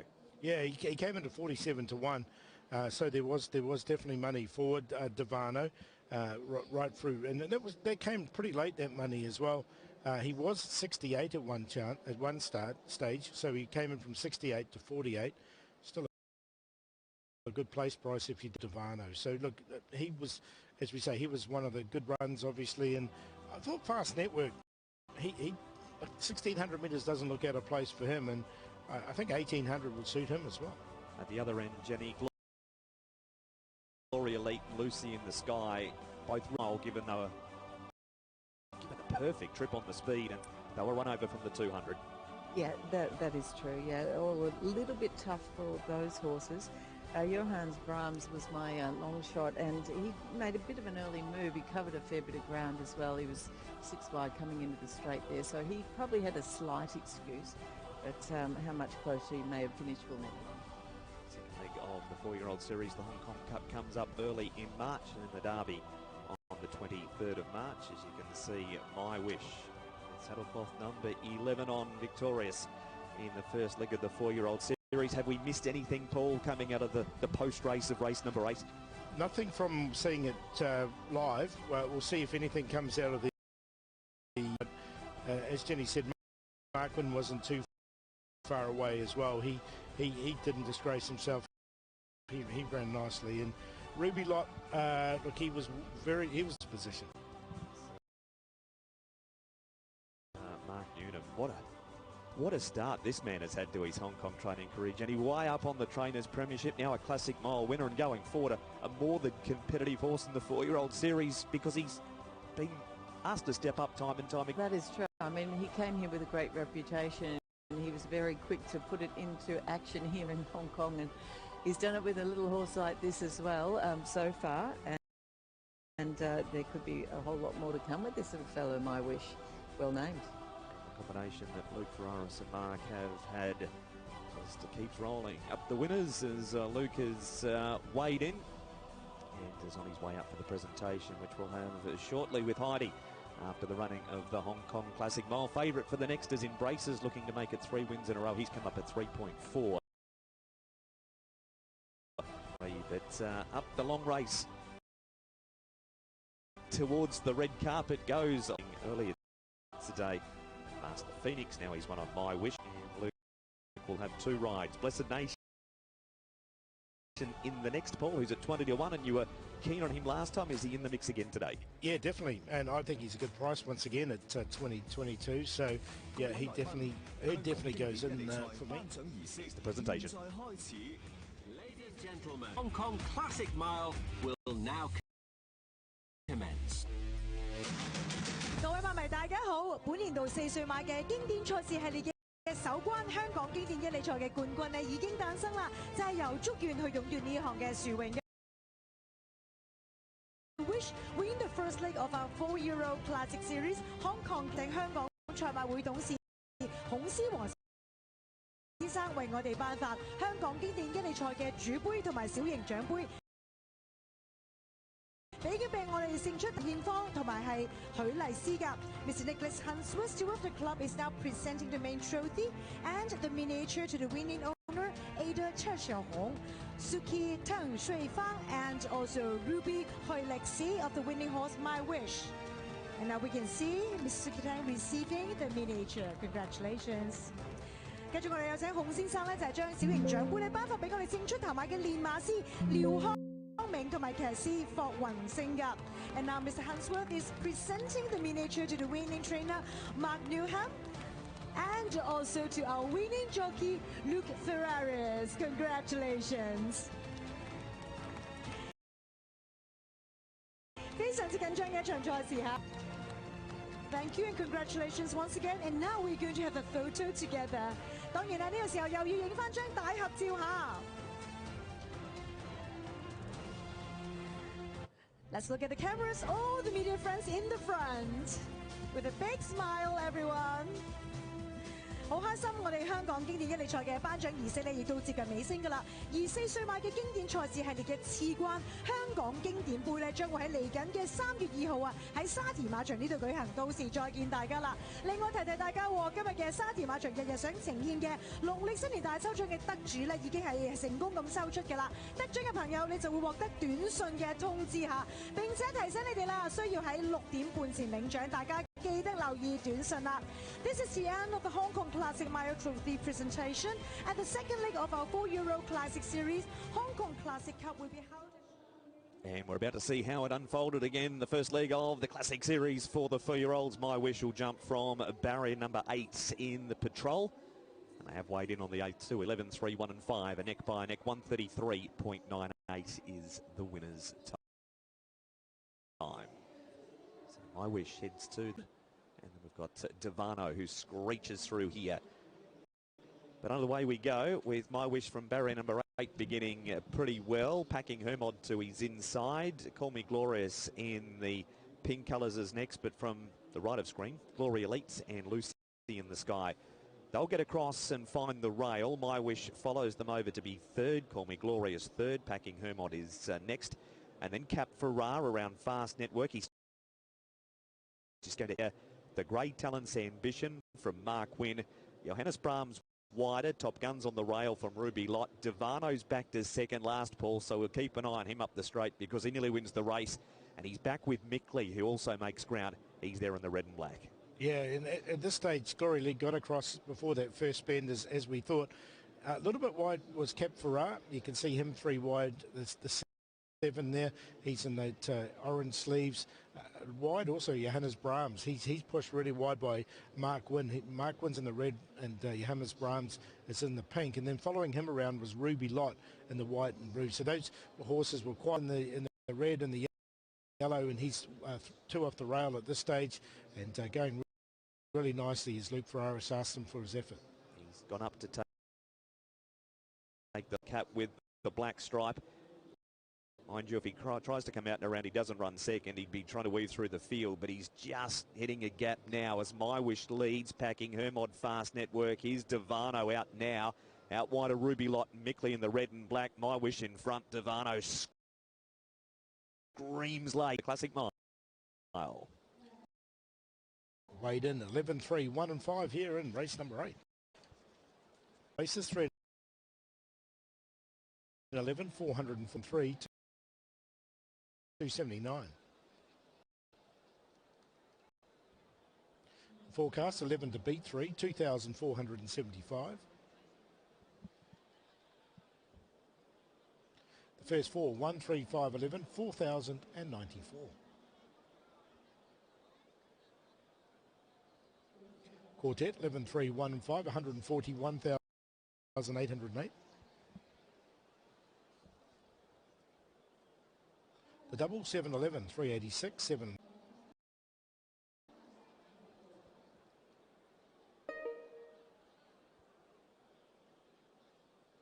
$24.17 where standard's 25. 23.15 was standard. 23.94 standards 23.1. Home in 22.72, standards 22. It's pretty close to the 133.95 standard.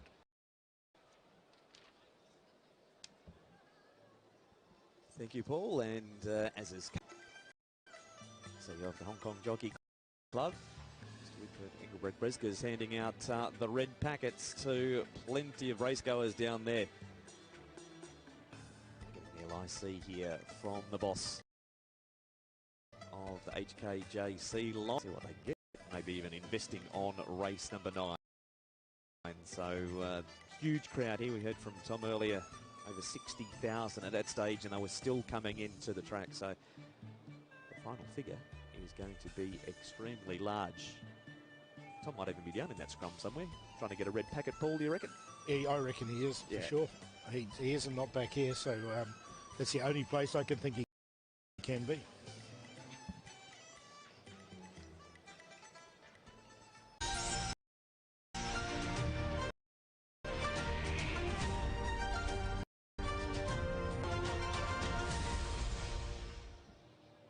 And race number 9 is now 14 minutes away. There's a shot of packed Shatin grandstands with a treble to come here, Paul, and money for Skyheart. Yeah, Huge Waves 23. We'll do the highlights because the horses are in the parade ring. Embraces 3.3. Skyheart 7 into 5.3. Fallon's out to 6.1. The other single-figured runner is Legends. Challenge currently suspended after the day that Hugh Bowman has had. Could go on at this stage, Jenny, but we have the horses coming in for the running of the red packet handicap. And here's number 7, first of all, Fallon. He's in the market at 5 to 1 and 2.3. It's Christophe Soumillon for Tony Cruz. Yeah, Fallon, he can misbehave in the parade. He's under control. He looks in good order. He's probably your average height. Not overly big and strong, but 1,094 pounds, and it's quite neatly distributed. He looks healthy and well. I couldn't dismiss him. His behaviour's good at the moment too. And he's at 6.1 and 2.3, so there is plenty of support for Fallon. Has been racing well in recent times. Has the 7. We're going to move along to the 11, which looks, I think, it's a new future, folks. 35 to 1 chance. Nervous. They've just settled him down a little bit now, but potential to get back on his toes. He doesn't carry any excess condition. He's got a little bit of height, and he thins out slightly towards the flank area. For me, I've got to say I'd probably have him more as a place chance than a winning chance. Yeah, gate 13 is going to make it a bit tough for him, I would have thought. Stepping up in trip, down to number 14, Fortune Superstar, stablemate of the Classic Mile winner, My Wish. It's pretty quiet and calm.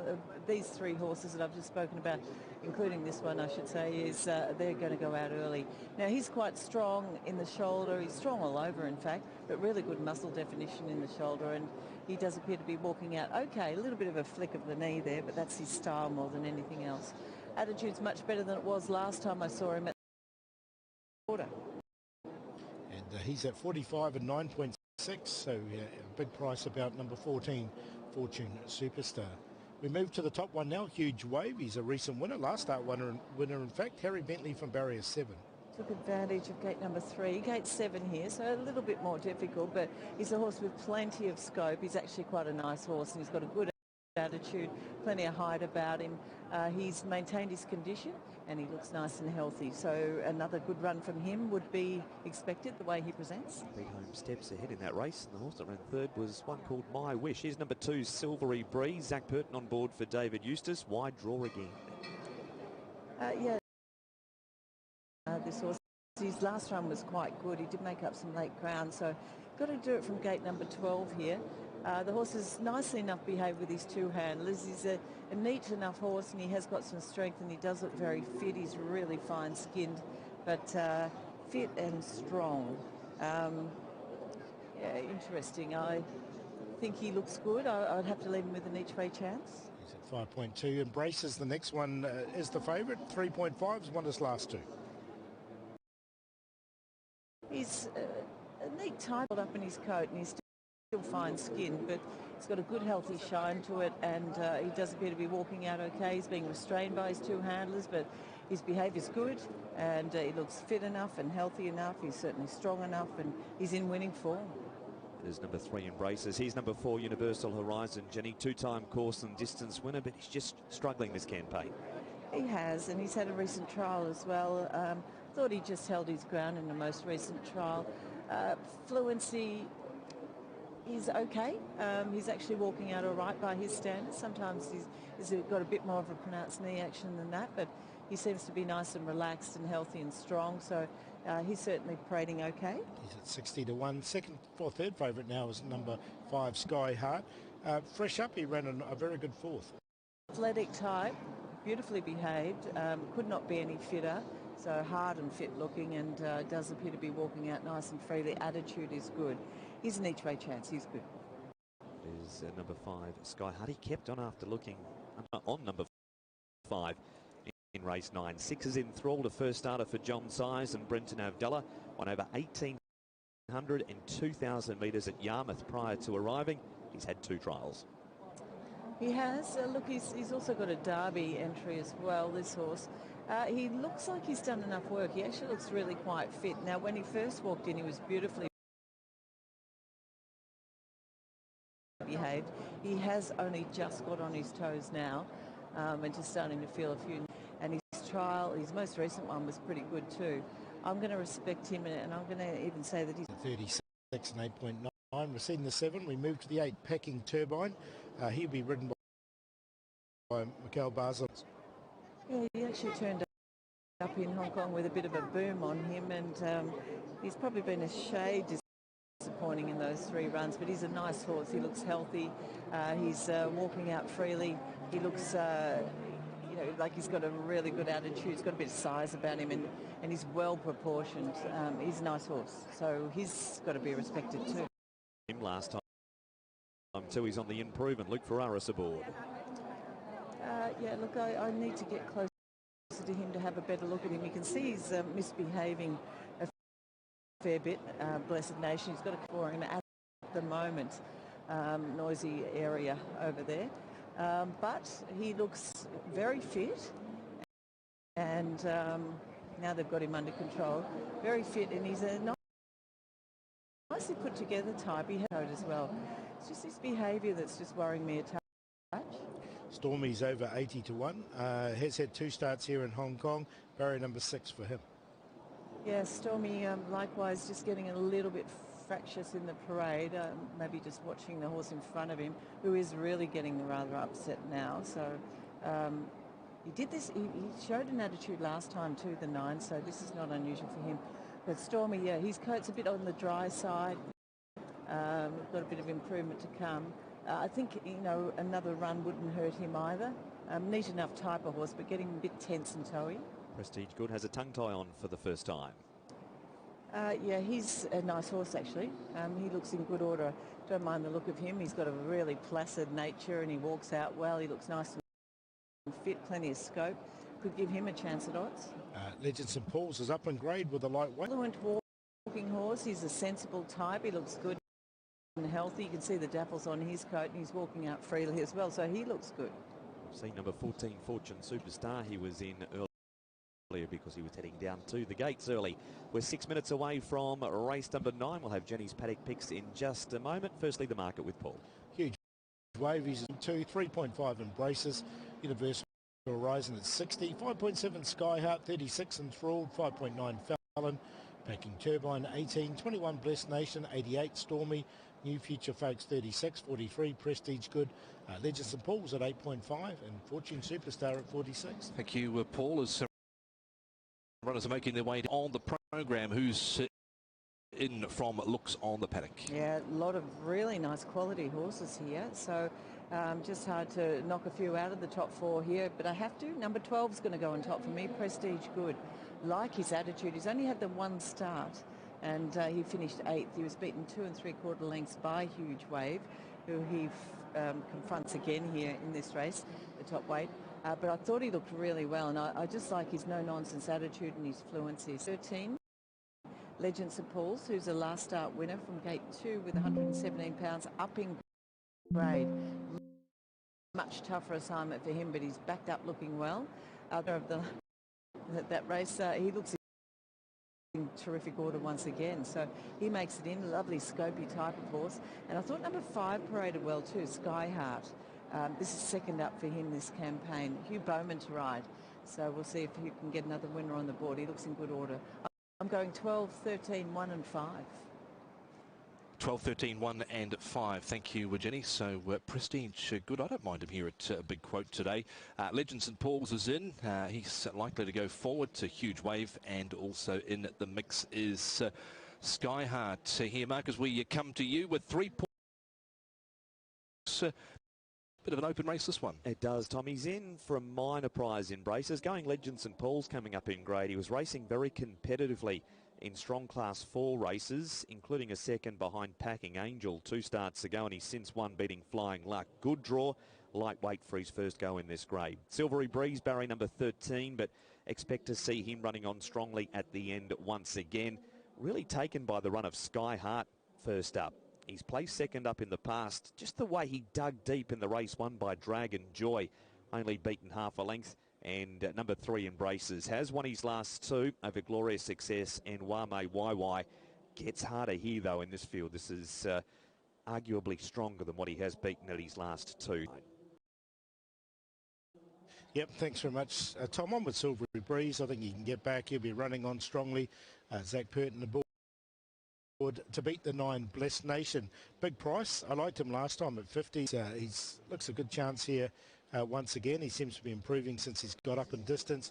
The 13 Legend St Paul's, he won't be too far away. And he is a last start winner up in grade, but I think he's more than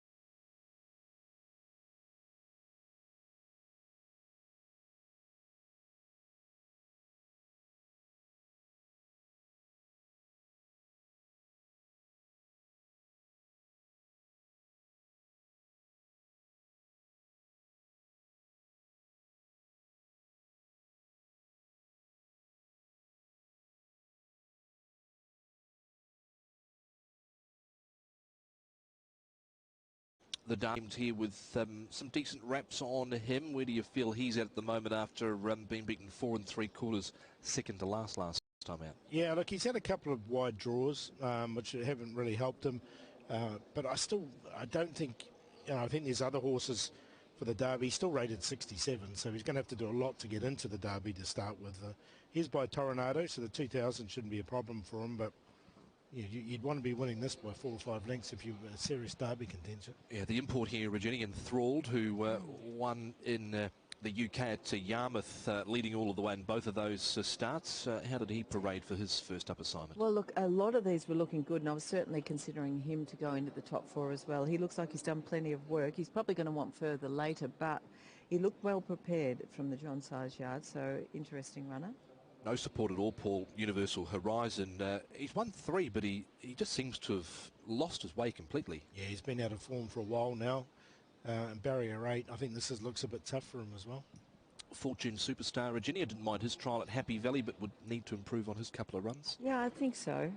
He didn't look too bad either. I mean, some really quality horses here, and yeah, the trial looked good. He's likely to roll forward. He'll probably be there for quite some time. More money mark coming for Prestige Good. He's coming from 40s to 23s. Embraces the favourite. He is Tom, as Enthralled goes in as his Hong Kong debut, formerly known as James Webb, trained by Sir Michael Stout. And New Future Folks will be the last at 32. Now 24, he goes green, New Future Folks. Ready for the 9th. Favourite the 3. They're racing. At the mile start point, Sky Heart from the centre is rolling forward, as is New Future Folks from his wide draw, and Huge Wave third early. Then Fortune Superstar, Legend St Paul's getting into a good spot on the fence. Embraces wide on the outside of Packing Turbine from Fallon Blessed Nation. Silvery Breeze is drifting back from his wide draw. Prestige Good goes through on the fence, and then came Stormy and Enthralled, and last of all is Universal Horizon. New Future Folks is the leader. He's still wide on the track, but haven't got around a bend yet. He leads by 3/4 over Fortune Superstar and Sky Heart. Huge Wave 4th as New Future Folk crosses to the fence well before the first turn. Legend St Paul's 5th on the inside, Embraces 3 wide. Then Packing Turbine, they slow it down. Blessed Nation 3 wide from Fallon. Prestige Good, Silvery Breeze. And then Stormy, Universal Horizon, and Enthralled as last of all. It's New Future Folks by 3/4. Fortune Superstar 2nd, Sky Heart 3rd, and then came Huge Wave. He's pushing Embraces out of the way, so Embraces is now 4 wide from Blessed Nation. Legend St Paul's, Packing Turbine, and Silvery Breeze is the widest. New Future Folks, 3:50 to go. Leads a length and a half over Fortune Superstar. Huge Wave, Embraces, Blessed Nation, and Silvery Breeze. New Future Folks against the inside, 200 to go. He's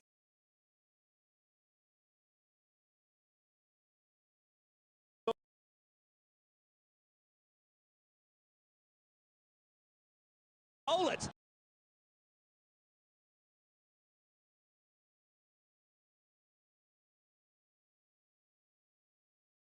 埋梁奔騰，中間呢係立百川啊！結果今場賽事都係拐埋一邊腳啊，一樣都贏啊！呢隻呢就歲歲有福拋甩咗添啊！第2名埋邊人心星，出邊銀亮奔騰係2號，3號嗰隻呢係立百川。真靚啊，贏啊！臨尾落到18倍嘅話，飛格嘅。第2名5號嘅人心星啦，報文啦，3成咪好近啊！出邊2號銀啦。抹走啊！咁啊，俾佢慢慢埋埋嚟。上次都唔知跑乜，加場18倍俾你啦。呢場又係奇怪嘅，早段啲馬都唔知點跑嘅，又係。11號、5號。Second, those spiders on him in front. They're racing. At the mile start point, Sky Heart from the centre is rolling forward, as is New Future Folks from his wide draw, and Huge Wave third early. Then Fortune Superstar, Legend St Paul's getting into a good spot on the fence. Embraces wide on the outside of Packing Turbine from Fallon Blessed Nation. Silvery Breeze is drifting back from his wide draw. Prestige Good goes through on the fence, and then came Stormy and Enthralled, and last of all is Universal Horizon. New Future Folks is the leader. He's still wide on the track, but haven't got around a bend yet. He leads by 3/4 over Fortune Superstar and Sky Heart well before the first turn. Legend St Paul's 5th on the inside, Embraces 3 wide.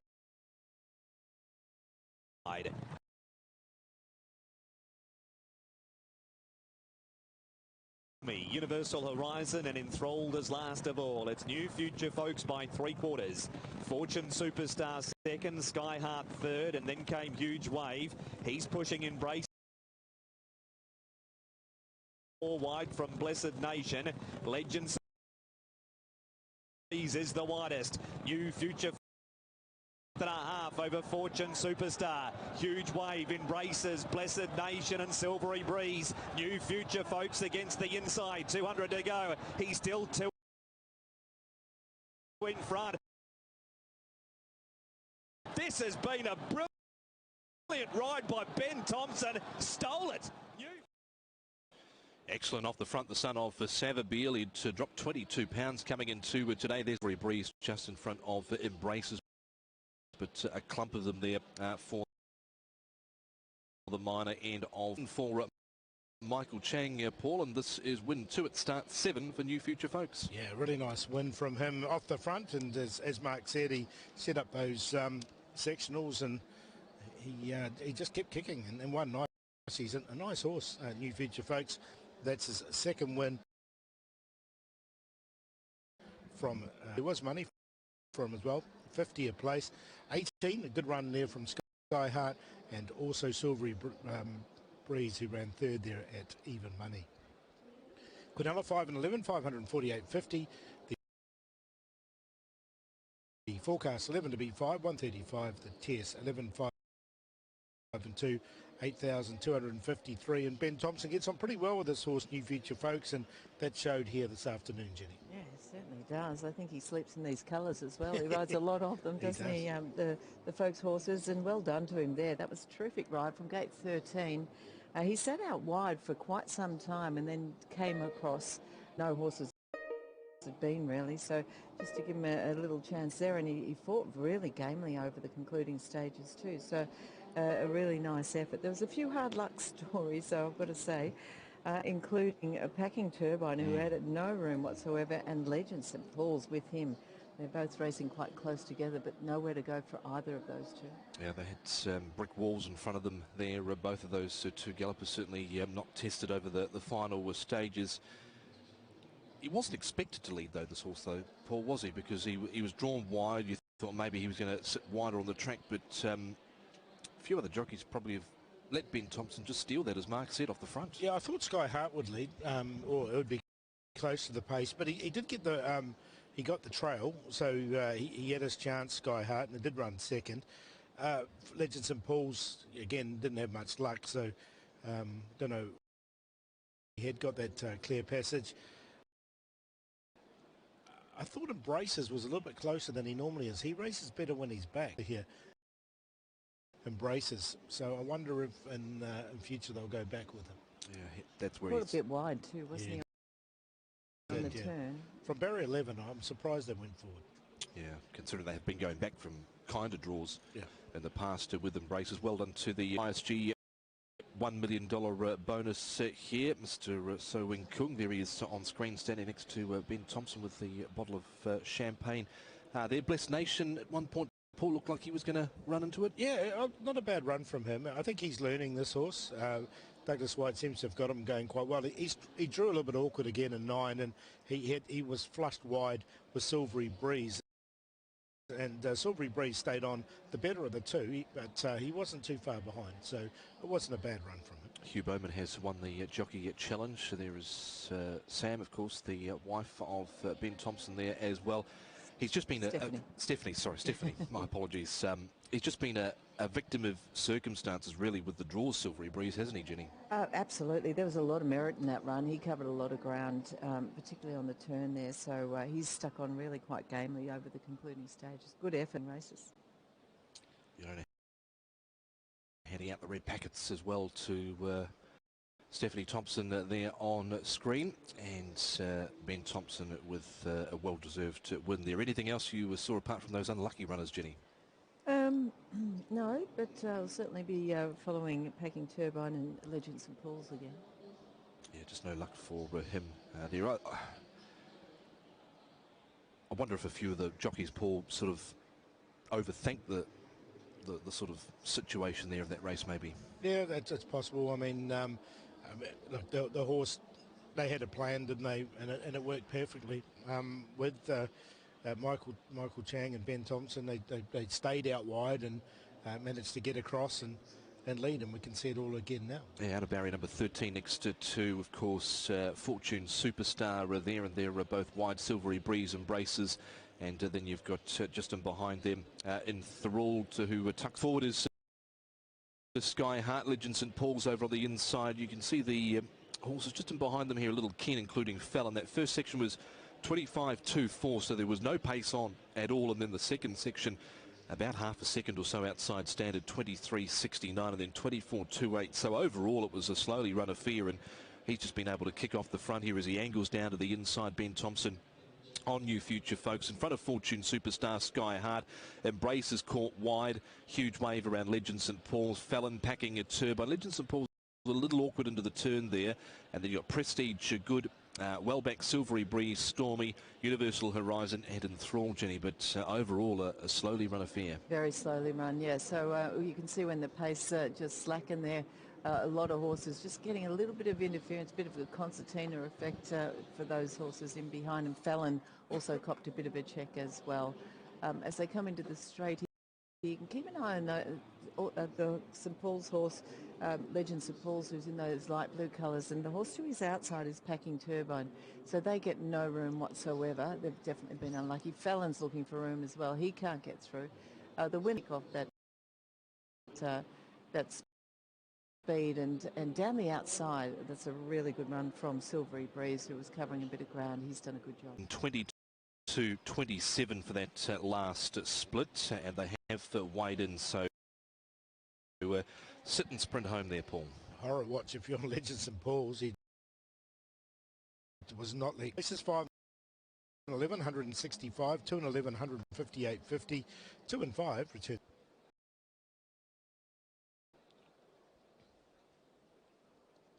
Beat 5, 1,201.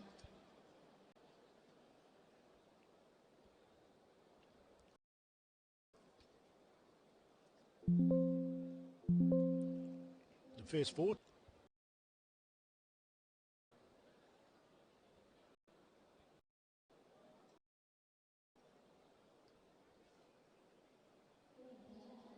The quartet, 11, 5, 2, 3, 33.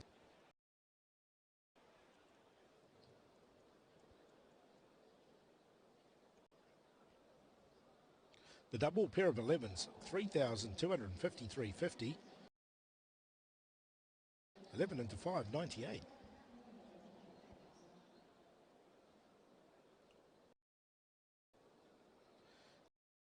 The fourth double trio, 157,723.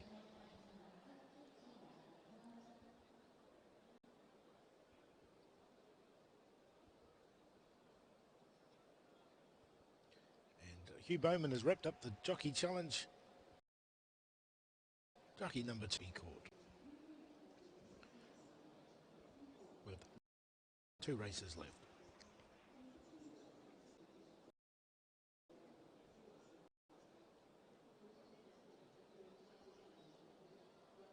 $25.24, standards 24.65. It was slow. 23.69, standard 23.05. That was slow.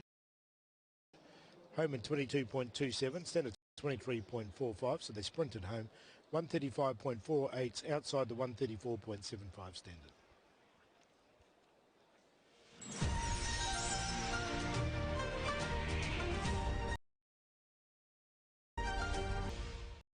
We're up to race number 10 on the program on this 11 race card. You can still see plenty of racegoers on course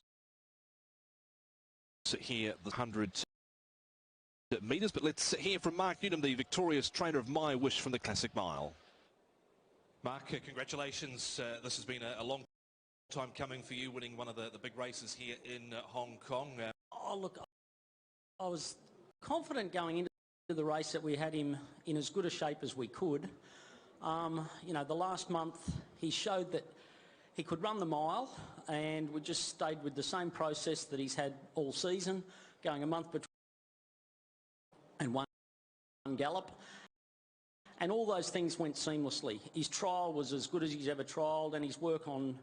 and his appetite's improved. So as he's raced on through the season, he's toughened up a little bit, and but oh geez, he's got good heart. What were you thinking coming towards the turn when Luke was just angling him off that position he had in the run? And I said to him, nothing's ever run past him. The days that he hasn't quite got there, but when he's hit the front, he hasn't had one go past him. So when he angled out on the turn, I knew Packing Hermod had followed him the whole way, and I thought, I hope I don't live to regret what I'd already told him. But oh look, the horse is very game. Luke's done a great job with him, and look, my team at home have done a super job because, when he first arrived, he was a really high energy horse and he wasn't easy to handle. So the riders... Luke, you've credited him, but obviously what happened a couple of starts ago when he was able to hold on to him coming out of the gates, it could have been a little bit of a different story coming into today, maybe. Well, it could well have been. I mean, if he missed that run, it would have put his whole preparation out. But, he managed to hang on to him, and I think that was probably, he's the best horse Luke's riding at the moment, so there was plenty of incentive to hang on. But, oh, look, he has been troublesome at times, but, look, today he paraded better than he ever has and went to the start nice and settled. And once he got into that position, well, it was just going to be a matter of whether he was good enough or not. Going forward to the 1,800 metres, the way he's run today, how confident do you feel about 1,800 pressing on? Oh, look, the way he raced today and the position he put himself in and the way he settled, I think he'd give himself every chance, especially the 1,800 here where you just have that long straight run down the back. They tend not to be in too much of a hurry. And if he learns to settle and... Great to hear there from Mark, very articulate as always, and we can see plenty of fans still on course here, Paul. Plenty of red packets still floating about. Who do we get on here in this 10th market? Well, there's a massive all-up going for King Miles. He's gone brown. When we see that market come up, he's now into 7th there around the Vincent Ho, Francis Loy horse. We can go through that all-up market now. Packing Power 19, Midwinter Wind is a first starter. Good luck if you're a caller on that one at 19. Young Superstar 6.1, he's a big drifter. King Miles 14 into 7. Lucky 8's out to 13.2.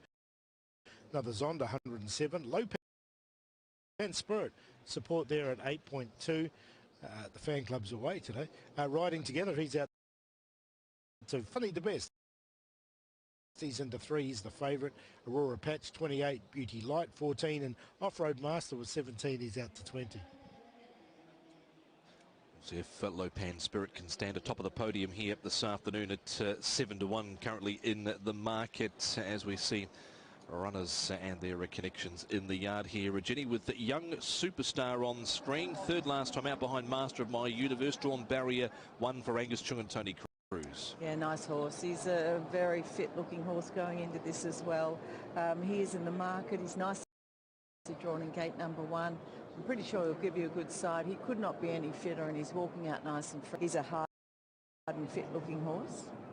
Made him the best of the afternoon, Young Superstar. Happy with the price. He's drifted out to 6.1. I just think he'll go to the front. Hopefully they'll leave him alone, and away he goes. Similar to the previous race with a bit of luck, but jockeys might be awake for him because he can kick off the front. Number 4, King Miles, is where all the money was going for the all-ups. Jenny's halved in price. Yeah, King Miles shoulder, and he's got a really good shine to his coat. He's pretty quiet and relaxed. He does require a little loosening up in front though, but everything else is okay. So for me, I've probably got him more as a place chance. 7.6 and 3 in the market for him. Son of Exceeding. So just drawn that bad gate again this afternoon. Barrier number 12. Lucky 8 here, Jenny. He's a decent price in the market. He's holding his form really well, this horse. Yeah, look, he is. Unfortunately, he's drawn gate 13, so it's going to make it a bit tough for him. But he has got some good gate speed, and if he pings out of the gate hustle, To look at, he's a nice individual.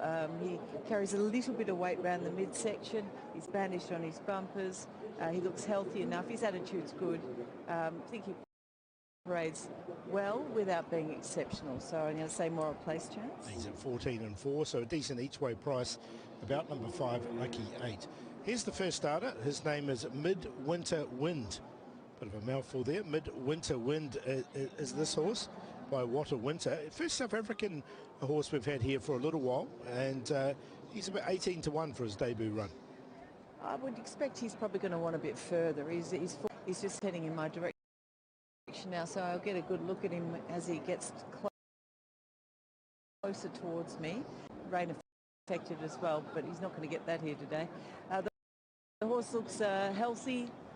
He's just having a good look around. He looks like he may have done enough work. He looks quite fit leading into this. Very neatly put together. He's not a hopeless type by any means.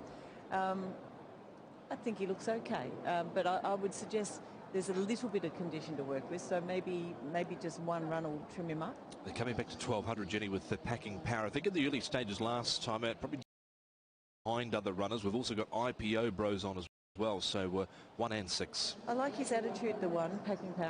He's very relaxed type of horse. He's walking out okay, a little bit of a flicky knee action on him, but that's his style. Healthy enough and got a little bit of condition on him as well. I think he looks okay, but I would have him more as a place chance.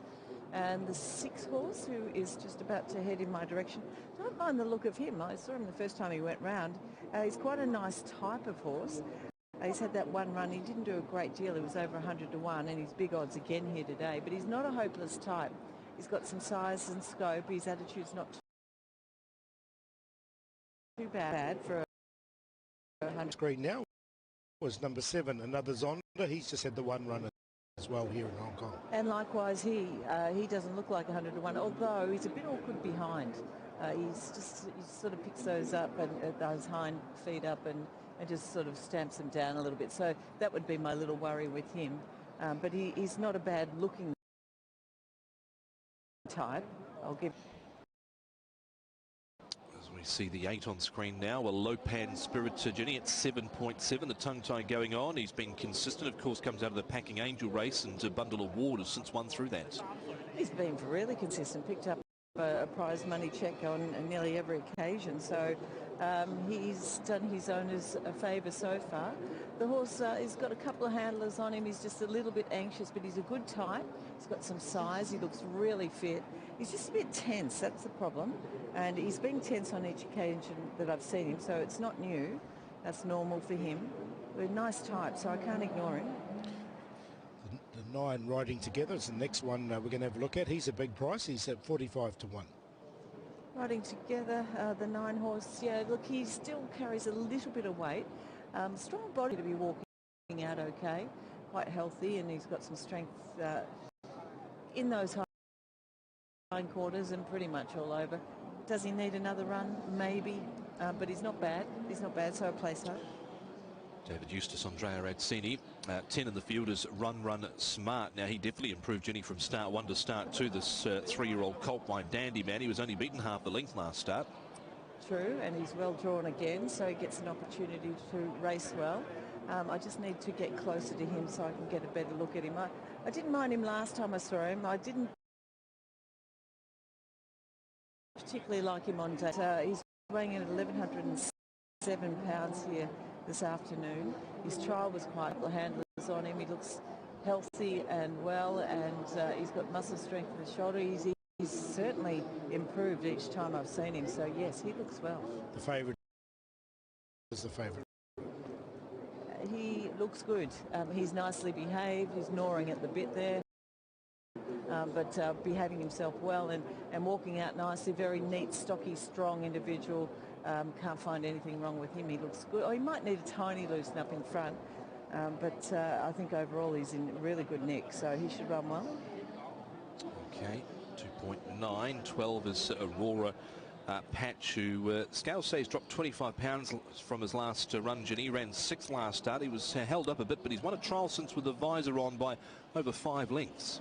Yeah, he led and he just ran away from them in that trial. Interesting. He's a really long-bodied horse. He's got a very long neck on him, which might help in a photo finish. He looks to be free in his action and pretty laid back and relaxed.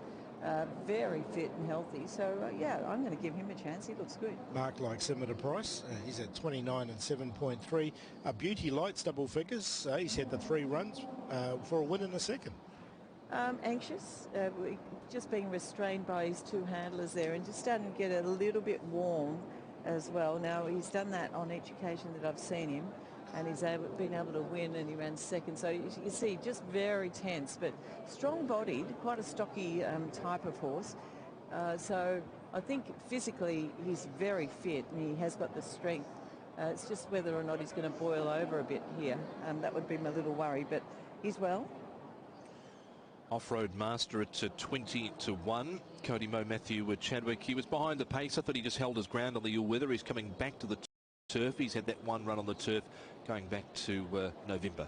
Yeah, been really consistent, and yeah, look, he's been. Now he is nice and relaxed in the parade. He does look very fit. He's hard and fit going into this. Coat's good. He's bandaged on those bumpers, and yeah, behaving himself pretty well. Just walking on the side at the moment, but it's just maybe some nerves there. But he's pretty good. He's backed up well. And that is the last of them. Off-Road Master at 20 to 1 for Mo and Chadwick. Of course, Matthew Chadwick having a winner earlier on. Righto, Paul, the market here for the 10th. Sunny DeBest commands favouritism. He does, 2.8, so he's quite a short favourite here. Packing power at 19, 20 mid-winter wind. 6 about Young Superstar, 8.6 King Miles, 13 Lucky 8, 90 IPO Bro. 89 about 5 riding together. Run Smart 12, the 2 Beauty Light at 13, and Off-Road Master. Thank you, Paul. The standouts from the parade here, Jenny, for race number 10, please. I thought number 3 paraded really nicely, Young Superstar. He just looks so fit, very relaxed in the parade as well. He looks in good order. I'm going to have him on top of number 10, Run Smart. This horse has continued to look better each time I've seen him. He's only had the 2 starts to date, but a significant improvement on each occasion. So I'm going to put him in. I thought his trial was good. That was at Shatin. He was under a good hold. He's at midfield, and he got to the line nicely. Of the rest, number 11, Sunny DeBest, needs a tiny little loosen up in front, but overall he's backed up well since that last win. It was a tough effort too, so he should run well. And I thought number 12, Aurora Patch, actually presented quite nicely. Lovely natured horse. Unfortunately, strong gate 14, so that's going to make life tough, but he didn't have a great deal of room last time. He's just a relaxed, scopy looking horse, plenty of length about him, so he goes in. I'm going this way, 3, 10, 11 and 12. 3, 10, 11 and 12 for Young Superstar on top. Run Smart, Sunny DeBest and Aurora Patch make it in to the top 4 at nearly 30 to 1. Upstairs to you, Mark. Your thoughts here on the penultimate. Are you with Sunny DeBest? No, Tom with the 12. Aurora Patch going to make him the long shot this afternoon. He was good late when he got out last time, and he just had no room. Blinkers off, Pfizer goes on. He's been to the trials since, and he went like a rocket in the trials, and they didn't was going to do from 14, but we'll leave that in his capable hands. 29 and 7.5 is representing good value. At the other end, Young Superstar. Drawn barrier number 1's a fast beginner. It's hard to get past too. He fought solidly to run 3rd behind Master of My Universe. Only beaten a neck and kept on kicking in that race. 10 Run Smart backed off the map last time, and he went close, so we'll stick him in for...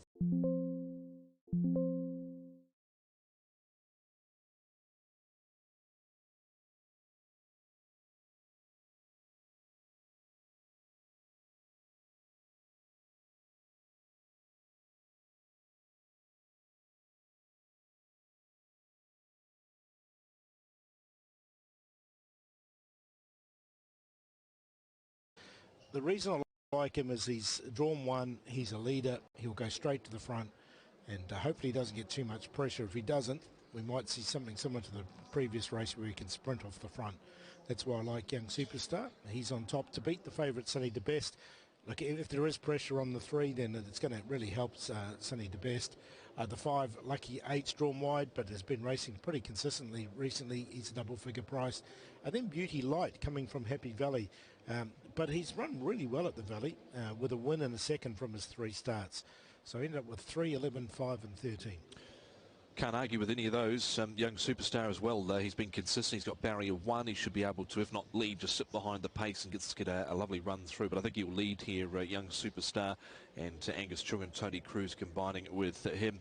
5's in for second. That is Lucky 8. I've always had time for Lucky 8. It's just that he's drawn wide here again, and it was only beaten a short head last time out behind Master of My Universe. He was 3rd to Ladies' Choice. He's been 4th to Brave Star. He's won over Fun and Fun Together, so he's had a good first half of the season.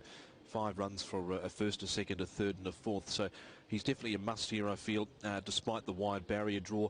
13's in for third.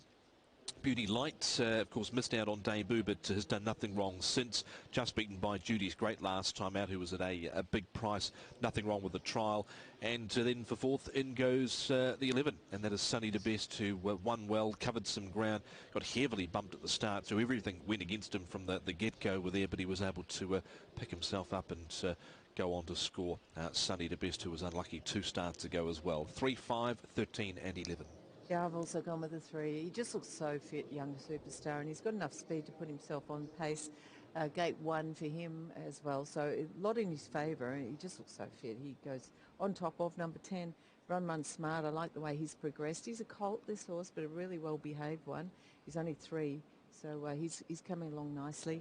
I thought the 11 had to go in, Sunny to Best. I liked his win last time. It was tough. The horse backed up well. He's a strong-bodied horse. Just needed a tiny loosen up in front, but everything else was good. And I thought the 12, Aurora Patch, I like his placid sort of nature. Gate 14, he'll need a bit to go his way. There's no doubt about that. And he's only had the 2 starts, so he probably needs to show a bit more. But I just thought he behaved himself beautifully, walks out clean. He looks really fit. So 3, 10, 11 and 12. 3, 10, 11 and 12. The 12 just been resettled there at the start. That is Aurora Patch. Favourite punters here, Paul, not shying away from Sunny to Best by any stretch at 2.4. No, he's getting really, really well backed once again, isn't he? So another well-backed favourite here into 2.4. Young Superstar, he's holding his price here at 5.9. And then 8.2 about Lopan. Pleased to put about him from the wide draw. King Miles is drifting back out after those all-ups. He's now out to 11. Lucky 8's there at 13. Beauty Light, 15. He's a double-figure price as well. But 2.4 about Sunny to Best. Yes, so there is King Miles on screen. How did he look, Jenny, for his assignment today? He's not been blessed with good barrier draws, has he? No, he hasn't. Once again, gate 12. I mean, you go back 3 starts ago, he drew gate 2. So he needs a change of luck in that area. I thought he looked okay. He's a bit on the plain side. He carries a little bit of weight around the midsection, needs a little loosen up in front. There he is on screen, or he was on screen. So for me, I'd have him more a place chance than a winning chance. Midwinter Wind, Paul. First time we've had a new South African private purchase arrive here. Of course, he had some Group 1 form. The Greyville 2000. He was a winner of a Group 3 race, the Briley Turk, also at Greyville. How did you assess his chances here with Mark Newnham and Luke Ferraris? I was happy to watch him coming here for the first time. We haven't had a lot of South Africans here for a long time. So he's the first one we've seen for a while. So it's hard to weigh up the form for him. So, look, I was happy just to watch to see how he got on here on debut. His trials have been okay without being anything exciting. He's got a reasonable record over this sort of trip, considering he got up over ground later on in his career. He's only had the 9 starts for the 4 wins, but a couple of them were at, well, at least one of them was at the 1,200 metres anyway for Midwinter Wind. So we're interested to see what he can do here, and he's in the market at 28s. So it's been a long time since we've had a South African winner yet. One win at Turffontein, of course, over the 1,200. That was his first win. Lopan Spirit, Jenny, always honest, hard to leave out of multiples. Yeah, look, he probably is. I mean, he's in the market again. He gets tense and toey in the parade, so he doesn't do himself too many favours in that area. But he's never far away at the same time. Gate 11, a bit awkward for him. There is one of the favourites on screen, Young Superstar. Is there any money coming, Paul, for Aurora Patch at all? No, he's actually drifted. He's out to 33s now. Aurora Patch, 8 a place about him. So nothing really too much about him. The reason being is, well, there's no money for anyone except for the favourite, Sunny the Best. He's now into 2.2. He's getting really short.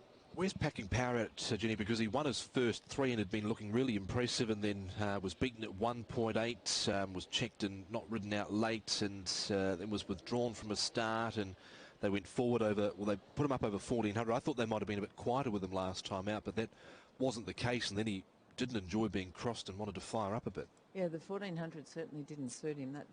So that's obviously the reason they're bringing him back to the 1200. But once again, he's got to carry 135. He's also got to do it from gate number 9, so not going to be easy. As far as looks go, he's got a little bit of a action. He was healthy enough, though. He looked okay, but place only. There is the favourite on screen now, though, Paul. He's into 2.2. Yeah, he's getting short, isn't he? He's racing well. He's a good win last start, so that's why he's short, 2.2. Not many left to come in here, Mark, for race number 10 on the programme. Sunny the Best, 2.2 the fave. He is, Tom. There's not even much happening through the Quinillas. Just everything going the way of the 11 on the win. Sunny the Best, 2.2, 1.4. He's yet to move in. As Riding Together will go up ahead of him, and Lopan Spirit yet to complete the line also. 1,200 metres. Now there's money for the 5. Lucky 8's just gone green into 9.9. Sunny the Best just easing up to 2.3.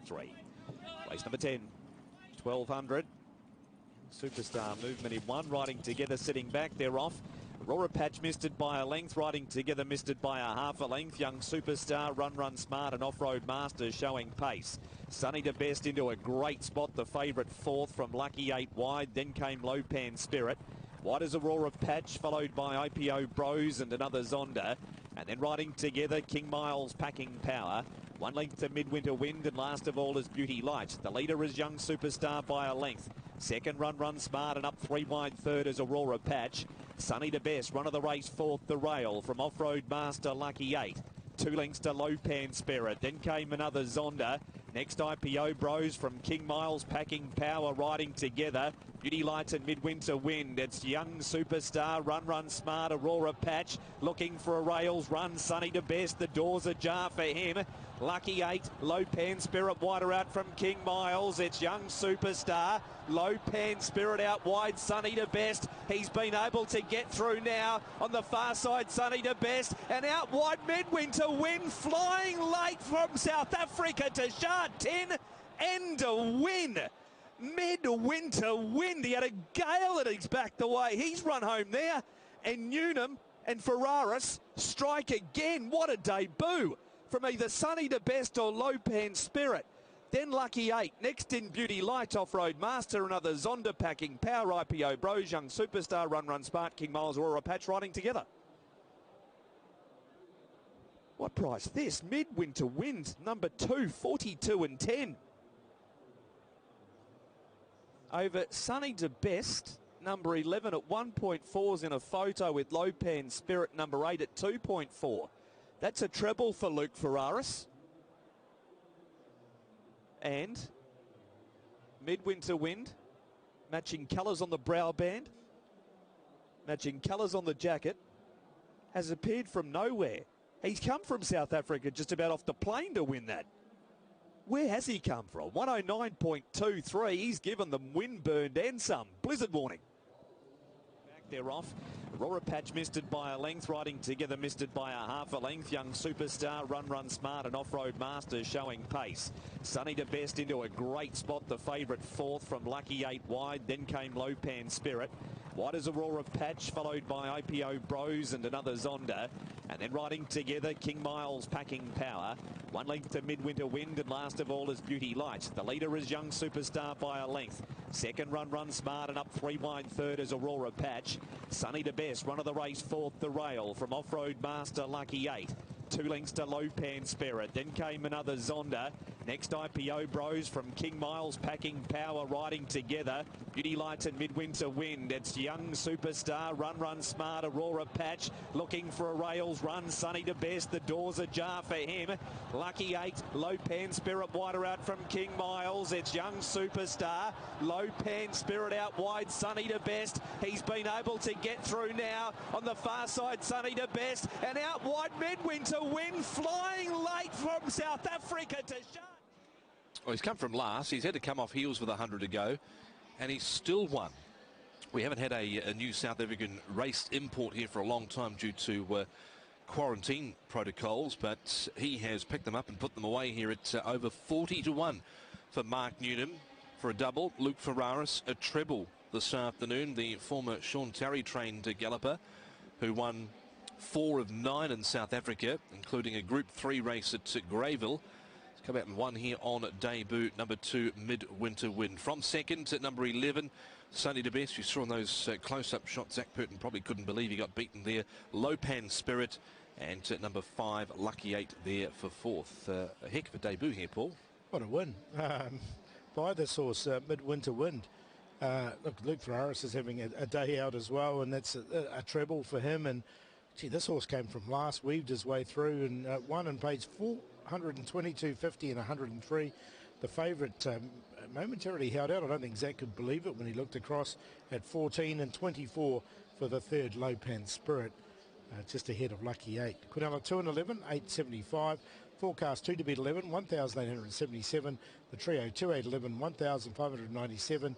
The test 2, 11 and 8, 15,598. We've seen a couple of debutants win here this afternoon, and that was the most impressive of the two. That was super impressive, wasn't it?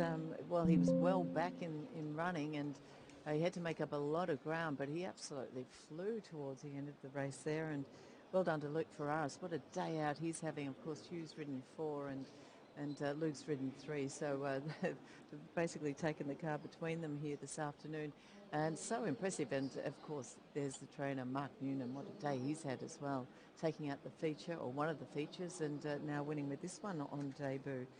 I thought, looking at him, he wasn't far off being fully fit, but I still thought one run would probably trim him up, but he's just been very impressive.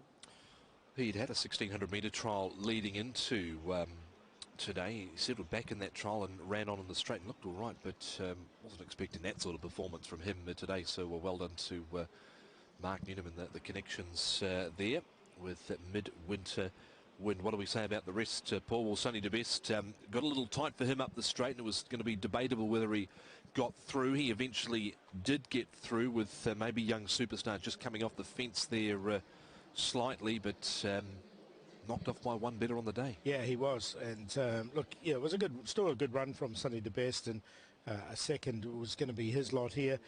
Beauty Light was making some good ground late. He was coming down the outside as well. And Low Pan Spirit from barrier 11 with the tongue tie on for the first time. He did finish off nicely there for third as well. He loomed up like he was going to win it at one stage. Yeah, and he just probably came into the path slightly of the Midwinter Wind, and he seemed to, well, something happened to him coming off the back straight near at about the 900 metres. Raced very awkwardly for a couple of strides, so we'll see that in the patrol. What else did you see there, Jenny? I saw Karis Teeton's arms getting stretched out. He would have very sore arms after that. His feet were basically in Aurora Patch's mouth, trying to restrain him there. Yeah, he pulled so hard, that horse. Difficult ride, but Beauty Light finished off nicely. Yeah, he pulled very, very hard. They were sort of out no man's land at a point with Aurora Patch, and then they had to go forward. We can see it here from the start. A Young Superstar playing up a little bit in barrier number 1 there as well, and then he jumped away really awkwardly. So Midwinter Wind in the grey and pink colours. Keep an eye on Low Pan Spirit, who's 4 from the outside, angling in with the blue blinkers and the yellow sleeves. He comes in towards Sunny to best here, heading towards the first turn, and gets really awkward there for a few strides. And you can see Aurora Patch covering a lot of ground. Sunny to best over on the inside, and at the back of the field there, Paul, is Midwinter Wind with Beauty Light. So he's near enough come from last, this winner. He has. You can see him last there on the inside at this stage. Young Superstar he set up a slow sectional, the first one, had his opportunity in front there, was getting a bit of pressure from those other two horses, Aurora Patch in particular. The orange is Lucky 8, and he finishes off nicely, but keep an eye on this horse in these pale colours coming through the middle now. Yeah, so you see Lopan Spirit wanting to lay out, and then Midwinter Wind starts to come through between him and Lucky 8, and then he's had to switch because Lopan Spirit's come back in again. So he's been a little bit all over the show with there for Derek Long. Sunny to Best over on the inside, in front seemingly, but then Midwinter Wind is there to grab him on the post. Aurora Patch, after pulling his block off, has finished towards the end of the field. Waiting for the weigh-in signal here for the 10th. And they have weighed in. 2:11, 8 and 5 here in the 10th. Penultimate race here at Shatin. The Quinella places, the numbers you need there, 2 and 11, 302.50, 2 and 8, 388, and 8 and 11, 44. If we're still live in the 6-up, you wouldn't have thought so, would you?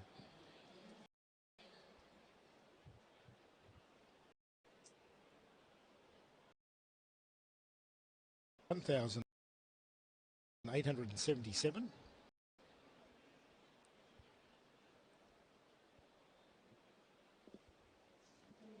The 2, 5, 8 and 11, 2,859.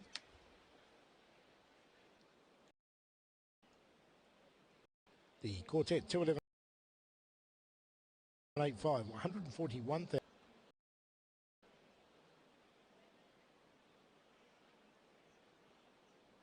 The double 11 into 2, 4,693.50.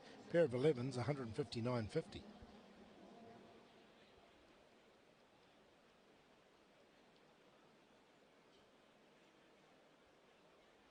It's 24.08, which is outside the 23.7 standard. 22.39 was home in 22.76. Standards 23. The 109.23 time is outside the 109.05 standard time.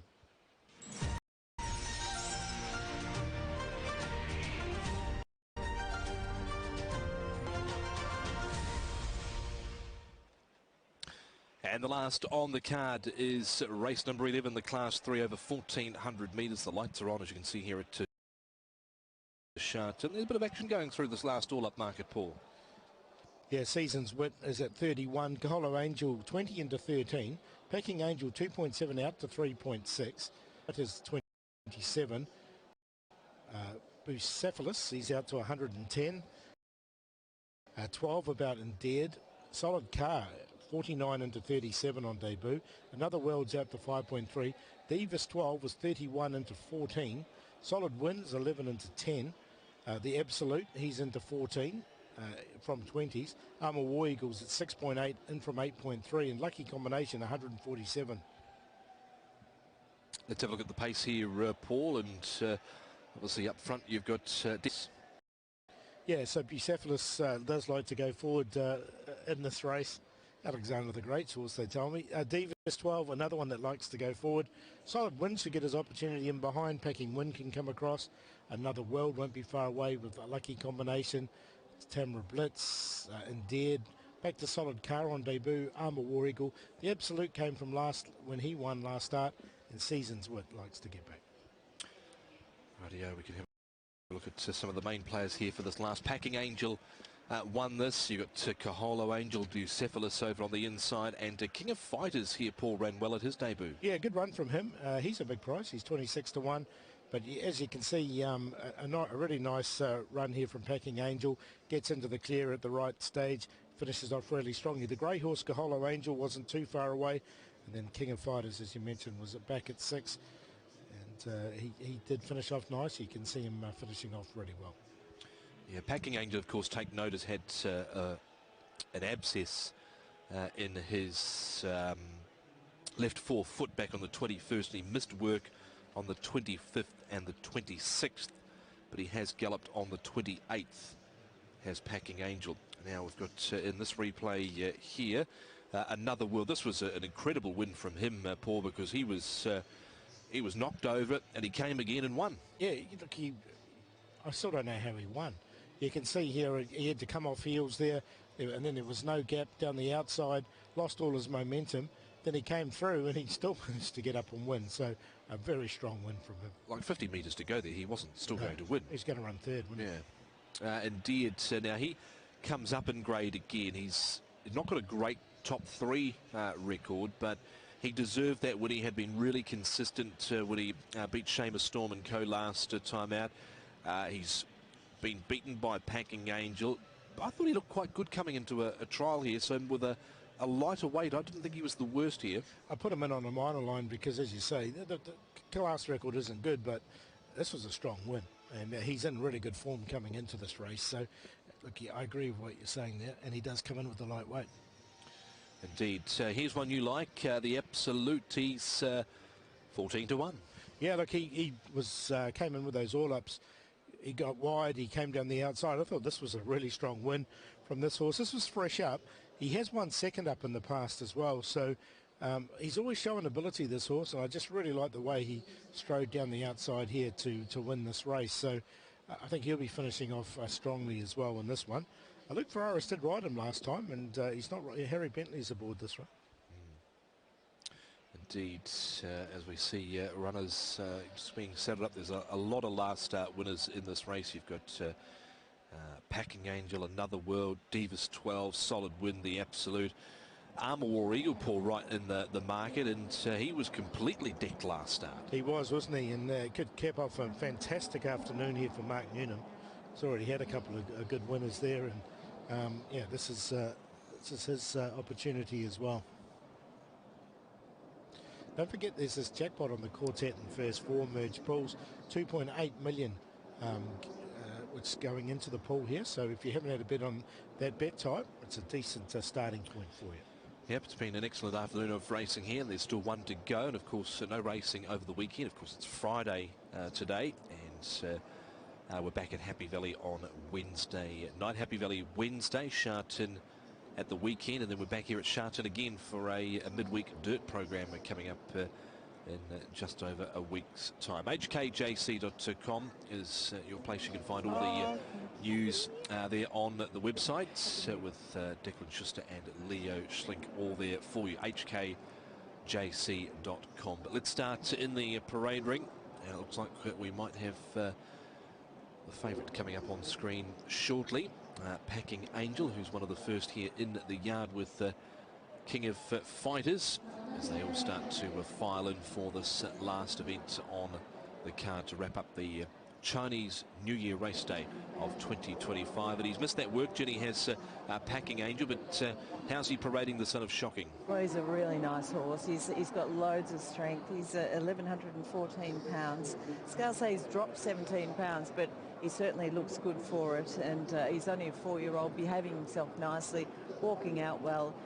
Just a very nice individual, and he's won his last 2, so I think he's a strong chance once again by the looks of him. Yeah, look, he trialled at the start of the season. He looked really good in that trial, and he's really starting to put it together here, Packing Angel. He's by Shocking as well, so he's not totally out of contention for stepping up in trip as well as Packing Angel, but kept at 1,400 metres here this afternoon, and that is the distance he has won his previous 2 starts. As Packing Angel, he is the favourite. He did go out with the all-up, so he may come back in again. King of Fighters, the next one, which is number 5. Now, he's drawn wide in barrier 14, but it wasn't a bad debut from him. No, and got to do it from gate 14. Yeah, that's going to be tough. He is an athletic type of horse. He's weighing in at 1,119 pounds. He's dropped 21 pounds, so he's dropped that weight rather quickly, but he just looks really fit, so he may have just come to hand nicely enough. So he was chanced to put another handler on him, and he just seems to have settled a little bit more now. So athleticism is good. I'm going to leave him there with a place chance. Okay, as we move to Kaholo Angel, pretty consistent, Jenny, is Kaholo Angel, and he comes into this 13 pounds better off with Packing Angel on their last meeting. Yeah, good rides his last couple, this horse, and Alice Wong taking over here, so he gets a few pounds off his back. He has got synthetic hooves on both of those front feet. He looks nice and alert. He's got a bit of size. He's athletic, and he does maintain his looks, so nothing wrong with him. He should run another good race. And he's at 14 and 3.6 currently, so a decent price about him. Season's Wit, He's starting to come down the ratings now. Christophe Soumillon from barrier 7. Another go at the 1400 here for him. Yeah, I just wonder whether or not his wins have been over the 1,000 metres, whether they need to bring him back to that type of distance at the Valley. That's where his wins have come. So you can see there he's a bit of a no-nonsense, relaxed type of horse, just sort of being dragged around the parade here. Bandaged in front. He's healthy. He's got a good healthy coat on him. Sometimes his coat's not great, but it's in good order at the moment, and just walking out casually enough. I think he looks okay. Doesn't blow me away though, so place over. What about Seasons with Jenny? Obviously better at Happy Valley. No, that's the horse I was just talking about. Seasons yes. with 30 and 7.8, very casual in the yard. Tamara Blitz, who's at 9-1, and he's actually run some better races recently. Jenny, his last one was off 72, and he's marked that for today's assignment. Able to win from barrier 3 when he did get a win, or that was his last win anyway, so gate 3 for him here again. I like his attitude. He's a really relaxed type of horse, and he does walk out nicely enough. He's got plenty of length about him for the size of him, and he does look fit and healthy. I don't think he can present too much better than that, so I'll give him a chance. And he's at 10 and 3.8, so there is some money for Tamara Blitz leading into this race. Hugh Bowman's had a fantastic afternoon himself. Barrier number 3. Now we've seen the 5 King of Fighters, so we should be going to the 6. We are. Bucephalus is the next one we're going to have a look at. He's a big price, over 90-1. Trained by Cody Moe. The horse is in good nick actually. He's quite a nice horse. He's got plenty of body strength. He's also got a really good attitude as well, and he seems to have trimmed up a little bit for that first up effort. He's dropped 16 pounds, and I don't mind him as a type. I'm interested to see how he goes here, if he can improve again. I'll leave him there with a place chance. It's Bucephalus at 90-1. Horse number 6, the son of Savabeel, out of an O'Reilly mare. Led in, was a bit one pace last time out. Indeed, Jenny, as I mentioned before, doesn't have the greatest of records here in this grade, but from the draw, and with only 123 on his back, I think it gives him some sort of an opportunity today. Yeah, definitely from a better gate for sure. But to look at, now he's bandaged in front. He needs a little loosen up in front. He's not 100% smooth in that area, but what I do like about him is his shoulder strength, and his attitude is good. He's a neat type of horse. I think he looks good, but just requires that loosen up. So I'm going to say place chance for him. Number 8, the next one is Solid Car. Now he's on debut here in Hong Kong. He's had the 4 trials to get him ready. £1,067 for him. I thought his most recent trial was a bit on the basic side. That was on the all-weather surface though. He looks quite fit though. It looks like they've put enough work into him. 4 trials. Quiet horse, relaxed and walking out okay. He's an okay type. I'm going to say place chance for him because he's fit. 33-1 for Solid Car. Of course, trained by Peter Moody and Catherine Coleman as Bisdee when he ran in Australia at Pakenham, Caulfield and Flemington. Another World was a massive effort from him last start, Jenny, to win, considering he got knocked over, and then still with 50 to go, he didn't look like winning, but he really found late. Yeah, it was a really tough effort from him, so I would expect a good performance from him. Now, I noted last time that, he wasn't 100% smooth in front, and that's the same again here today. So it didn't affect him last time when he was able to win. I'm happy to ignore that with him. He's maintained his condition. He's a very solid-bodied horse, and decent hindquarters on him as well. So ignore the way he walks. It didn't affect him last time. It shouldn't affect him this time. Divas 12. Now he won off a slow pace last start. An awkward draw here for him. Now barrier 11. Yeah, nice horse. He always looks pretty good. Divas 12. Tougher assignment for sure from gate 11. I think that's going to make it really tough for him. But as far as looks go, I always give him a good rap, and there's nothing wrong with him. He continues to walk out well, and he remains a very fit horse. So I'll still leave him there with some hope. And we go to Solid Win, another last winner, Jenny. There was a bit to like about his performance, and Phoenix Light has backed that up with a good placing today too. Yeah, he has. So, look, he's very toey. A very tall, sort of leggy type of horse. He's got plenty of scope as well, but he's just a little bit fractious here at the moment, just snorting and just feeling the nerves a touch, and carries no excess condition. £1,075 is what he weighs in at. Not lacking for fitness for sure. On looks, place only. And he's at 10 and 2.9 currently for the 11. Number 12, the Absolute. Look, he won really impressively last start, came down the outside. Harry Bentley from barrier 8. He's backed up well. He's a strong-bodied horse. He walks out nice and cleanly. He looks in good health, and his attitude is terrific as well. So, yeah, I'd give him an each-way chance. There's nothing wrong with him. 15 to 1. He's 33 days off that last win. 121 pounds he carries, of course. Dragon Force's forerunner. Both won out of that particular race of the Absolute. And Jimmy Ting with Harry Bentley, the son of Sotono Aladdin. Armour War Eagle got keen in the early stages, was back towards the rear, and he was lucky to stay on all fours with 100 to go, Jenny. Oh, it was a horror show to watch. It really was. And he looked an absolute treat, and he's fronted up looking exactly the same again here today. So if he gets a change of luck here, I can see him running another very good race. He was going to put himself in the finish for sure last time. Really nice, strong-bodied horse, sensible, looks great and healthy in his coat. He's an each-way chance. And, he's at 7.7, 2.8. Armour War Eagle, and yeah, very unlucky at his last start, and he'll be trying to atone, and the stable's already won a couple here this afternoon as well, the Mark Newnham stable, including our feature. Number 14, Lucky Combination, is a big price. He's over 100 to 1, just the 3 starts here in Hong Kong. Yeah, he's been disappointing. There's no two ways about that. 3 average runs to date, and he's awkwardly drawn in gate 9. He's not a hopeless type. He's actually quite healthy looking in his coat too. He's got a bit of strength in the shoulder. Needs a little loosen up in front, but he's being heavily restrained by his handler, so that might have something more to do with it than anything else. He gets a pass. He just needs to improve. Alexi Bedell, of course, rides here for Frankie Law. That change happened just after acceptances that came out for Lucky Combination with the tongue tie going on. That is the field. I think we have seen them all here for the last on the card. 7.5 minutes out. Paul, the market before we get back to Jenny.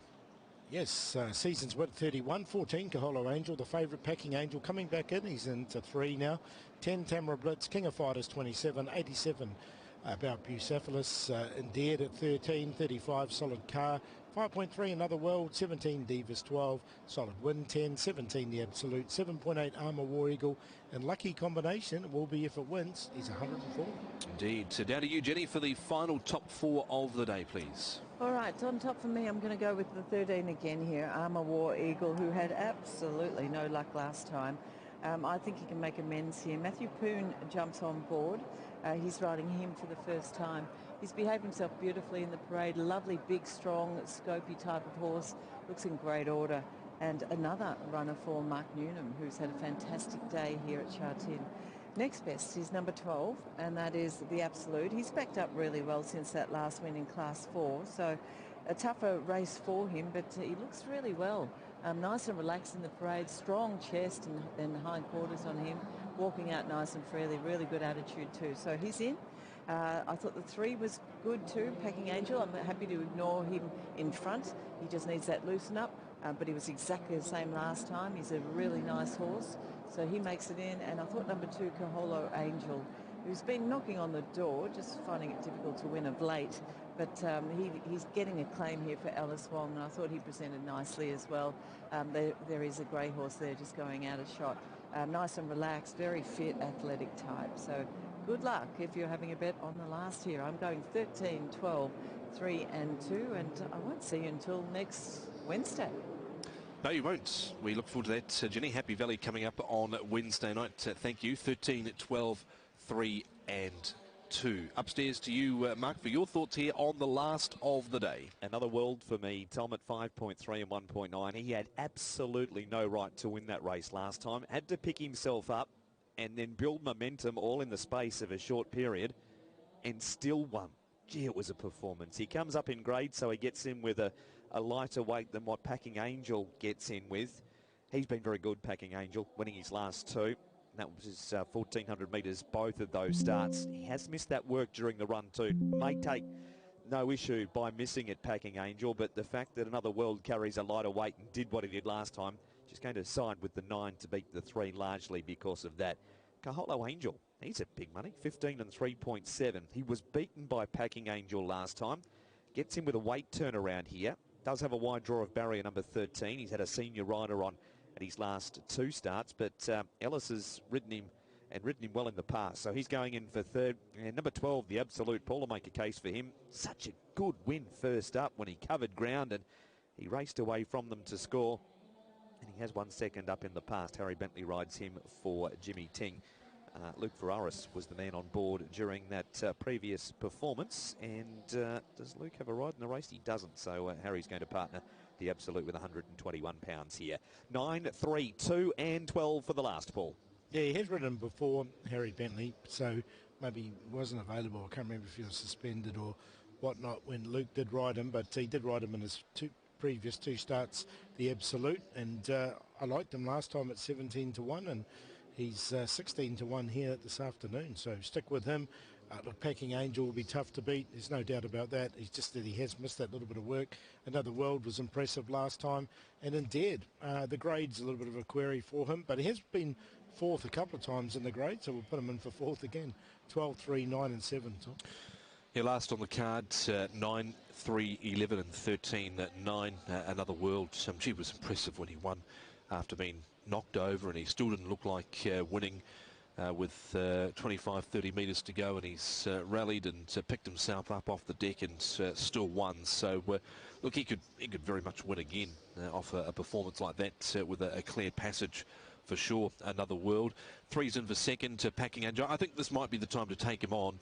I could be wrong, but he obviously missed that work with that abscess in the left forefoot on the 25th and the 26th. That obviously is a bit of a concern that he had that, but he's obviously passed the vet and been all clear since then. He galloped on the 28th, Zach Purton, Francis Loy. He's got a further 11 pounds to carry here, but he won well last time out, and even further the better for him in time, one would think, Packing Angel. But I'm prepared to take him on today. I've got 9 in for with, I've got 9 in, that is another World. I've actually got 11 on top here, of course. Solid Win, my value runner. That's the other one I've gone in is number 13, Armour War Eagle, who's at 8.5. Armour War Eagle, just no luck last time out at all. Obviously, Lyle got suspended for that because he put him into an awkward position there and was badly checked over the final stage, but he looked good. But I do like the 11 here, Paul.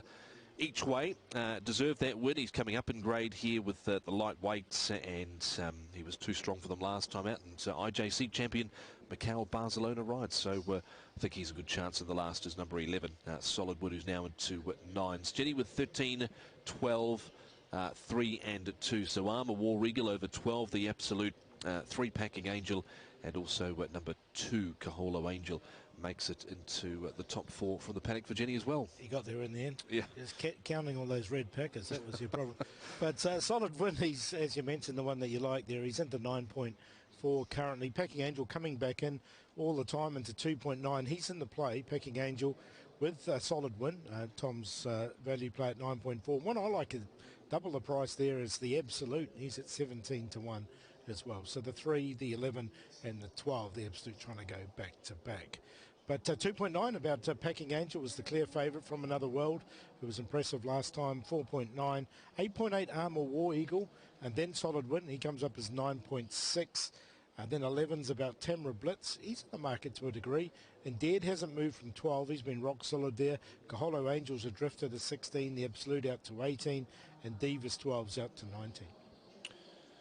There is Packing Angel. You haven't got him on top today, but obviously did that sway you at all with that abscess that he had, that he missed some work leading into today's assignment? Yeah, and barrier number 10 as well, just a little bit tricky. He's got to give £10 away to the Absolute, and that was the swaying point for me between those two. And the Absolute's a big price, isn't he? What's the 18s? Should have made him the long shot of that price. Yeah. Could he be a bit shorter? Hugh Bowman's obviously had an excellent afternoon. He won 4 in a row at 1 point earlier in the day, of course, winning the Centenary Vase. But what about Tamra Blitz? He's off his last winning mark now, and he's drawn better for this, and he's been running well, hasn't he? He has been running really well, and again, there's market support for him. And as you say, Hugh's had a fantastic afternoon. He wrapped the Jockey Challenge up with a couple of races to go, and look, he's riding well. So Tamra Blitz from barrier number 3. it will definitely get his opportunity. He won't be too far away at all. Do you think it's too tough for Divas 12? He's the last winner up in grade, but the negative obviously is the draw, which makes it tough for him. Yeah, look, I liked him last start, and when he won, and he did sprint off a slow pace and won nicely. He's a very good horse on his day, Divas 12, but he need luck from barrier number 11 with. You know, Chris So's stable's going well, Vincent Ho aboard, but he's just going to need a bit of luck there from that draw, I think, barrier number 11, if he is to get across.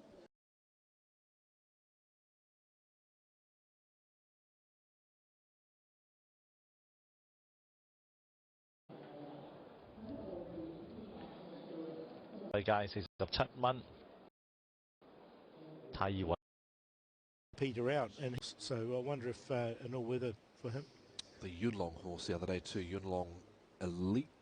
Oh yeah, he was grunt. He's a grunt too, I think. Yeah, he is. Yeah. Obviously, he had 3 runs in Australia at Pakenham. He was second as a 2-year-old, and all 2-year-old starts for him. Caulfield and racing the Anzac Day Stakes at Flemington over the 1400 metres, and it was beaten just under 4 lengths into 6th there. Actually, one of the other ones here, which is unbeaten, is Honglock Golf as well. True. He's by grunt. So look, they've actually seemed to. There's only 5 of them up here, but they seem to be performing pretty well.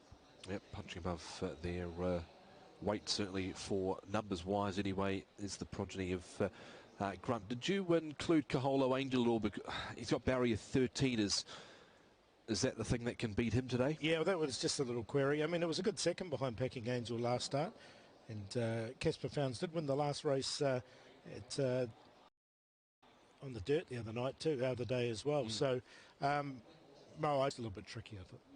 Here comes Tamara Blitz into the line. So 2.8 for a Packing Angel here in the last of the day. Of course, it's been the Centenary Vase, and that was race number 4, of course, taken out by Hugh Bowman, Francis Lloyd with the Chang Cheng Glory, and then, of course, the Classic Mile, and that was My Wish winning for Luke Ferraris and Mark. You know, of course, Luke Ferraris' father, David, trained the winner of the Classic Mile a number of years ago in the form of Sweet Orange. Sweet Orange. Yeah, he did.